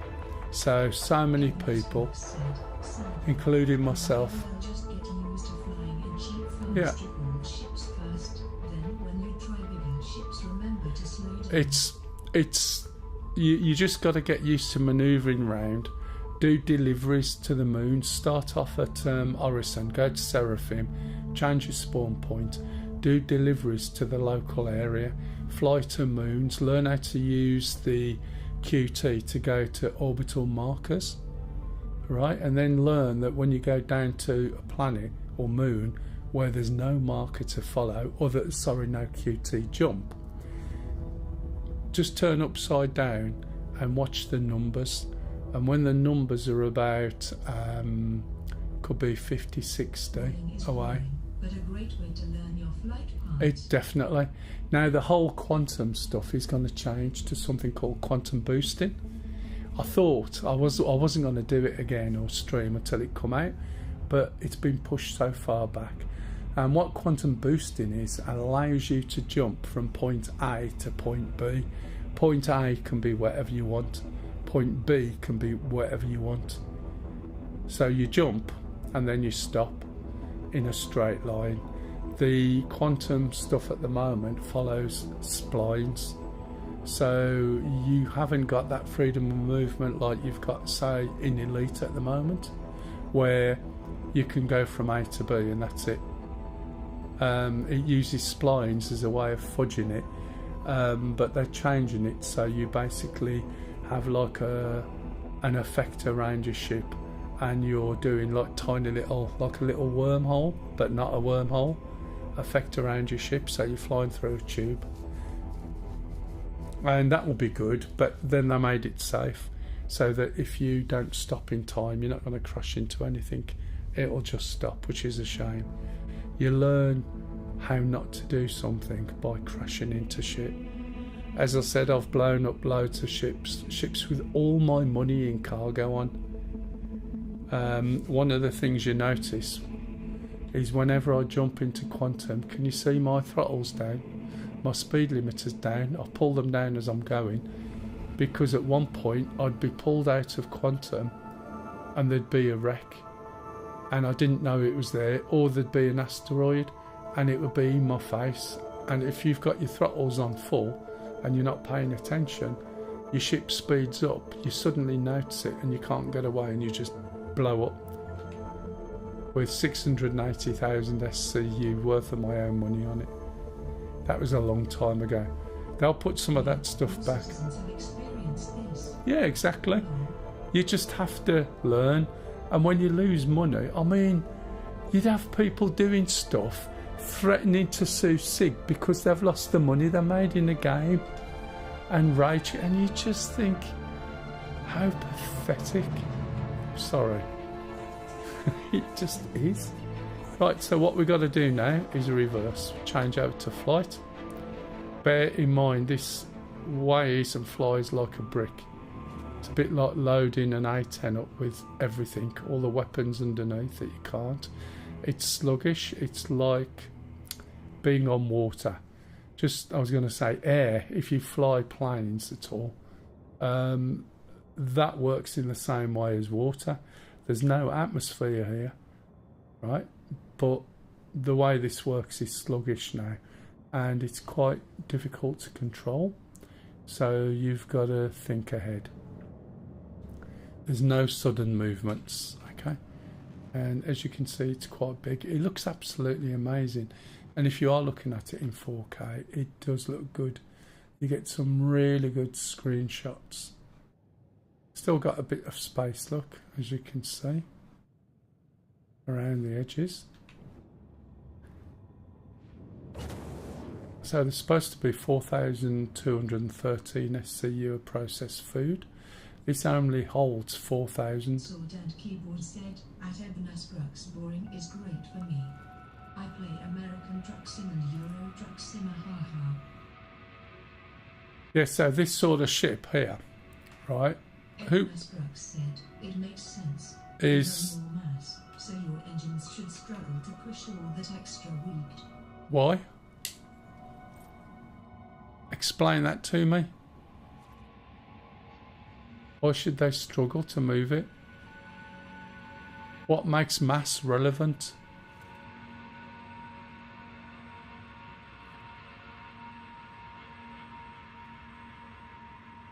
Lunabox said, gravity. Yeah. And the gravity up here, Sword and Keyboard said, can you upgrade engines? you can upgrade engines, shields, weapons, paint, missiles, coolers, quantum jump boxes, etc, etc. So if you're using a ship where you're using non-ballistic weapons, right? Say I'm slowing down now already, and you're using non-ballistic weapons, you're using energy weapons. If you've got everything switched on and you're using energy weapons, you're going to run out of power. So you'd need to manage your power. And this is one of the jobs that the engineer will do. Your co-pilot can do it, you can do it at the moment. So I'm not going to call the cargo landing area yet, because I want to get closer and then I'll move into it. So again, you know, I'm just keeping an eye. We're only moving slow. To be fair, at this location, there shouldn't really be any gravity. So therefore, my ship should work absolutely fine. If you're at one that's orbiting the planet, then you will have a level of gravity. Whereas Lagrange points are at that point because there's no gravitational effect from anything on them. So you shouldn't necessarily find it any different. But then again, what's the fun in that? You know what I mean? You got to balance real and fun. And while some things are balanced really well, some of them start to become a little bit too gamey. And if you're going to go too gamey, then that kills some of the thing that it was setting out to do, like having big red lines showing up when you're shot. Well, why would you need that? You have to work out where you were shot from. You'll have cameras flying to where they hide in next, like they used to in Battlefield, was it? Kill cam? Exactly. Right, so double click. Cargo service request acknowledged. You move, but the station does not, right? Yeah. The station won't move. But I haven't got anything there, so I'll call it Cargo again. service request acknowledged. Stand by. Oh, I've got to wait. I got impatient last time and kept asking. So we'll see if it suddenly appears. So there'll be a blue box appear just above, just below, to the right or the left. It might appear in front of me. The thruster is small or less mass, so requires more power to push it. No? Not in space. In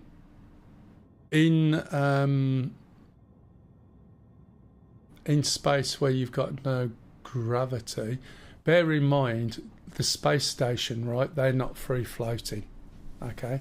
And the space station is being pulled to Earth all the time, so they have to keep adjusting, and it's not floating around in space. In this situation, there's no gravity, so that, assuming that's a Lagrange point, there's no gravitational pull on it, so there's no need for it to do anything. So it should just sit there and not move. If I'm moving away from it, for me to move away from it, then all I have to do is be moving at a faster speed than that is, if that indeed is moving. So even at 1 meter a second is enough.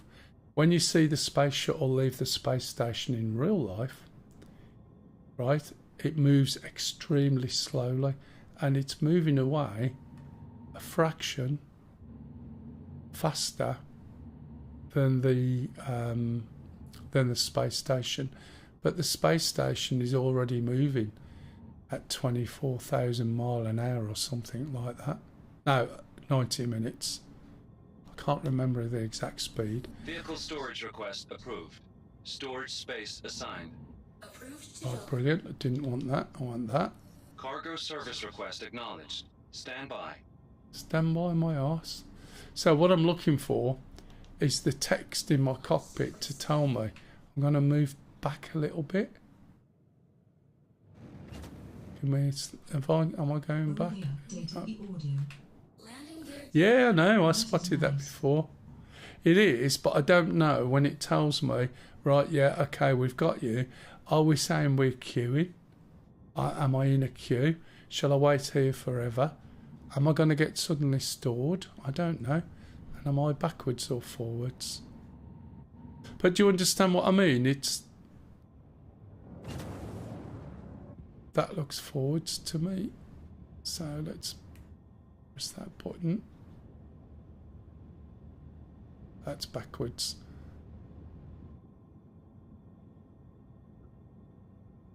I can tell it's backwards because of where my throttle indicators have gone to.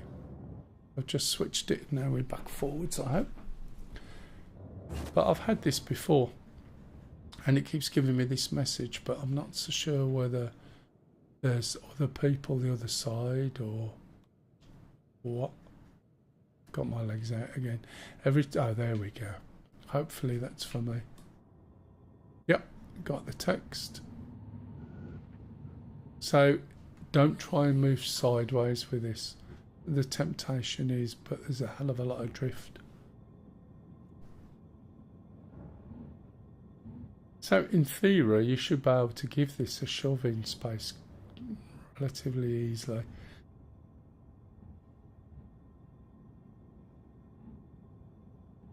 But it shouldn't have the mass that it's got. But as I said, it feels more realistic with having that mass. If it didn't have the mass, then it would be a lot more difficult. If you really want to try something. Expanded MFD. One thing I love about the other MFD is the throttle bar is horizontal and left of center is backward movement and right is forward movement. Yeah, I don't like them. I like the precision that I get off these more, to be honest. If you really want to try something that works extremely well, it does look rather old hat. It was written by some uni professor to teach his students, and it's called orbiter, and you download it from a university site, and you fly in with FCS, flight control systems, on the ground. You can. Box said, even in zero gravity, you still need a force to move, and the quicker you want to reach a certain speed, the more thrust you need. But the smallest thrust will keep you accelerating. Yeah, even if you are in a massive ship. Yeah, the smallest. That's the point. You've got some inertia going towards it, and you're going to move away. But it's not gravity, if you see what I mean. Or will it? This is it. I don't know. But if you go to orbiter, right, you can take up and build the space station, and you can build your own stuff in space, but it's all real world physics. So how you basically get up there, first of all, you've got to climb up. You understand why spaceships face the other way. You've got to use apogees and perigees to get into orbit. Same thing on these MFD, where the throttle is up and down, showing forward and backwards thrust. It does do that anyway, really. Yeah, you want it on an FSD. It does show forward and backward thrust, but you just have to be aware. So these should be empty, and they do empty much better. I like the colour graduation on this. I know you can't quite see it all on Twitch, but it does look quite good. I don't know why I've still got my head on. I only put that on for some conversational piece. Where's my camera? There you go. Oh, I know what it was. Just curious. I used to. I used to do a lot until they started putting all the stuff that I used to buy and the things I'd save up for, sticking it over in pyro or boxes. I'm not one for going round and looking in every single box that I come across to see if they happen to have something. I am mostly a grinder for my organisation. Ah, right. Nuts or organs?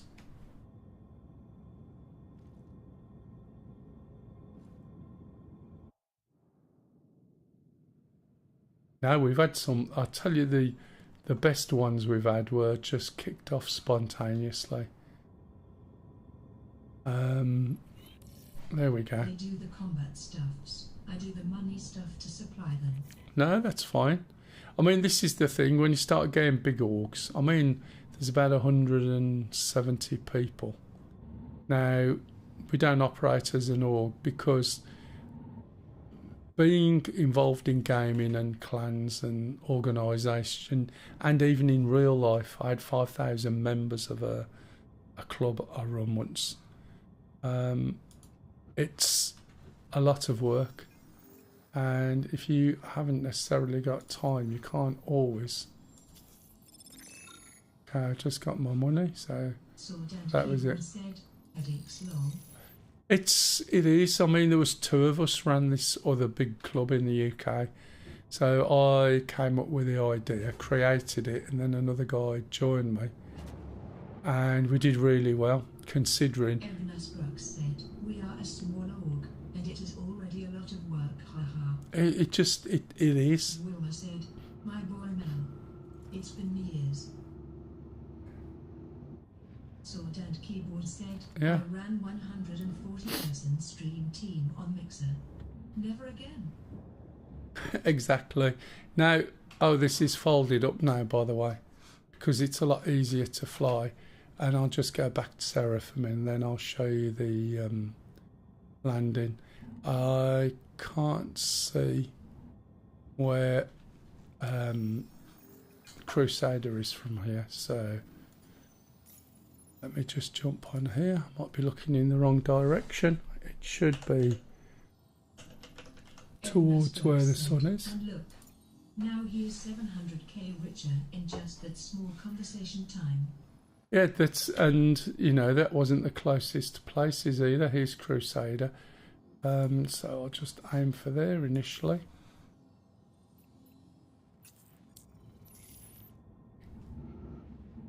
where am I looking down here? Crusader, my home. Yeah, that's where I'm based. All my gear's at Crusader and I've got virtually nothing. I still don't walk around in the suits that I've got and the armour because I can't see the point. They're of no value anymore. Because everybody spawns back in a bed with everything on you. It's what's the point of that?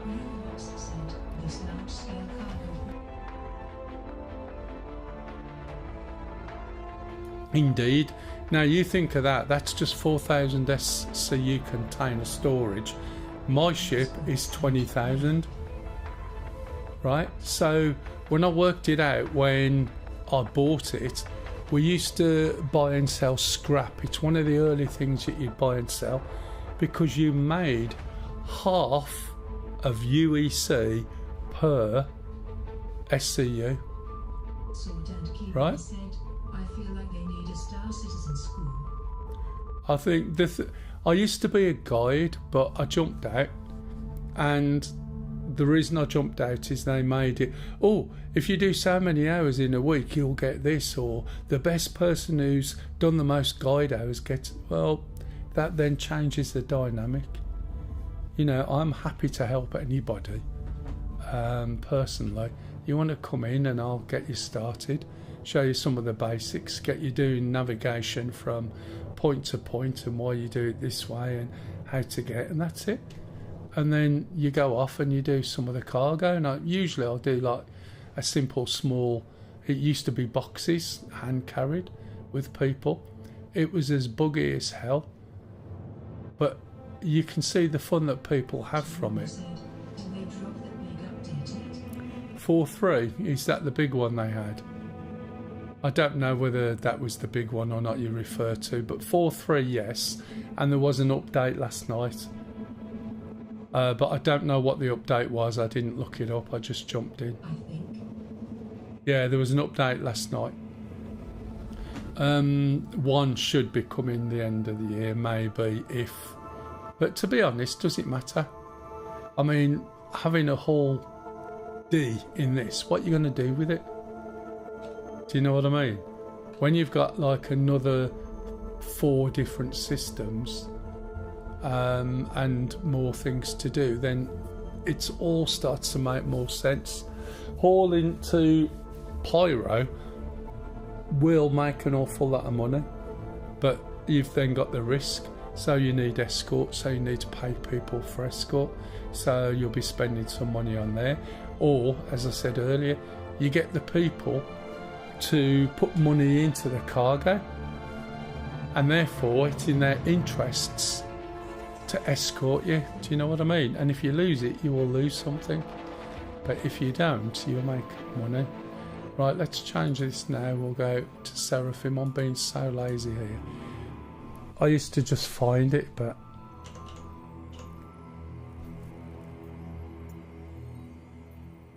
it's probably just next to me. Oh no, better jumping around. Lunabox said, still, I think the loading and unloading for this ship's, it's still on a placeholder state. Oh, it is. To be balanced compared to the time players take to load and unload cargo on a hangar.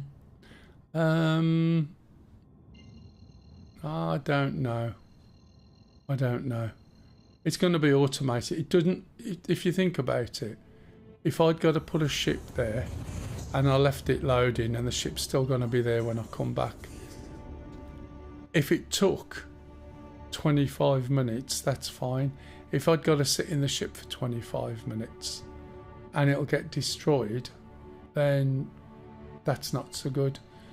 But if you've got lots of little ships, which I'm not quite sure how they're going to manage this, just thinking of the processing power, you'd have a little ship bringing out one of those 32 SCUs. As I said, there's 125, I think, on this ship. So you're going to get like... Technically, they will have the same option later. They Yeah. just need to implement the Yeah. auto-loading into hangars. But they won't do it in hangars. They won't do it in hangars at all because you've got a cargo grid for a reason. So what they probably will do is open up the cargo grid loading system more. At the moment, I think what they've done is thinking, well, these ships can't land on planets, but then you're limited to only going to cargo decks. Right, I'm on a short ship now, you can tell by the graphic. I don't like auto-loading, TPH. Yeah. It breaks immersion. But what should happen at those blue boxes is little ships come flying out. You're doing a job for someone else. If you're making your own money, in terms of spending your own money, that's different. You've got a vested interest. This is just doing a job. It has always been the plan you can pay to auto-load the Yeah. ship or load it yourself for free. I think you can do that now via the admin console. Right, let me just find out where the... Right, you see the thing on the right hand side? That's docking for the big ships. So where I need to go is over here. Now, if I call... Right, I'm too far away. When I call, it'll be a docking port. So my ship's all down, unless something's changed, which it might have done in the last update.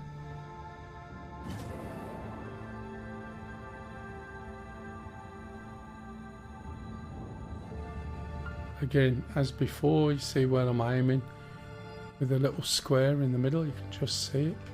That's because if I overshoot, I won't be hitting the ship, hopefully. That there, I think, is where the docking port is, or that area, unless I've come to the wrong end. Won't be the first time. So I'm going to start slowing down now, and it'll slow down quite quick. One click of the button, Approved to dock. and this is the docking method. It's quite good actually, the way they've done it.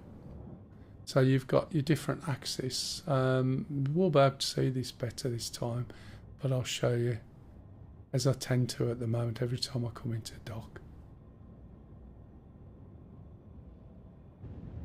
Don't want to be too fast. I am going at rate of knots, but as you can see, it slows down better.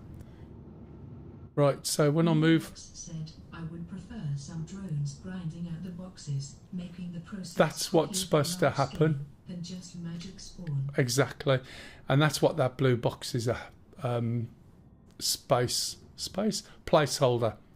See, there's my horizontal yaw axis. You can see the dot moving.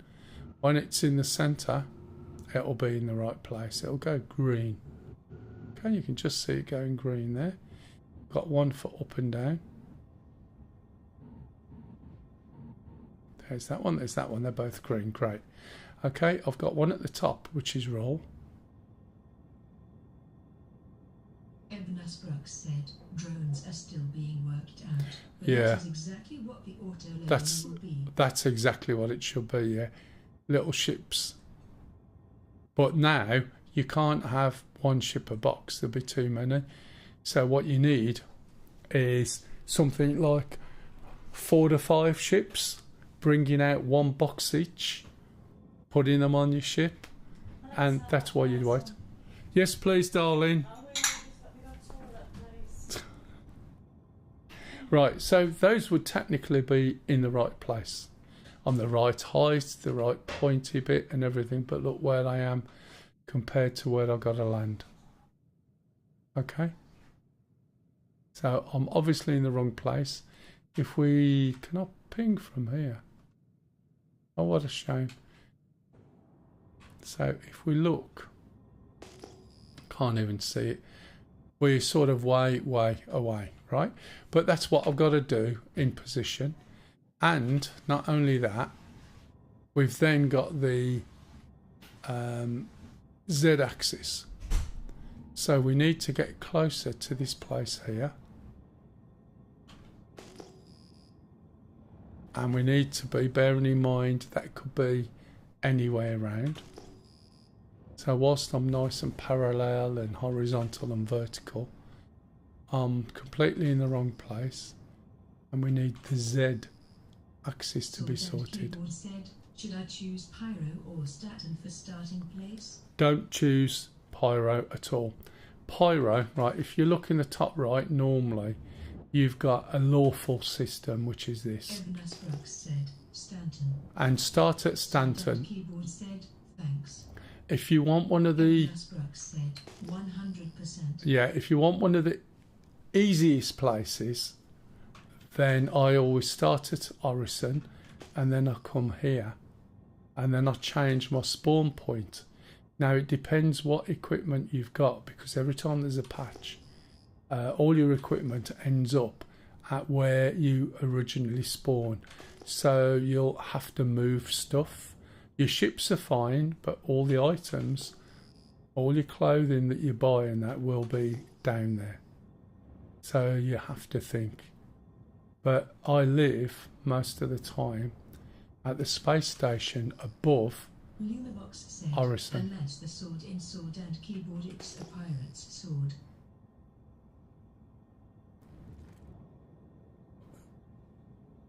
Oh, right, yeah. It depends, but the thing is there's going to be more updates. So each time there's an update, you're going to choose where you spawn again. And it is completely different, Pyro. There's similarities, but differences. Sword and Keyboard said, Noema Star Citizen, Wiggly Worm and Dill. I learn long. Yeah, you don't want to be down at Pyro at all. It's very good. Some of the stuff they've done with the planets is excellent. Okay, so you can see we're quite close there. I'm turning the ship round.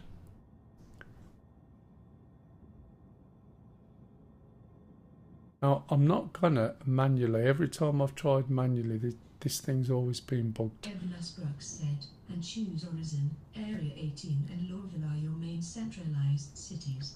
Lorville is more industrial, Area 18 is more cyberpunk, high-rise city, Orison is Cloud City of floating platforms on a gas giant. Yeah. There's quite a few differences, but this area is a lot easier to do all your basic missions before you venture out.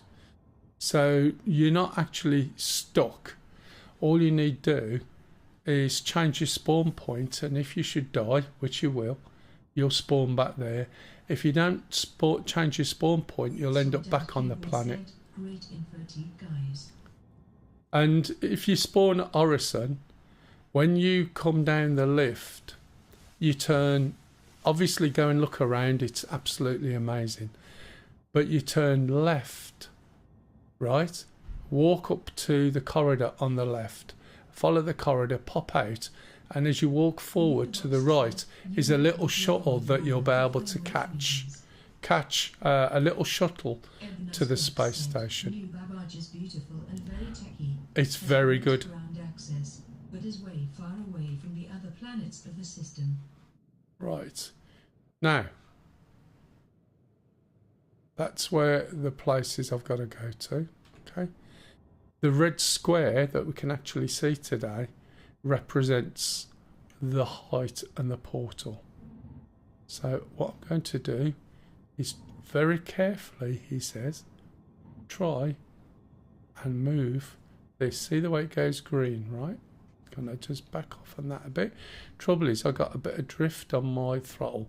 Now this isn't my throttle, this is my hat, but there's a bit of drift. If we look at the Z setting there, it says 17.62. So if I look out, I'm possibly too far forward. So if I move my throttle a little bit, is that number going down or up? It's going down. So if I use my speed limiter instead of my throttle, I can speed this up and then slow it down, and we can see these numbers decreasing. If I go too far, that red box is going to be behind me. You can see it getting bigger. I've slowed the speed down there, and I'm only using the speed limiters to control this. So you can see the gauges, look, it's getting closer. I can also move this down a little bit because I've drifted a little bit.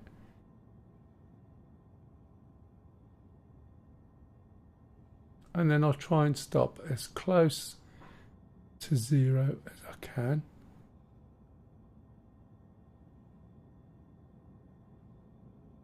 And you will see some green lines on the red box when I'm in position. That might be close enough, right? And it's just literally over there, and this side of the ship is where the docking port is. And like landing, there's an auto land.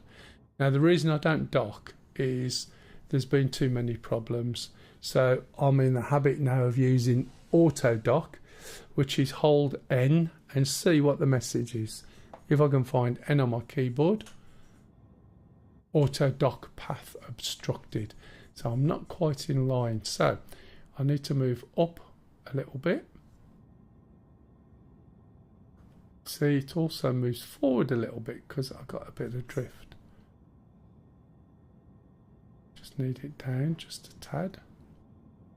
Oh, hey Rob 100. Now try it again. XD. Thanks for hitting that follow button. Okay, still not there. So I need to move a little bit closer. Thank you, Rob. So what I'm going to do is move to the left, but because of my stick, when I move to the left, I'm also going to move forward or back, which is a pain in the ass. I'm going to shove this over a little bit if I can. Can you see what's happened? Never mind. See what I mean? I've gone back. Thanks, darling.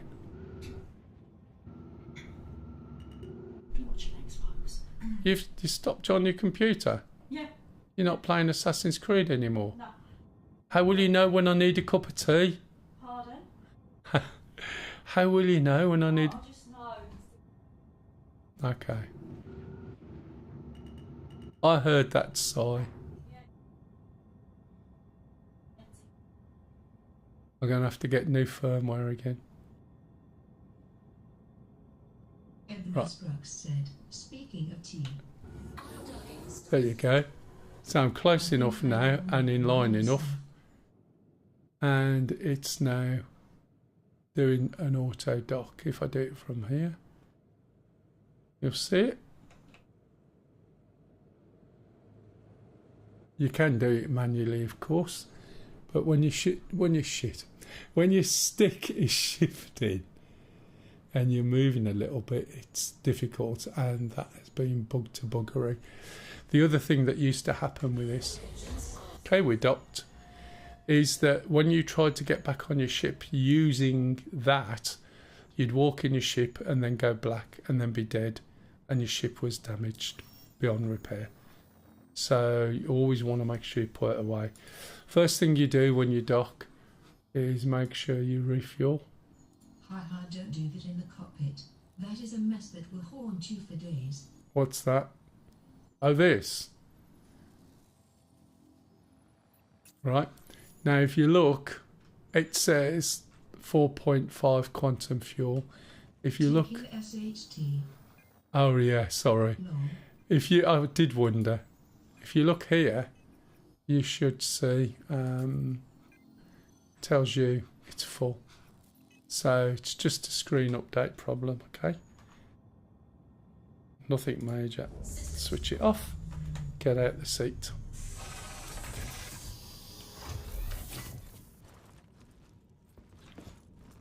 There we go.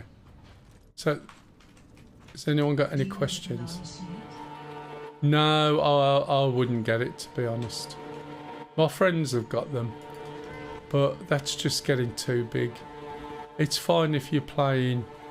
did that shut? Yep. It's fine if you're playing in a big org, but I've got ships already that are big. Well, you wouldn't want to do it anyway. And when we first went for a ride in it, we went over to Pyro, went down to Doodad. Oh, for God's sake, I'm forgetting so many things today. We went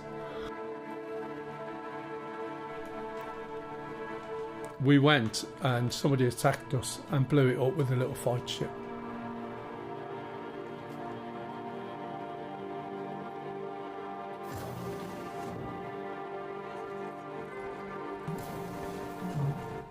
This is the problem. It's got a big hole somewhere. It just exploited.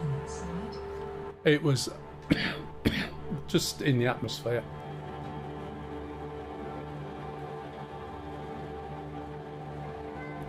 It just took us out.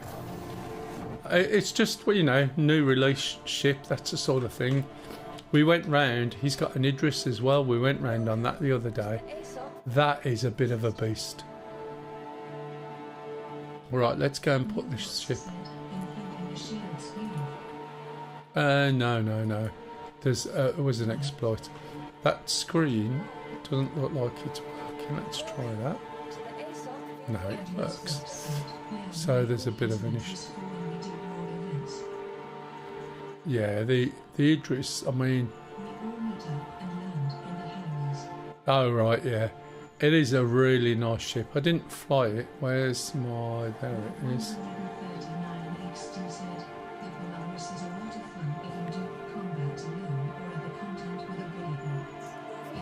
Make sure you store it.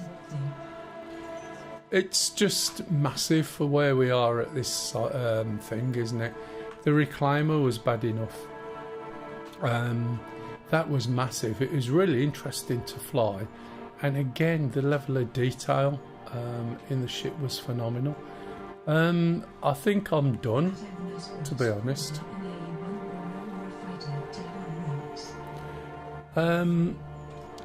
Yeah, I've got a bomber. I used to have the...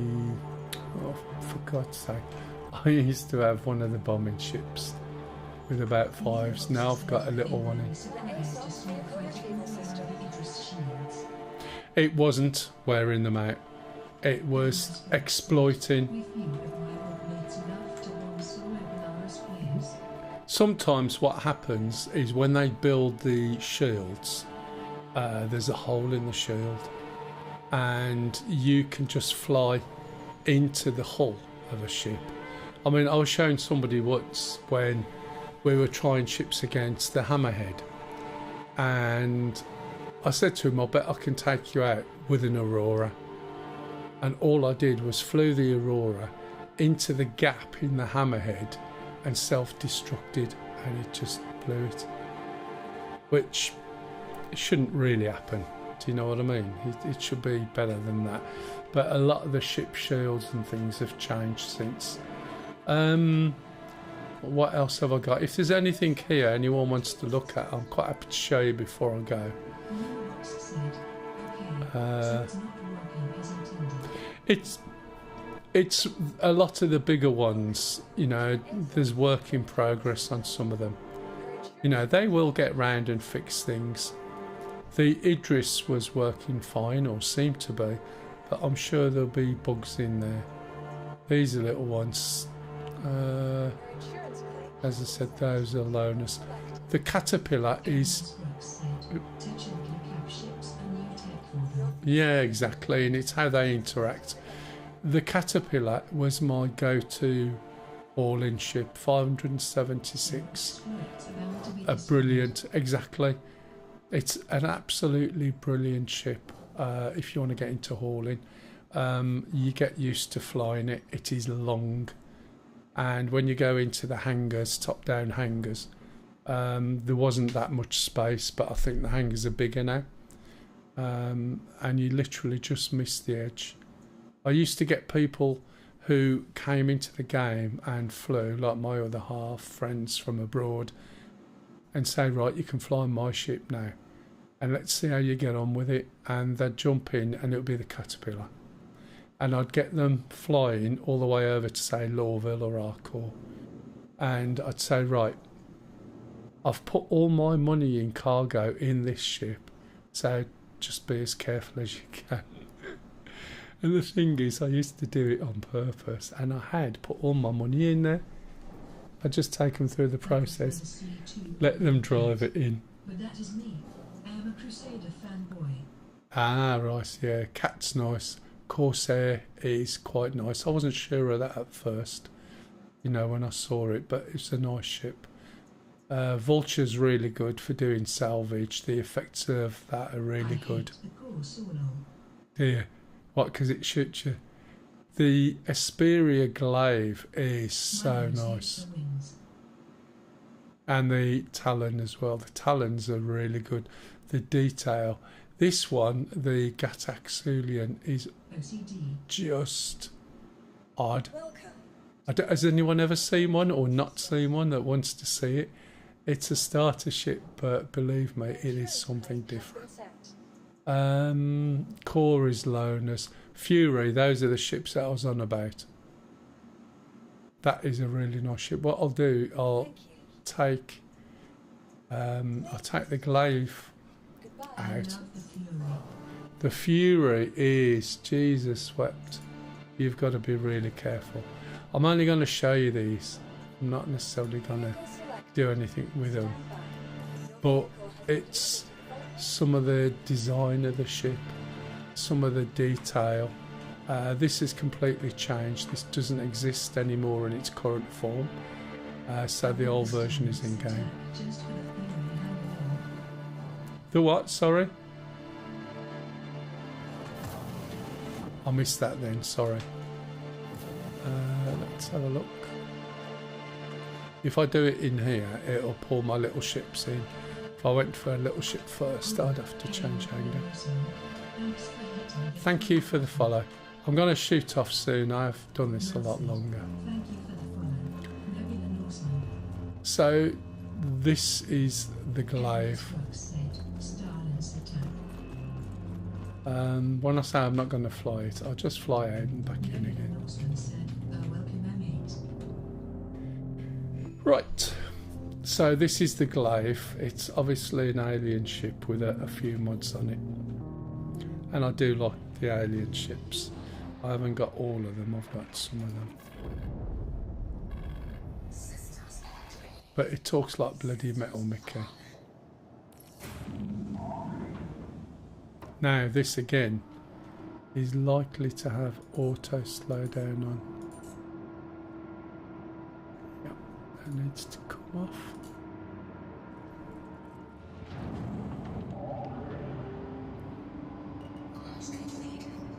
Now the glaive has an absolutely cracking weapon.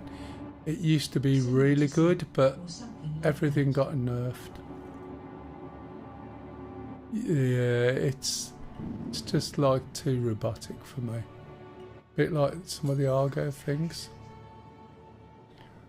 Let's go over here. Right.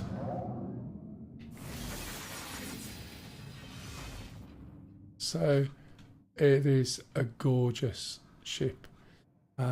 If you go down, let's have a look what's close. Probably, oh, am I hitting? Yeah. What did I do? I told you earlier, didn't I? I said, be careful when you come out of here because sometimes you've got a big wheel. If we pop down to... At least her armor doesn't block her view like my synth does. Let's have a little look. See where I am off stop this time. I'm just looking for a yellow. That's Daymar. Should be able to get to yellow from Daymar.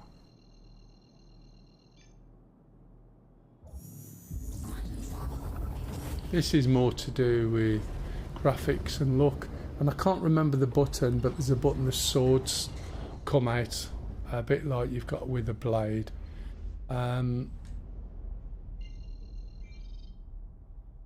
Is that yellow? Is it? Yeah. Sorry, just coughing again. So the weapon on this used to be absolutely cracking. It dealt so much damage. But again, it got a little bit nerfed. So let's go and find somewhere nice and dark. Very difficult to see the little red square on the front. Now, I'm not sure whether the weather patterns down here are the same. Let's go down to this one.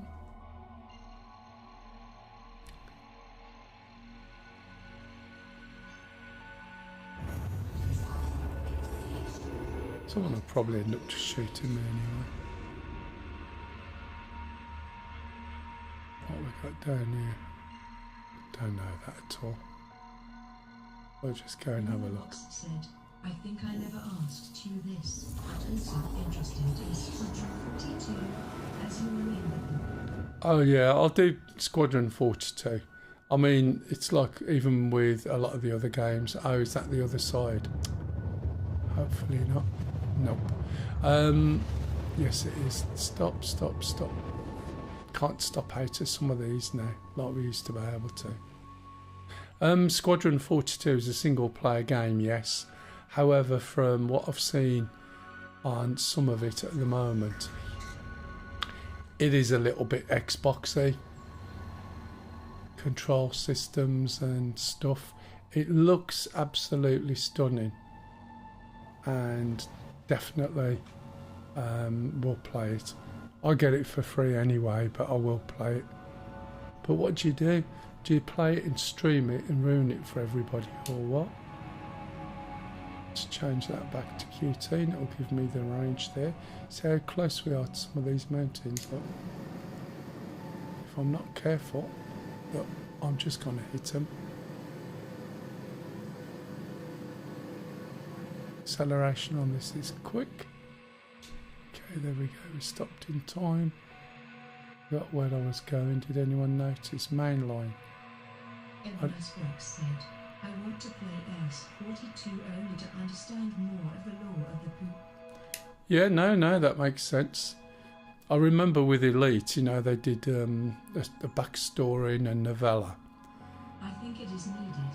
And main story quests for MMO. Well, the original version of it was going to be,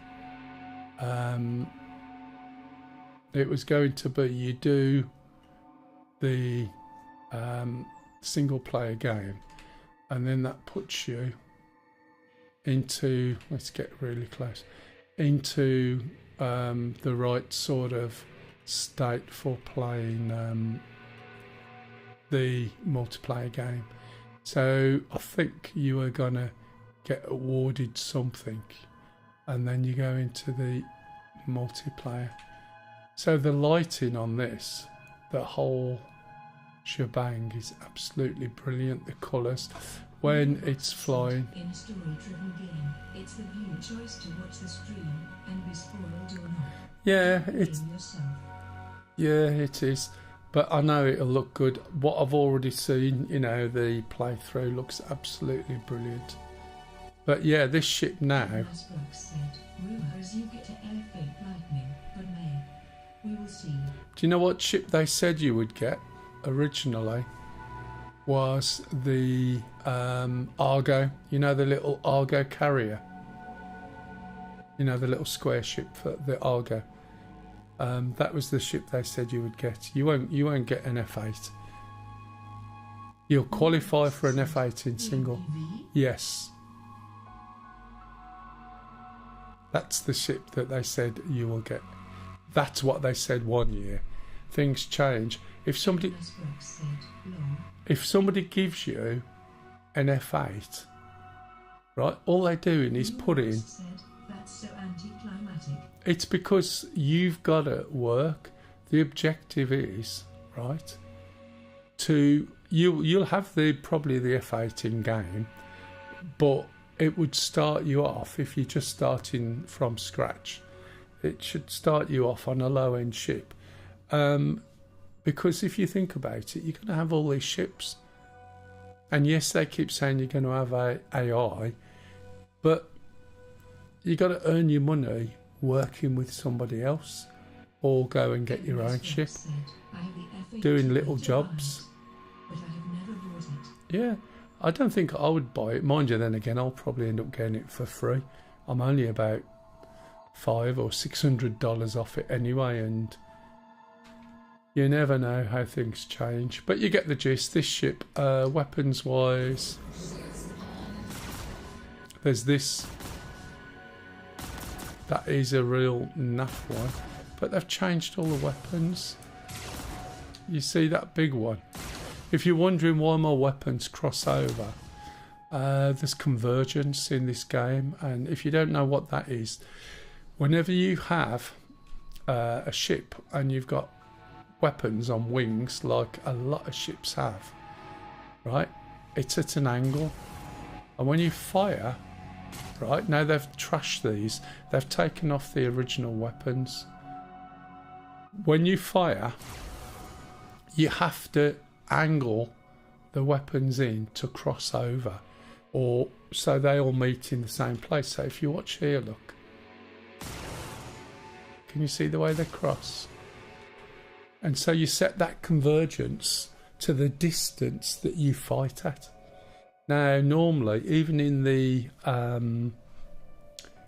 Cutlass Black, I would fight at 500 meters or less, really close. So I would set my convergence. Now there is a switch you can assign to the game, a slider, but I don't use it because, as far as I'm aware, it's still on there. As far as I'm aware, there's no indicator in the ship to tell you what it's set to. So you have to go and find it in game settings. And as you go down, mine's usually 400 to 500. It might be higher because of the resets. Default weapons convergence distance. So by default, that's at 1500 meters. And if you're firing at somebody from 1,000 meters away, you are losing some of the effectiveness. They would give the players that reach SQ-42 and a unique ship with less capability than the F8, but still something collectible. It would be good. I'm sure there will be something. So you can see when you select a ship, right, an enemy ship, you can see the distance. Again, that's something you can switch on and off, right? But when you fire your weapon, if that's set now to about 500, when I'm shooting, I want to be able to fire at that ship, right, from 500 or so. But there's no number, as far as I can see in here, to show you what your convergence is set to. Now, when it's misty, this ship looks absolutely gorgeous. Well, it does anyway, as you can see. But it's obsolete, it's gone. So you would have to look up some of the old video footage of how things are coming out of the big, it's not Banu, what's the other enemy? How the ships come out of those is where you'll see this ship popping out, and it pops out. Is that Seraphim there? That's Grim. Oh, really? Vandal, thank you. There we go, we can go straight back. Yeah, the Vandal. So this is now done differently. This is a very early ship, but it was a very nice ship with excellent weapons. The Banu Defender was also very good, the weapons on it, but people moaned, oh, that's unfair, the Banu's got stronger weapons than my ship.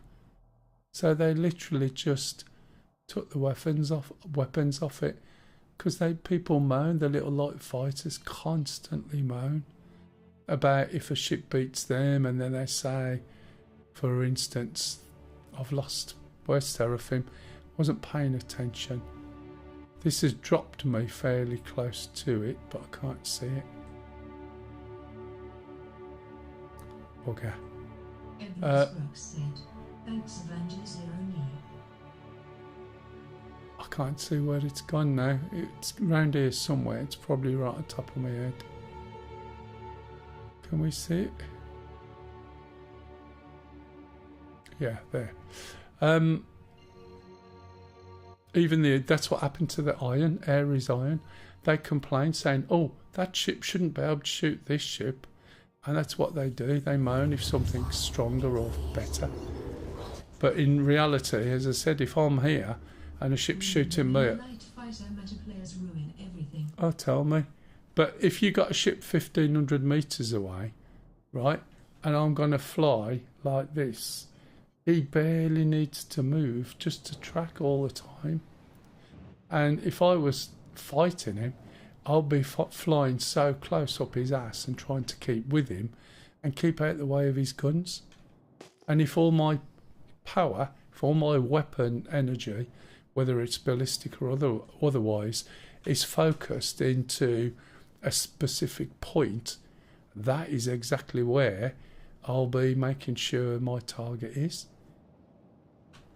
That means that when I'm flying, I'm shooting some ships, I can shoot bits and pieces off the ship, like the engines, for instance, or target specifics. And my weapons are always forward facing. Don't use any gimbals. Now that was another one, right? Before, if you didn't use gimbals, you could put a bigger weapon on. Whereas if you use gimbals, then you couldn't.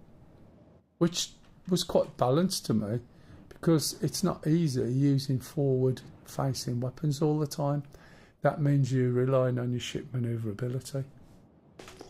And therefore you got like a slight reward, but again, people complained, and now everybody can put the same size weapons on. There's my hanger over there.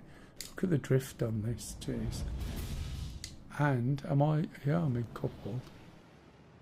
Do you get the gist? I used to like it, the fact I could put size 3s on and other people in the same ship would have size 2s because they wanted gimbals. But that means they've got an automated weapon solution and I'm having to do it myself, so that seemed fair. Where's this hanger? That's the bottom. Remember to get the wings in. What else was I going to show you? The little ones, wasn't it? I like the newer system personally. Yeah, I can understand it, but it's because I flight sim. Because I flight sim. Said, I would think the trick with light fighters, it's to outmaneuver other bigger fighters. That's... They weren't made to tank, so complaining about being blown up. Yeah, exactly. You can't be hit. It's not a value argument. Exactly. But there's a little group of people who moan like shit. This whole... Where's my button now? It'll be around somewhere. Oh. Anyone remember where the start button was?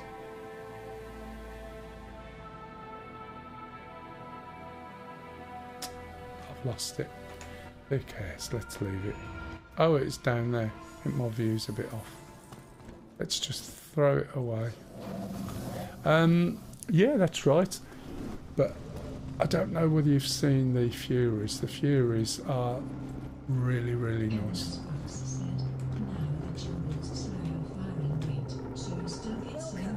Is that what they do? Yeah, always keep the gimbals. The only time I use a gimbal would be if I'm doing some rock mining, because I forgot the name of the oh, there we go, mirror. This is a little fighter.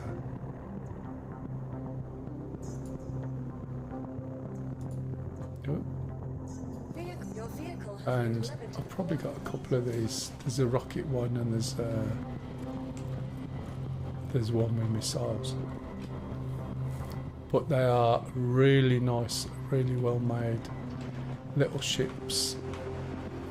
When I say little ships, you'll see what I mean. They have not got they haven't got a quantum drive. But what you do is you put 4 to 5 or 6 of these inside another ship. You take that other ship and then you all jump out.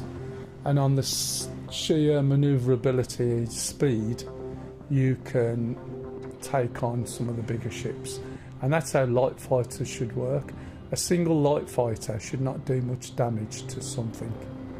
Right? Shouldn't be able to blow it up. But 2 light fighters, 3 light fighters, 4 light fighters, then yeah, go at it. Do you know what I mean? And obviously it depends. To increase that first pass, first death.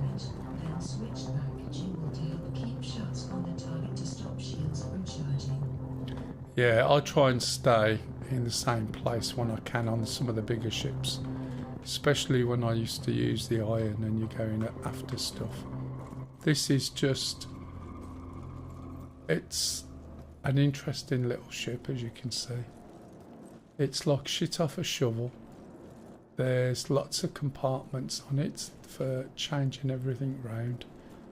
It sort of has landing gear as such. Can't remember the size of the weapons. In a good burst positioning, then I switch back to Jimbalov and burst them dead. I always try and stay as best as I can. I mean, as I said, I play flight sims, and I've never been oh, that's a lie. I'm never often shot by a plane out its backside. Hey, hello, Ghetto. Welcome back. I'm nearly off, so I'm just warning you now. So I will be away soon. Again, I need to switch this auto call, or not auto call, auto slow down off. Now the trouble is, when I come back in this, I'm going to end up coming back in a small hangar, which is fine. What time is it? I'll have to go for cup of tea. Shit, bollocks. Elmas Brooks said, I love when players fly behind me. I flew uncoupled and just spun around long. Yeah, exactly. I used to watch somebody, I forgot his name, and he used to fly around in a 600i and shoot everything, because he'd just pull a bit of speed, wait till they're all following him in trail, and then do exactly that and just blat him with his size 5 lasers.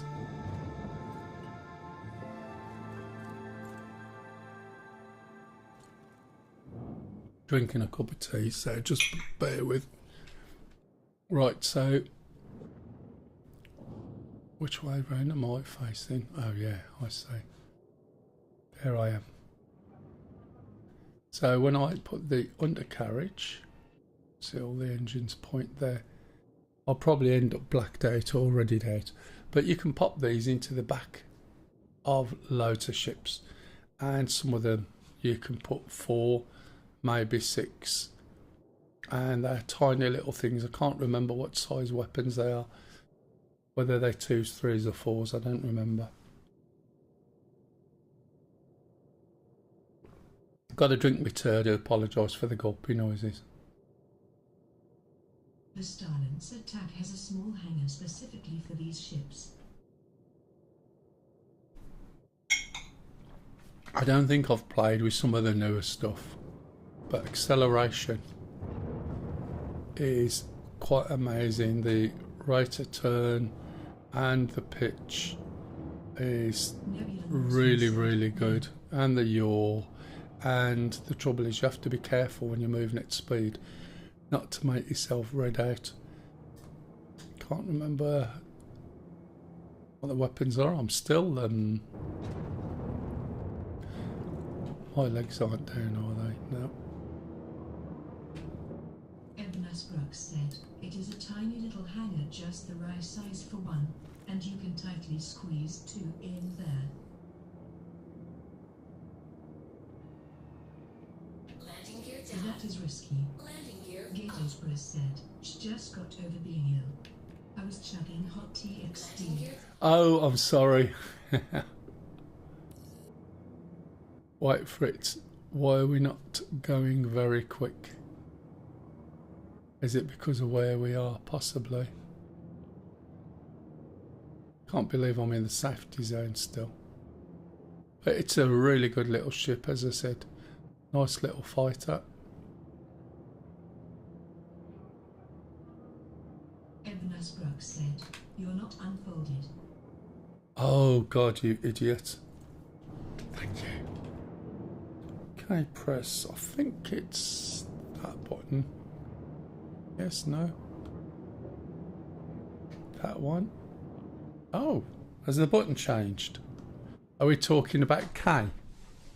Because it's definitely... See, that's undercarriage. That's undercarriage. I can't tell, that's the problem. Are you in SCM? Wait a bit of yes, sorry, I forgot. What am I like? That's because I was going to show the guns. I do apologise, I'm being a numpty here. That's better. So yeah, when you start moving, if you're moving around too quick, sorry about if you're chugging too. There you go.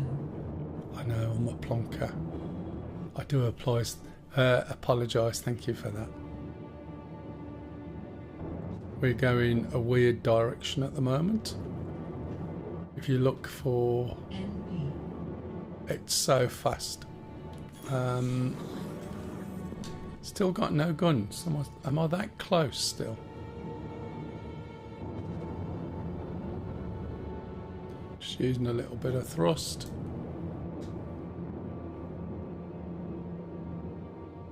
Didn't think I was that close. The only problem... Oh, got missiles as well. The only problem is... Increase the no arms zones. Have they? I didn't realise that. When was that? On the last patch?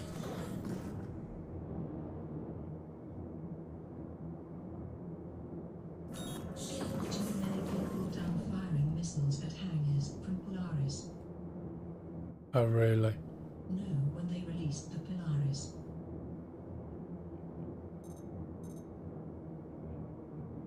Don't know where that guy's going. Well, shortly after. Lol. Landing gear down. Oh, that's what that symbol Landing is. gear up.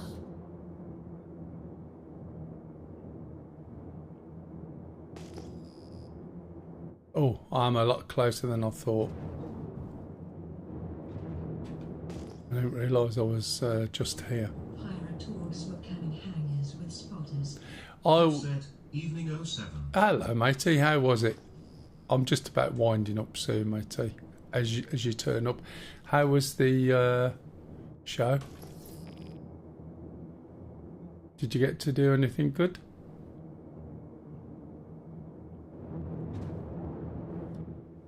What we're looking for here are the big circles, and again you can see the circles there on the top, and the hangars Fox underneath. said, this ship reminds me of the drones in the movie Oblivion with Tom Cruise. Ah, yeah. I tell you what, you look at so many of the ships you'll see in movie references and all sorts. Evan Asbrook said, yes. Aha. Kev said, be okay. Met a few pilots I know, etc. All good. Excellent. Did you go up in anything? Did you get a chance for a ride or not?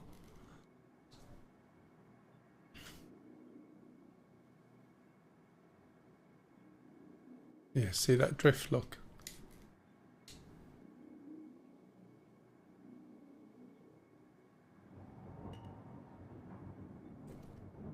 Evan Asbrook said, the new fighter looks like a modified Newing fighter. It's older than that.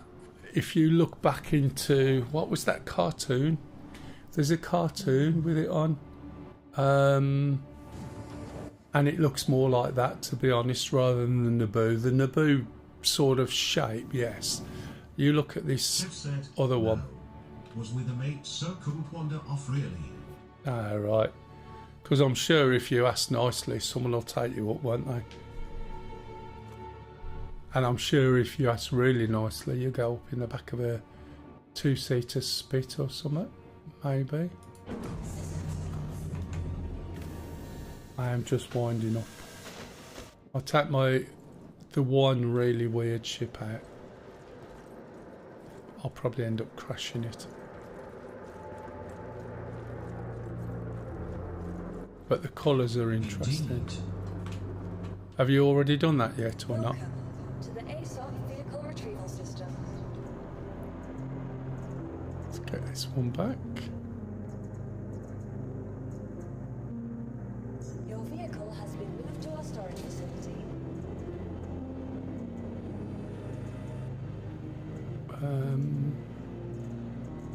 After an S.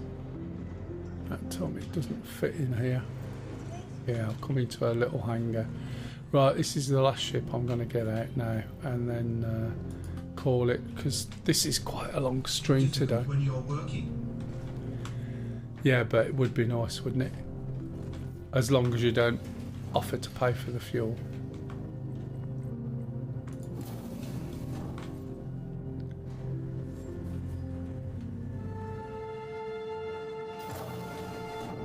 Trouble is, you'd want to get the urge to fly it, wouldn't you? Welcome to the ASOP Vehicle Retrieval System.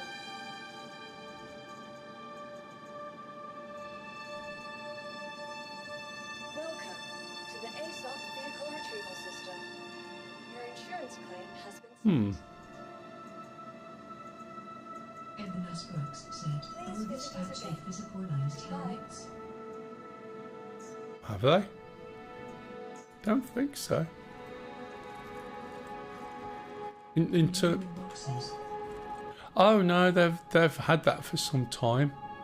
So when you take your hat off, let's change my thing, because my view is all over the place because of when I was outside. So yeah, I've got some interesting views.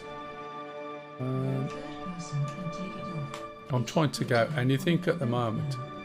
Yeah, but this has been around for ages. Today you have shown a great standing for a bloke of your age now. Excellent. That is a very polite one. I like that. That's my humour. I used to... Oh, right. I see there's no box. Yeah, there is a box. So the box thing has always been the same since a couple of patches ago. Right, did I get that ship out? And stamina with a shit memory. Is that Johnny? Evan Brooks said, "Hold it in your hand." Welcome to the ASOP Vehicle Oh, Retrieval System. how do I hold it in my hand? It either sticks it somewhere or brings it back. Unless they've done that, I'll have to have a look. Right, okay, there's the ship. Vehicle selected. Stand by. Let's see if I can get out the hangar. Location. Dolphin in your hand. Oh, it'll work, will it? Let's get down to the hangar out the way of people in here. I always have my chat off, but then if it's somebody I know, usually they jump on and tell me. Oh, you idiot. I am boiling at the moment. It's going to be very hot tomorrow in the UK. Back up to 30, so that's going to be no fun. Fortunately, working from home Tuesday, at work Wednesday, work from home Thursday. Right, let's have a look then. Let's change this around a little bit. Oh man, everything's way off, isn't it?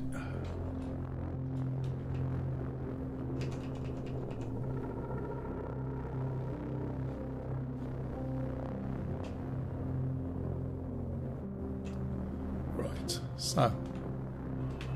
Oh, great. So I can just pull it off my head somehow, yes? How am I going to be doing that? Using eye. Let's drop. I don't want to drop it. 42:43 today here. So how am I supposed to put that in my hand?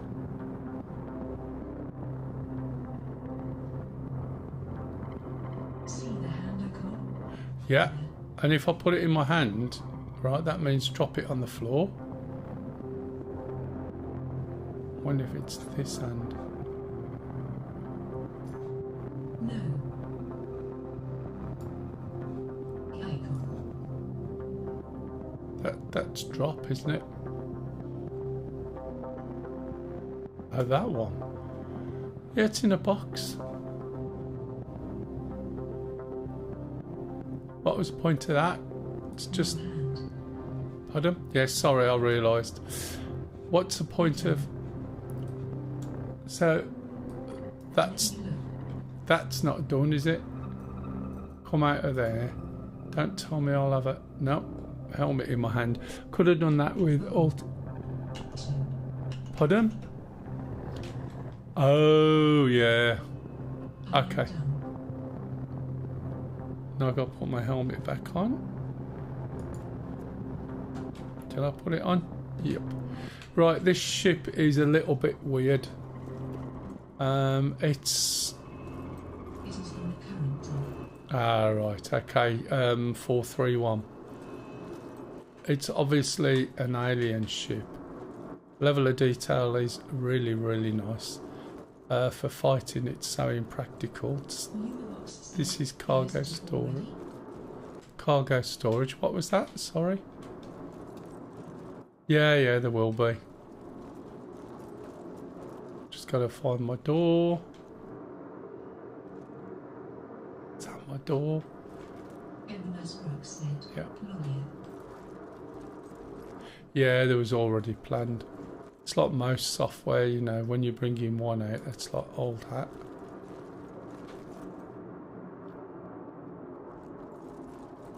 Where's my door gone? Why isn't anything opened? Has it?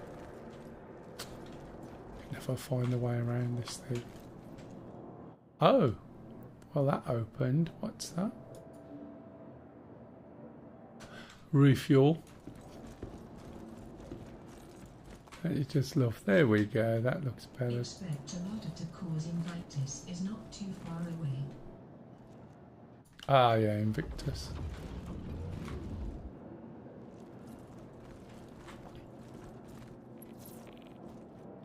It's quite an amazing ship. If you like purple. You've got little lockery things. It's just, again, it's just the mechanics of it all, do you know what I mean? Which is what I quite like. Where's that? There's a... What's that one gonna do? More systems. That's the ladders. What's that one do? Gun rack. It's just crazy, isn't it? Oh. We'll go there. So this is your living quarters.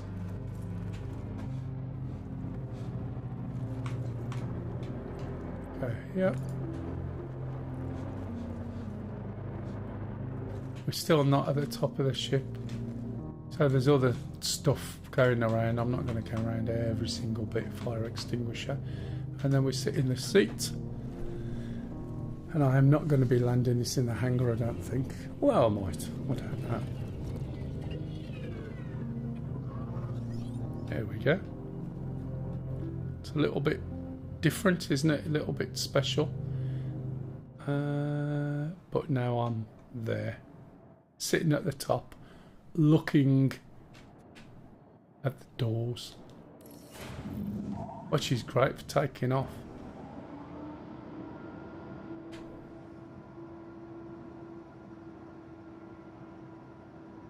Some of the alien ships, I mean this, the Banu, Defender, the Talons, the work on them is absolutely brilliant. The detailing. Which is a bit like going around Tokyo at night, this though, but it looks better in space. I've got to be careful now, so is that going to be up? Oh. Now that, there's a good chance. Have I started it yet? I think I have, haven't I? Or have I? I might have left it previously. No. Which is, I think what I've done in the past is put it away. There we go. I don't like doing this.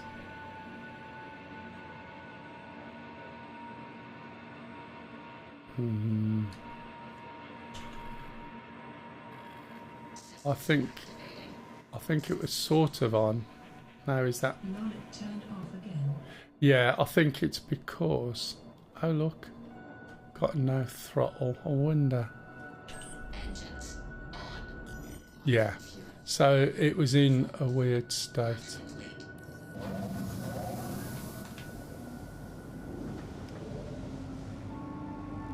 as I said, it's quite interesting. They shut it.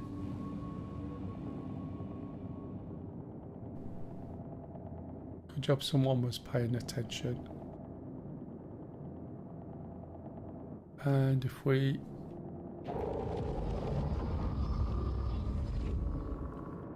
Again, you know, if you're into your videos and stuff, it just looks absolutely stunning. Is it any good? Okay, I got it. Eat. It was nice meeting you. Yeah, no worries. Right, and anyway, I think that's it. I am getting a little bit warm. I know my food will be ready soon. It looks like a flower. Yeah, it does. It looks like a flower, and you can put cargo in those funny little things. But it's the level of detail is ridiculous, isn't it? Don't you think? And then I suppose people will go, no wonder it's taking so long, but why? Anyway, I don't know how it blows up, but we're going to find out. That's quite a nice effect. Not sure what its quantum thing is like. It's got a very interesting colour scheme. Let's jump out of this. Get into quantum. Find somewhere to jump. That'll do. Also sounds very windy. There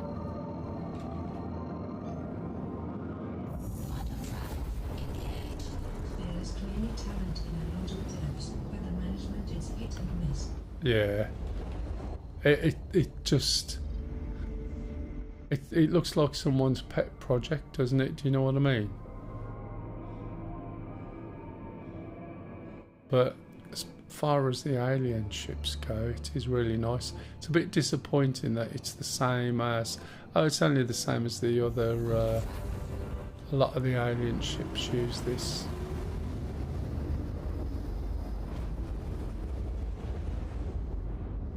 But yeah, it's quite nice. Not sure what it blows up like. We're going to find out. Self-destruct. And then I'm going to be jumping off. So thank you very much for watching today. It has been a bit rambly. Really slow. I know Kev will say no more than usual. But there was a lot of questions asked. And I must admit, my memory was really bad. Oh, no. She wouldn't get it out the hangar. And going into land, can you imagine? There's no rear view camera. But it is really nice. We'll go the other way around. It's a shame there's so much light on it. Kev said, ha ha ha. Catch you later, buddy. Alright, matey. That was quite impressive. Right, okay, so... Before I stop the stream, for those people who have been watching on YouTube, thank you very much. And hopefully I'll be streaming Star Citizen again next week. For those people watching, if you want to win a game package, or you've got a friend who you would like the game package to go to, if you win my stupid competition next week, then you can nominate a friend, get them to sign up, and I'll gift them a game package, alright?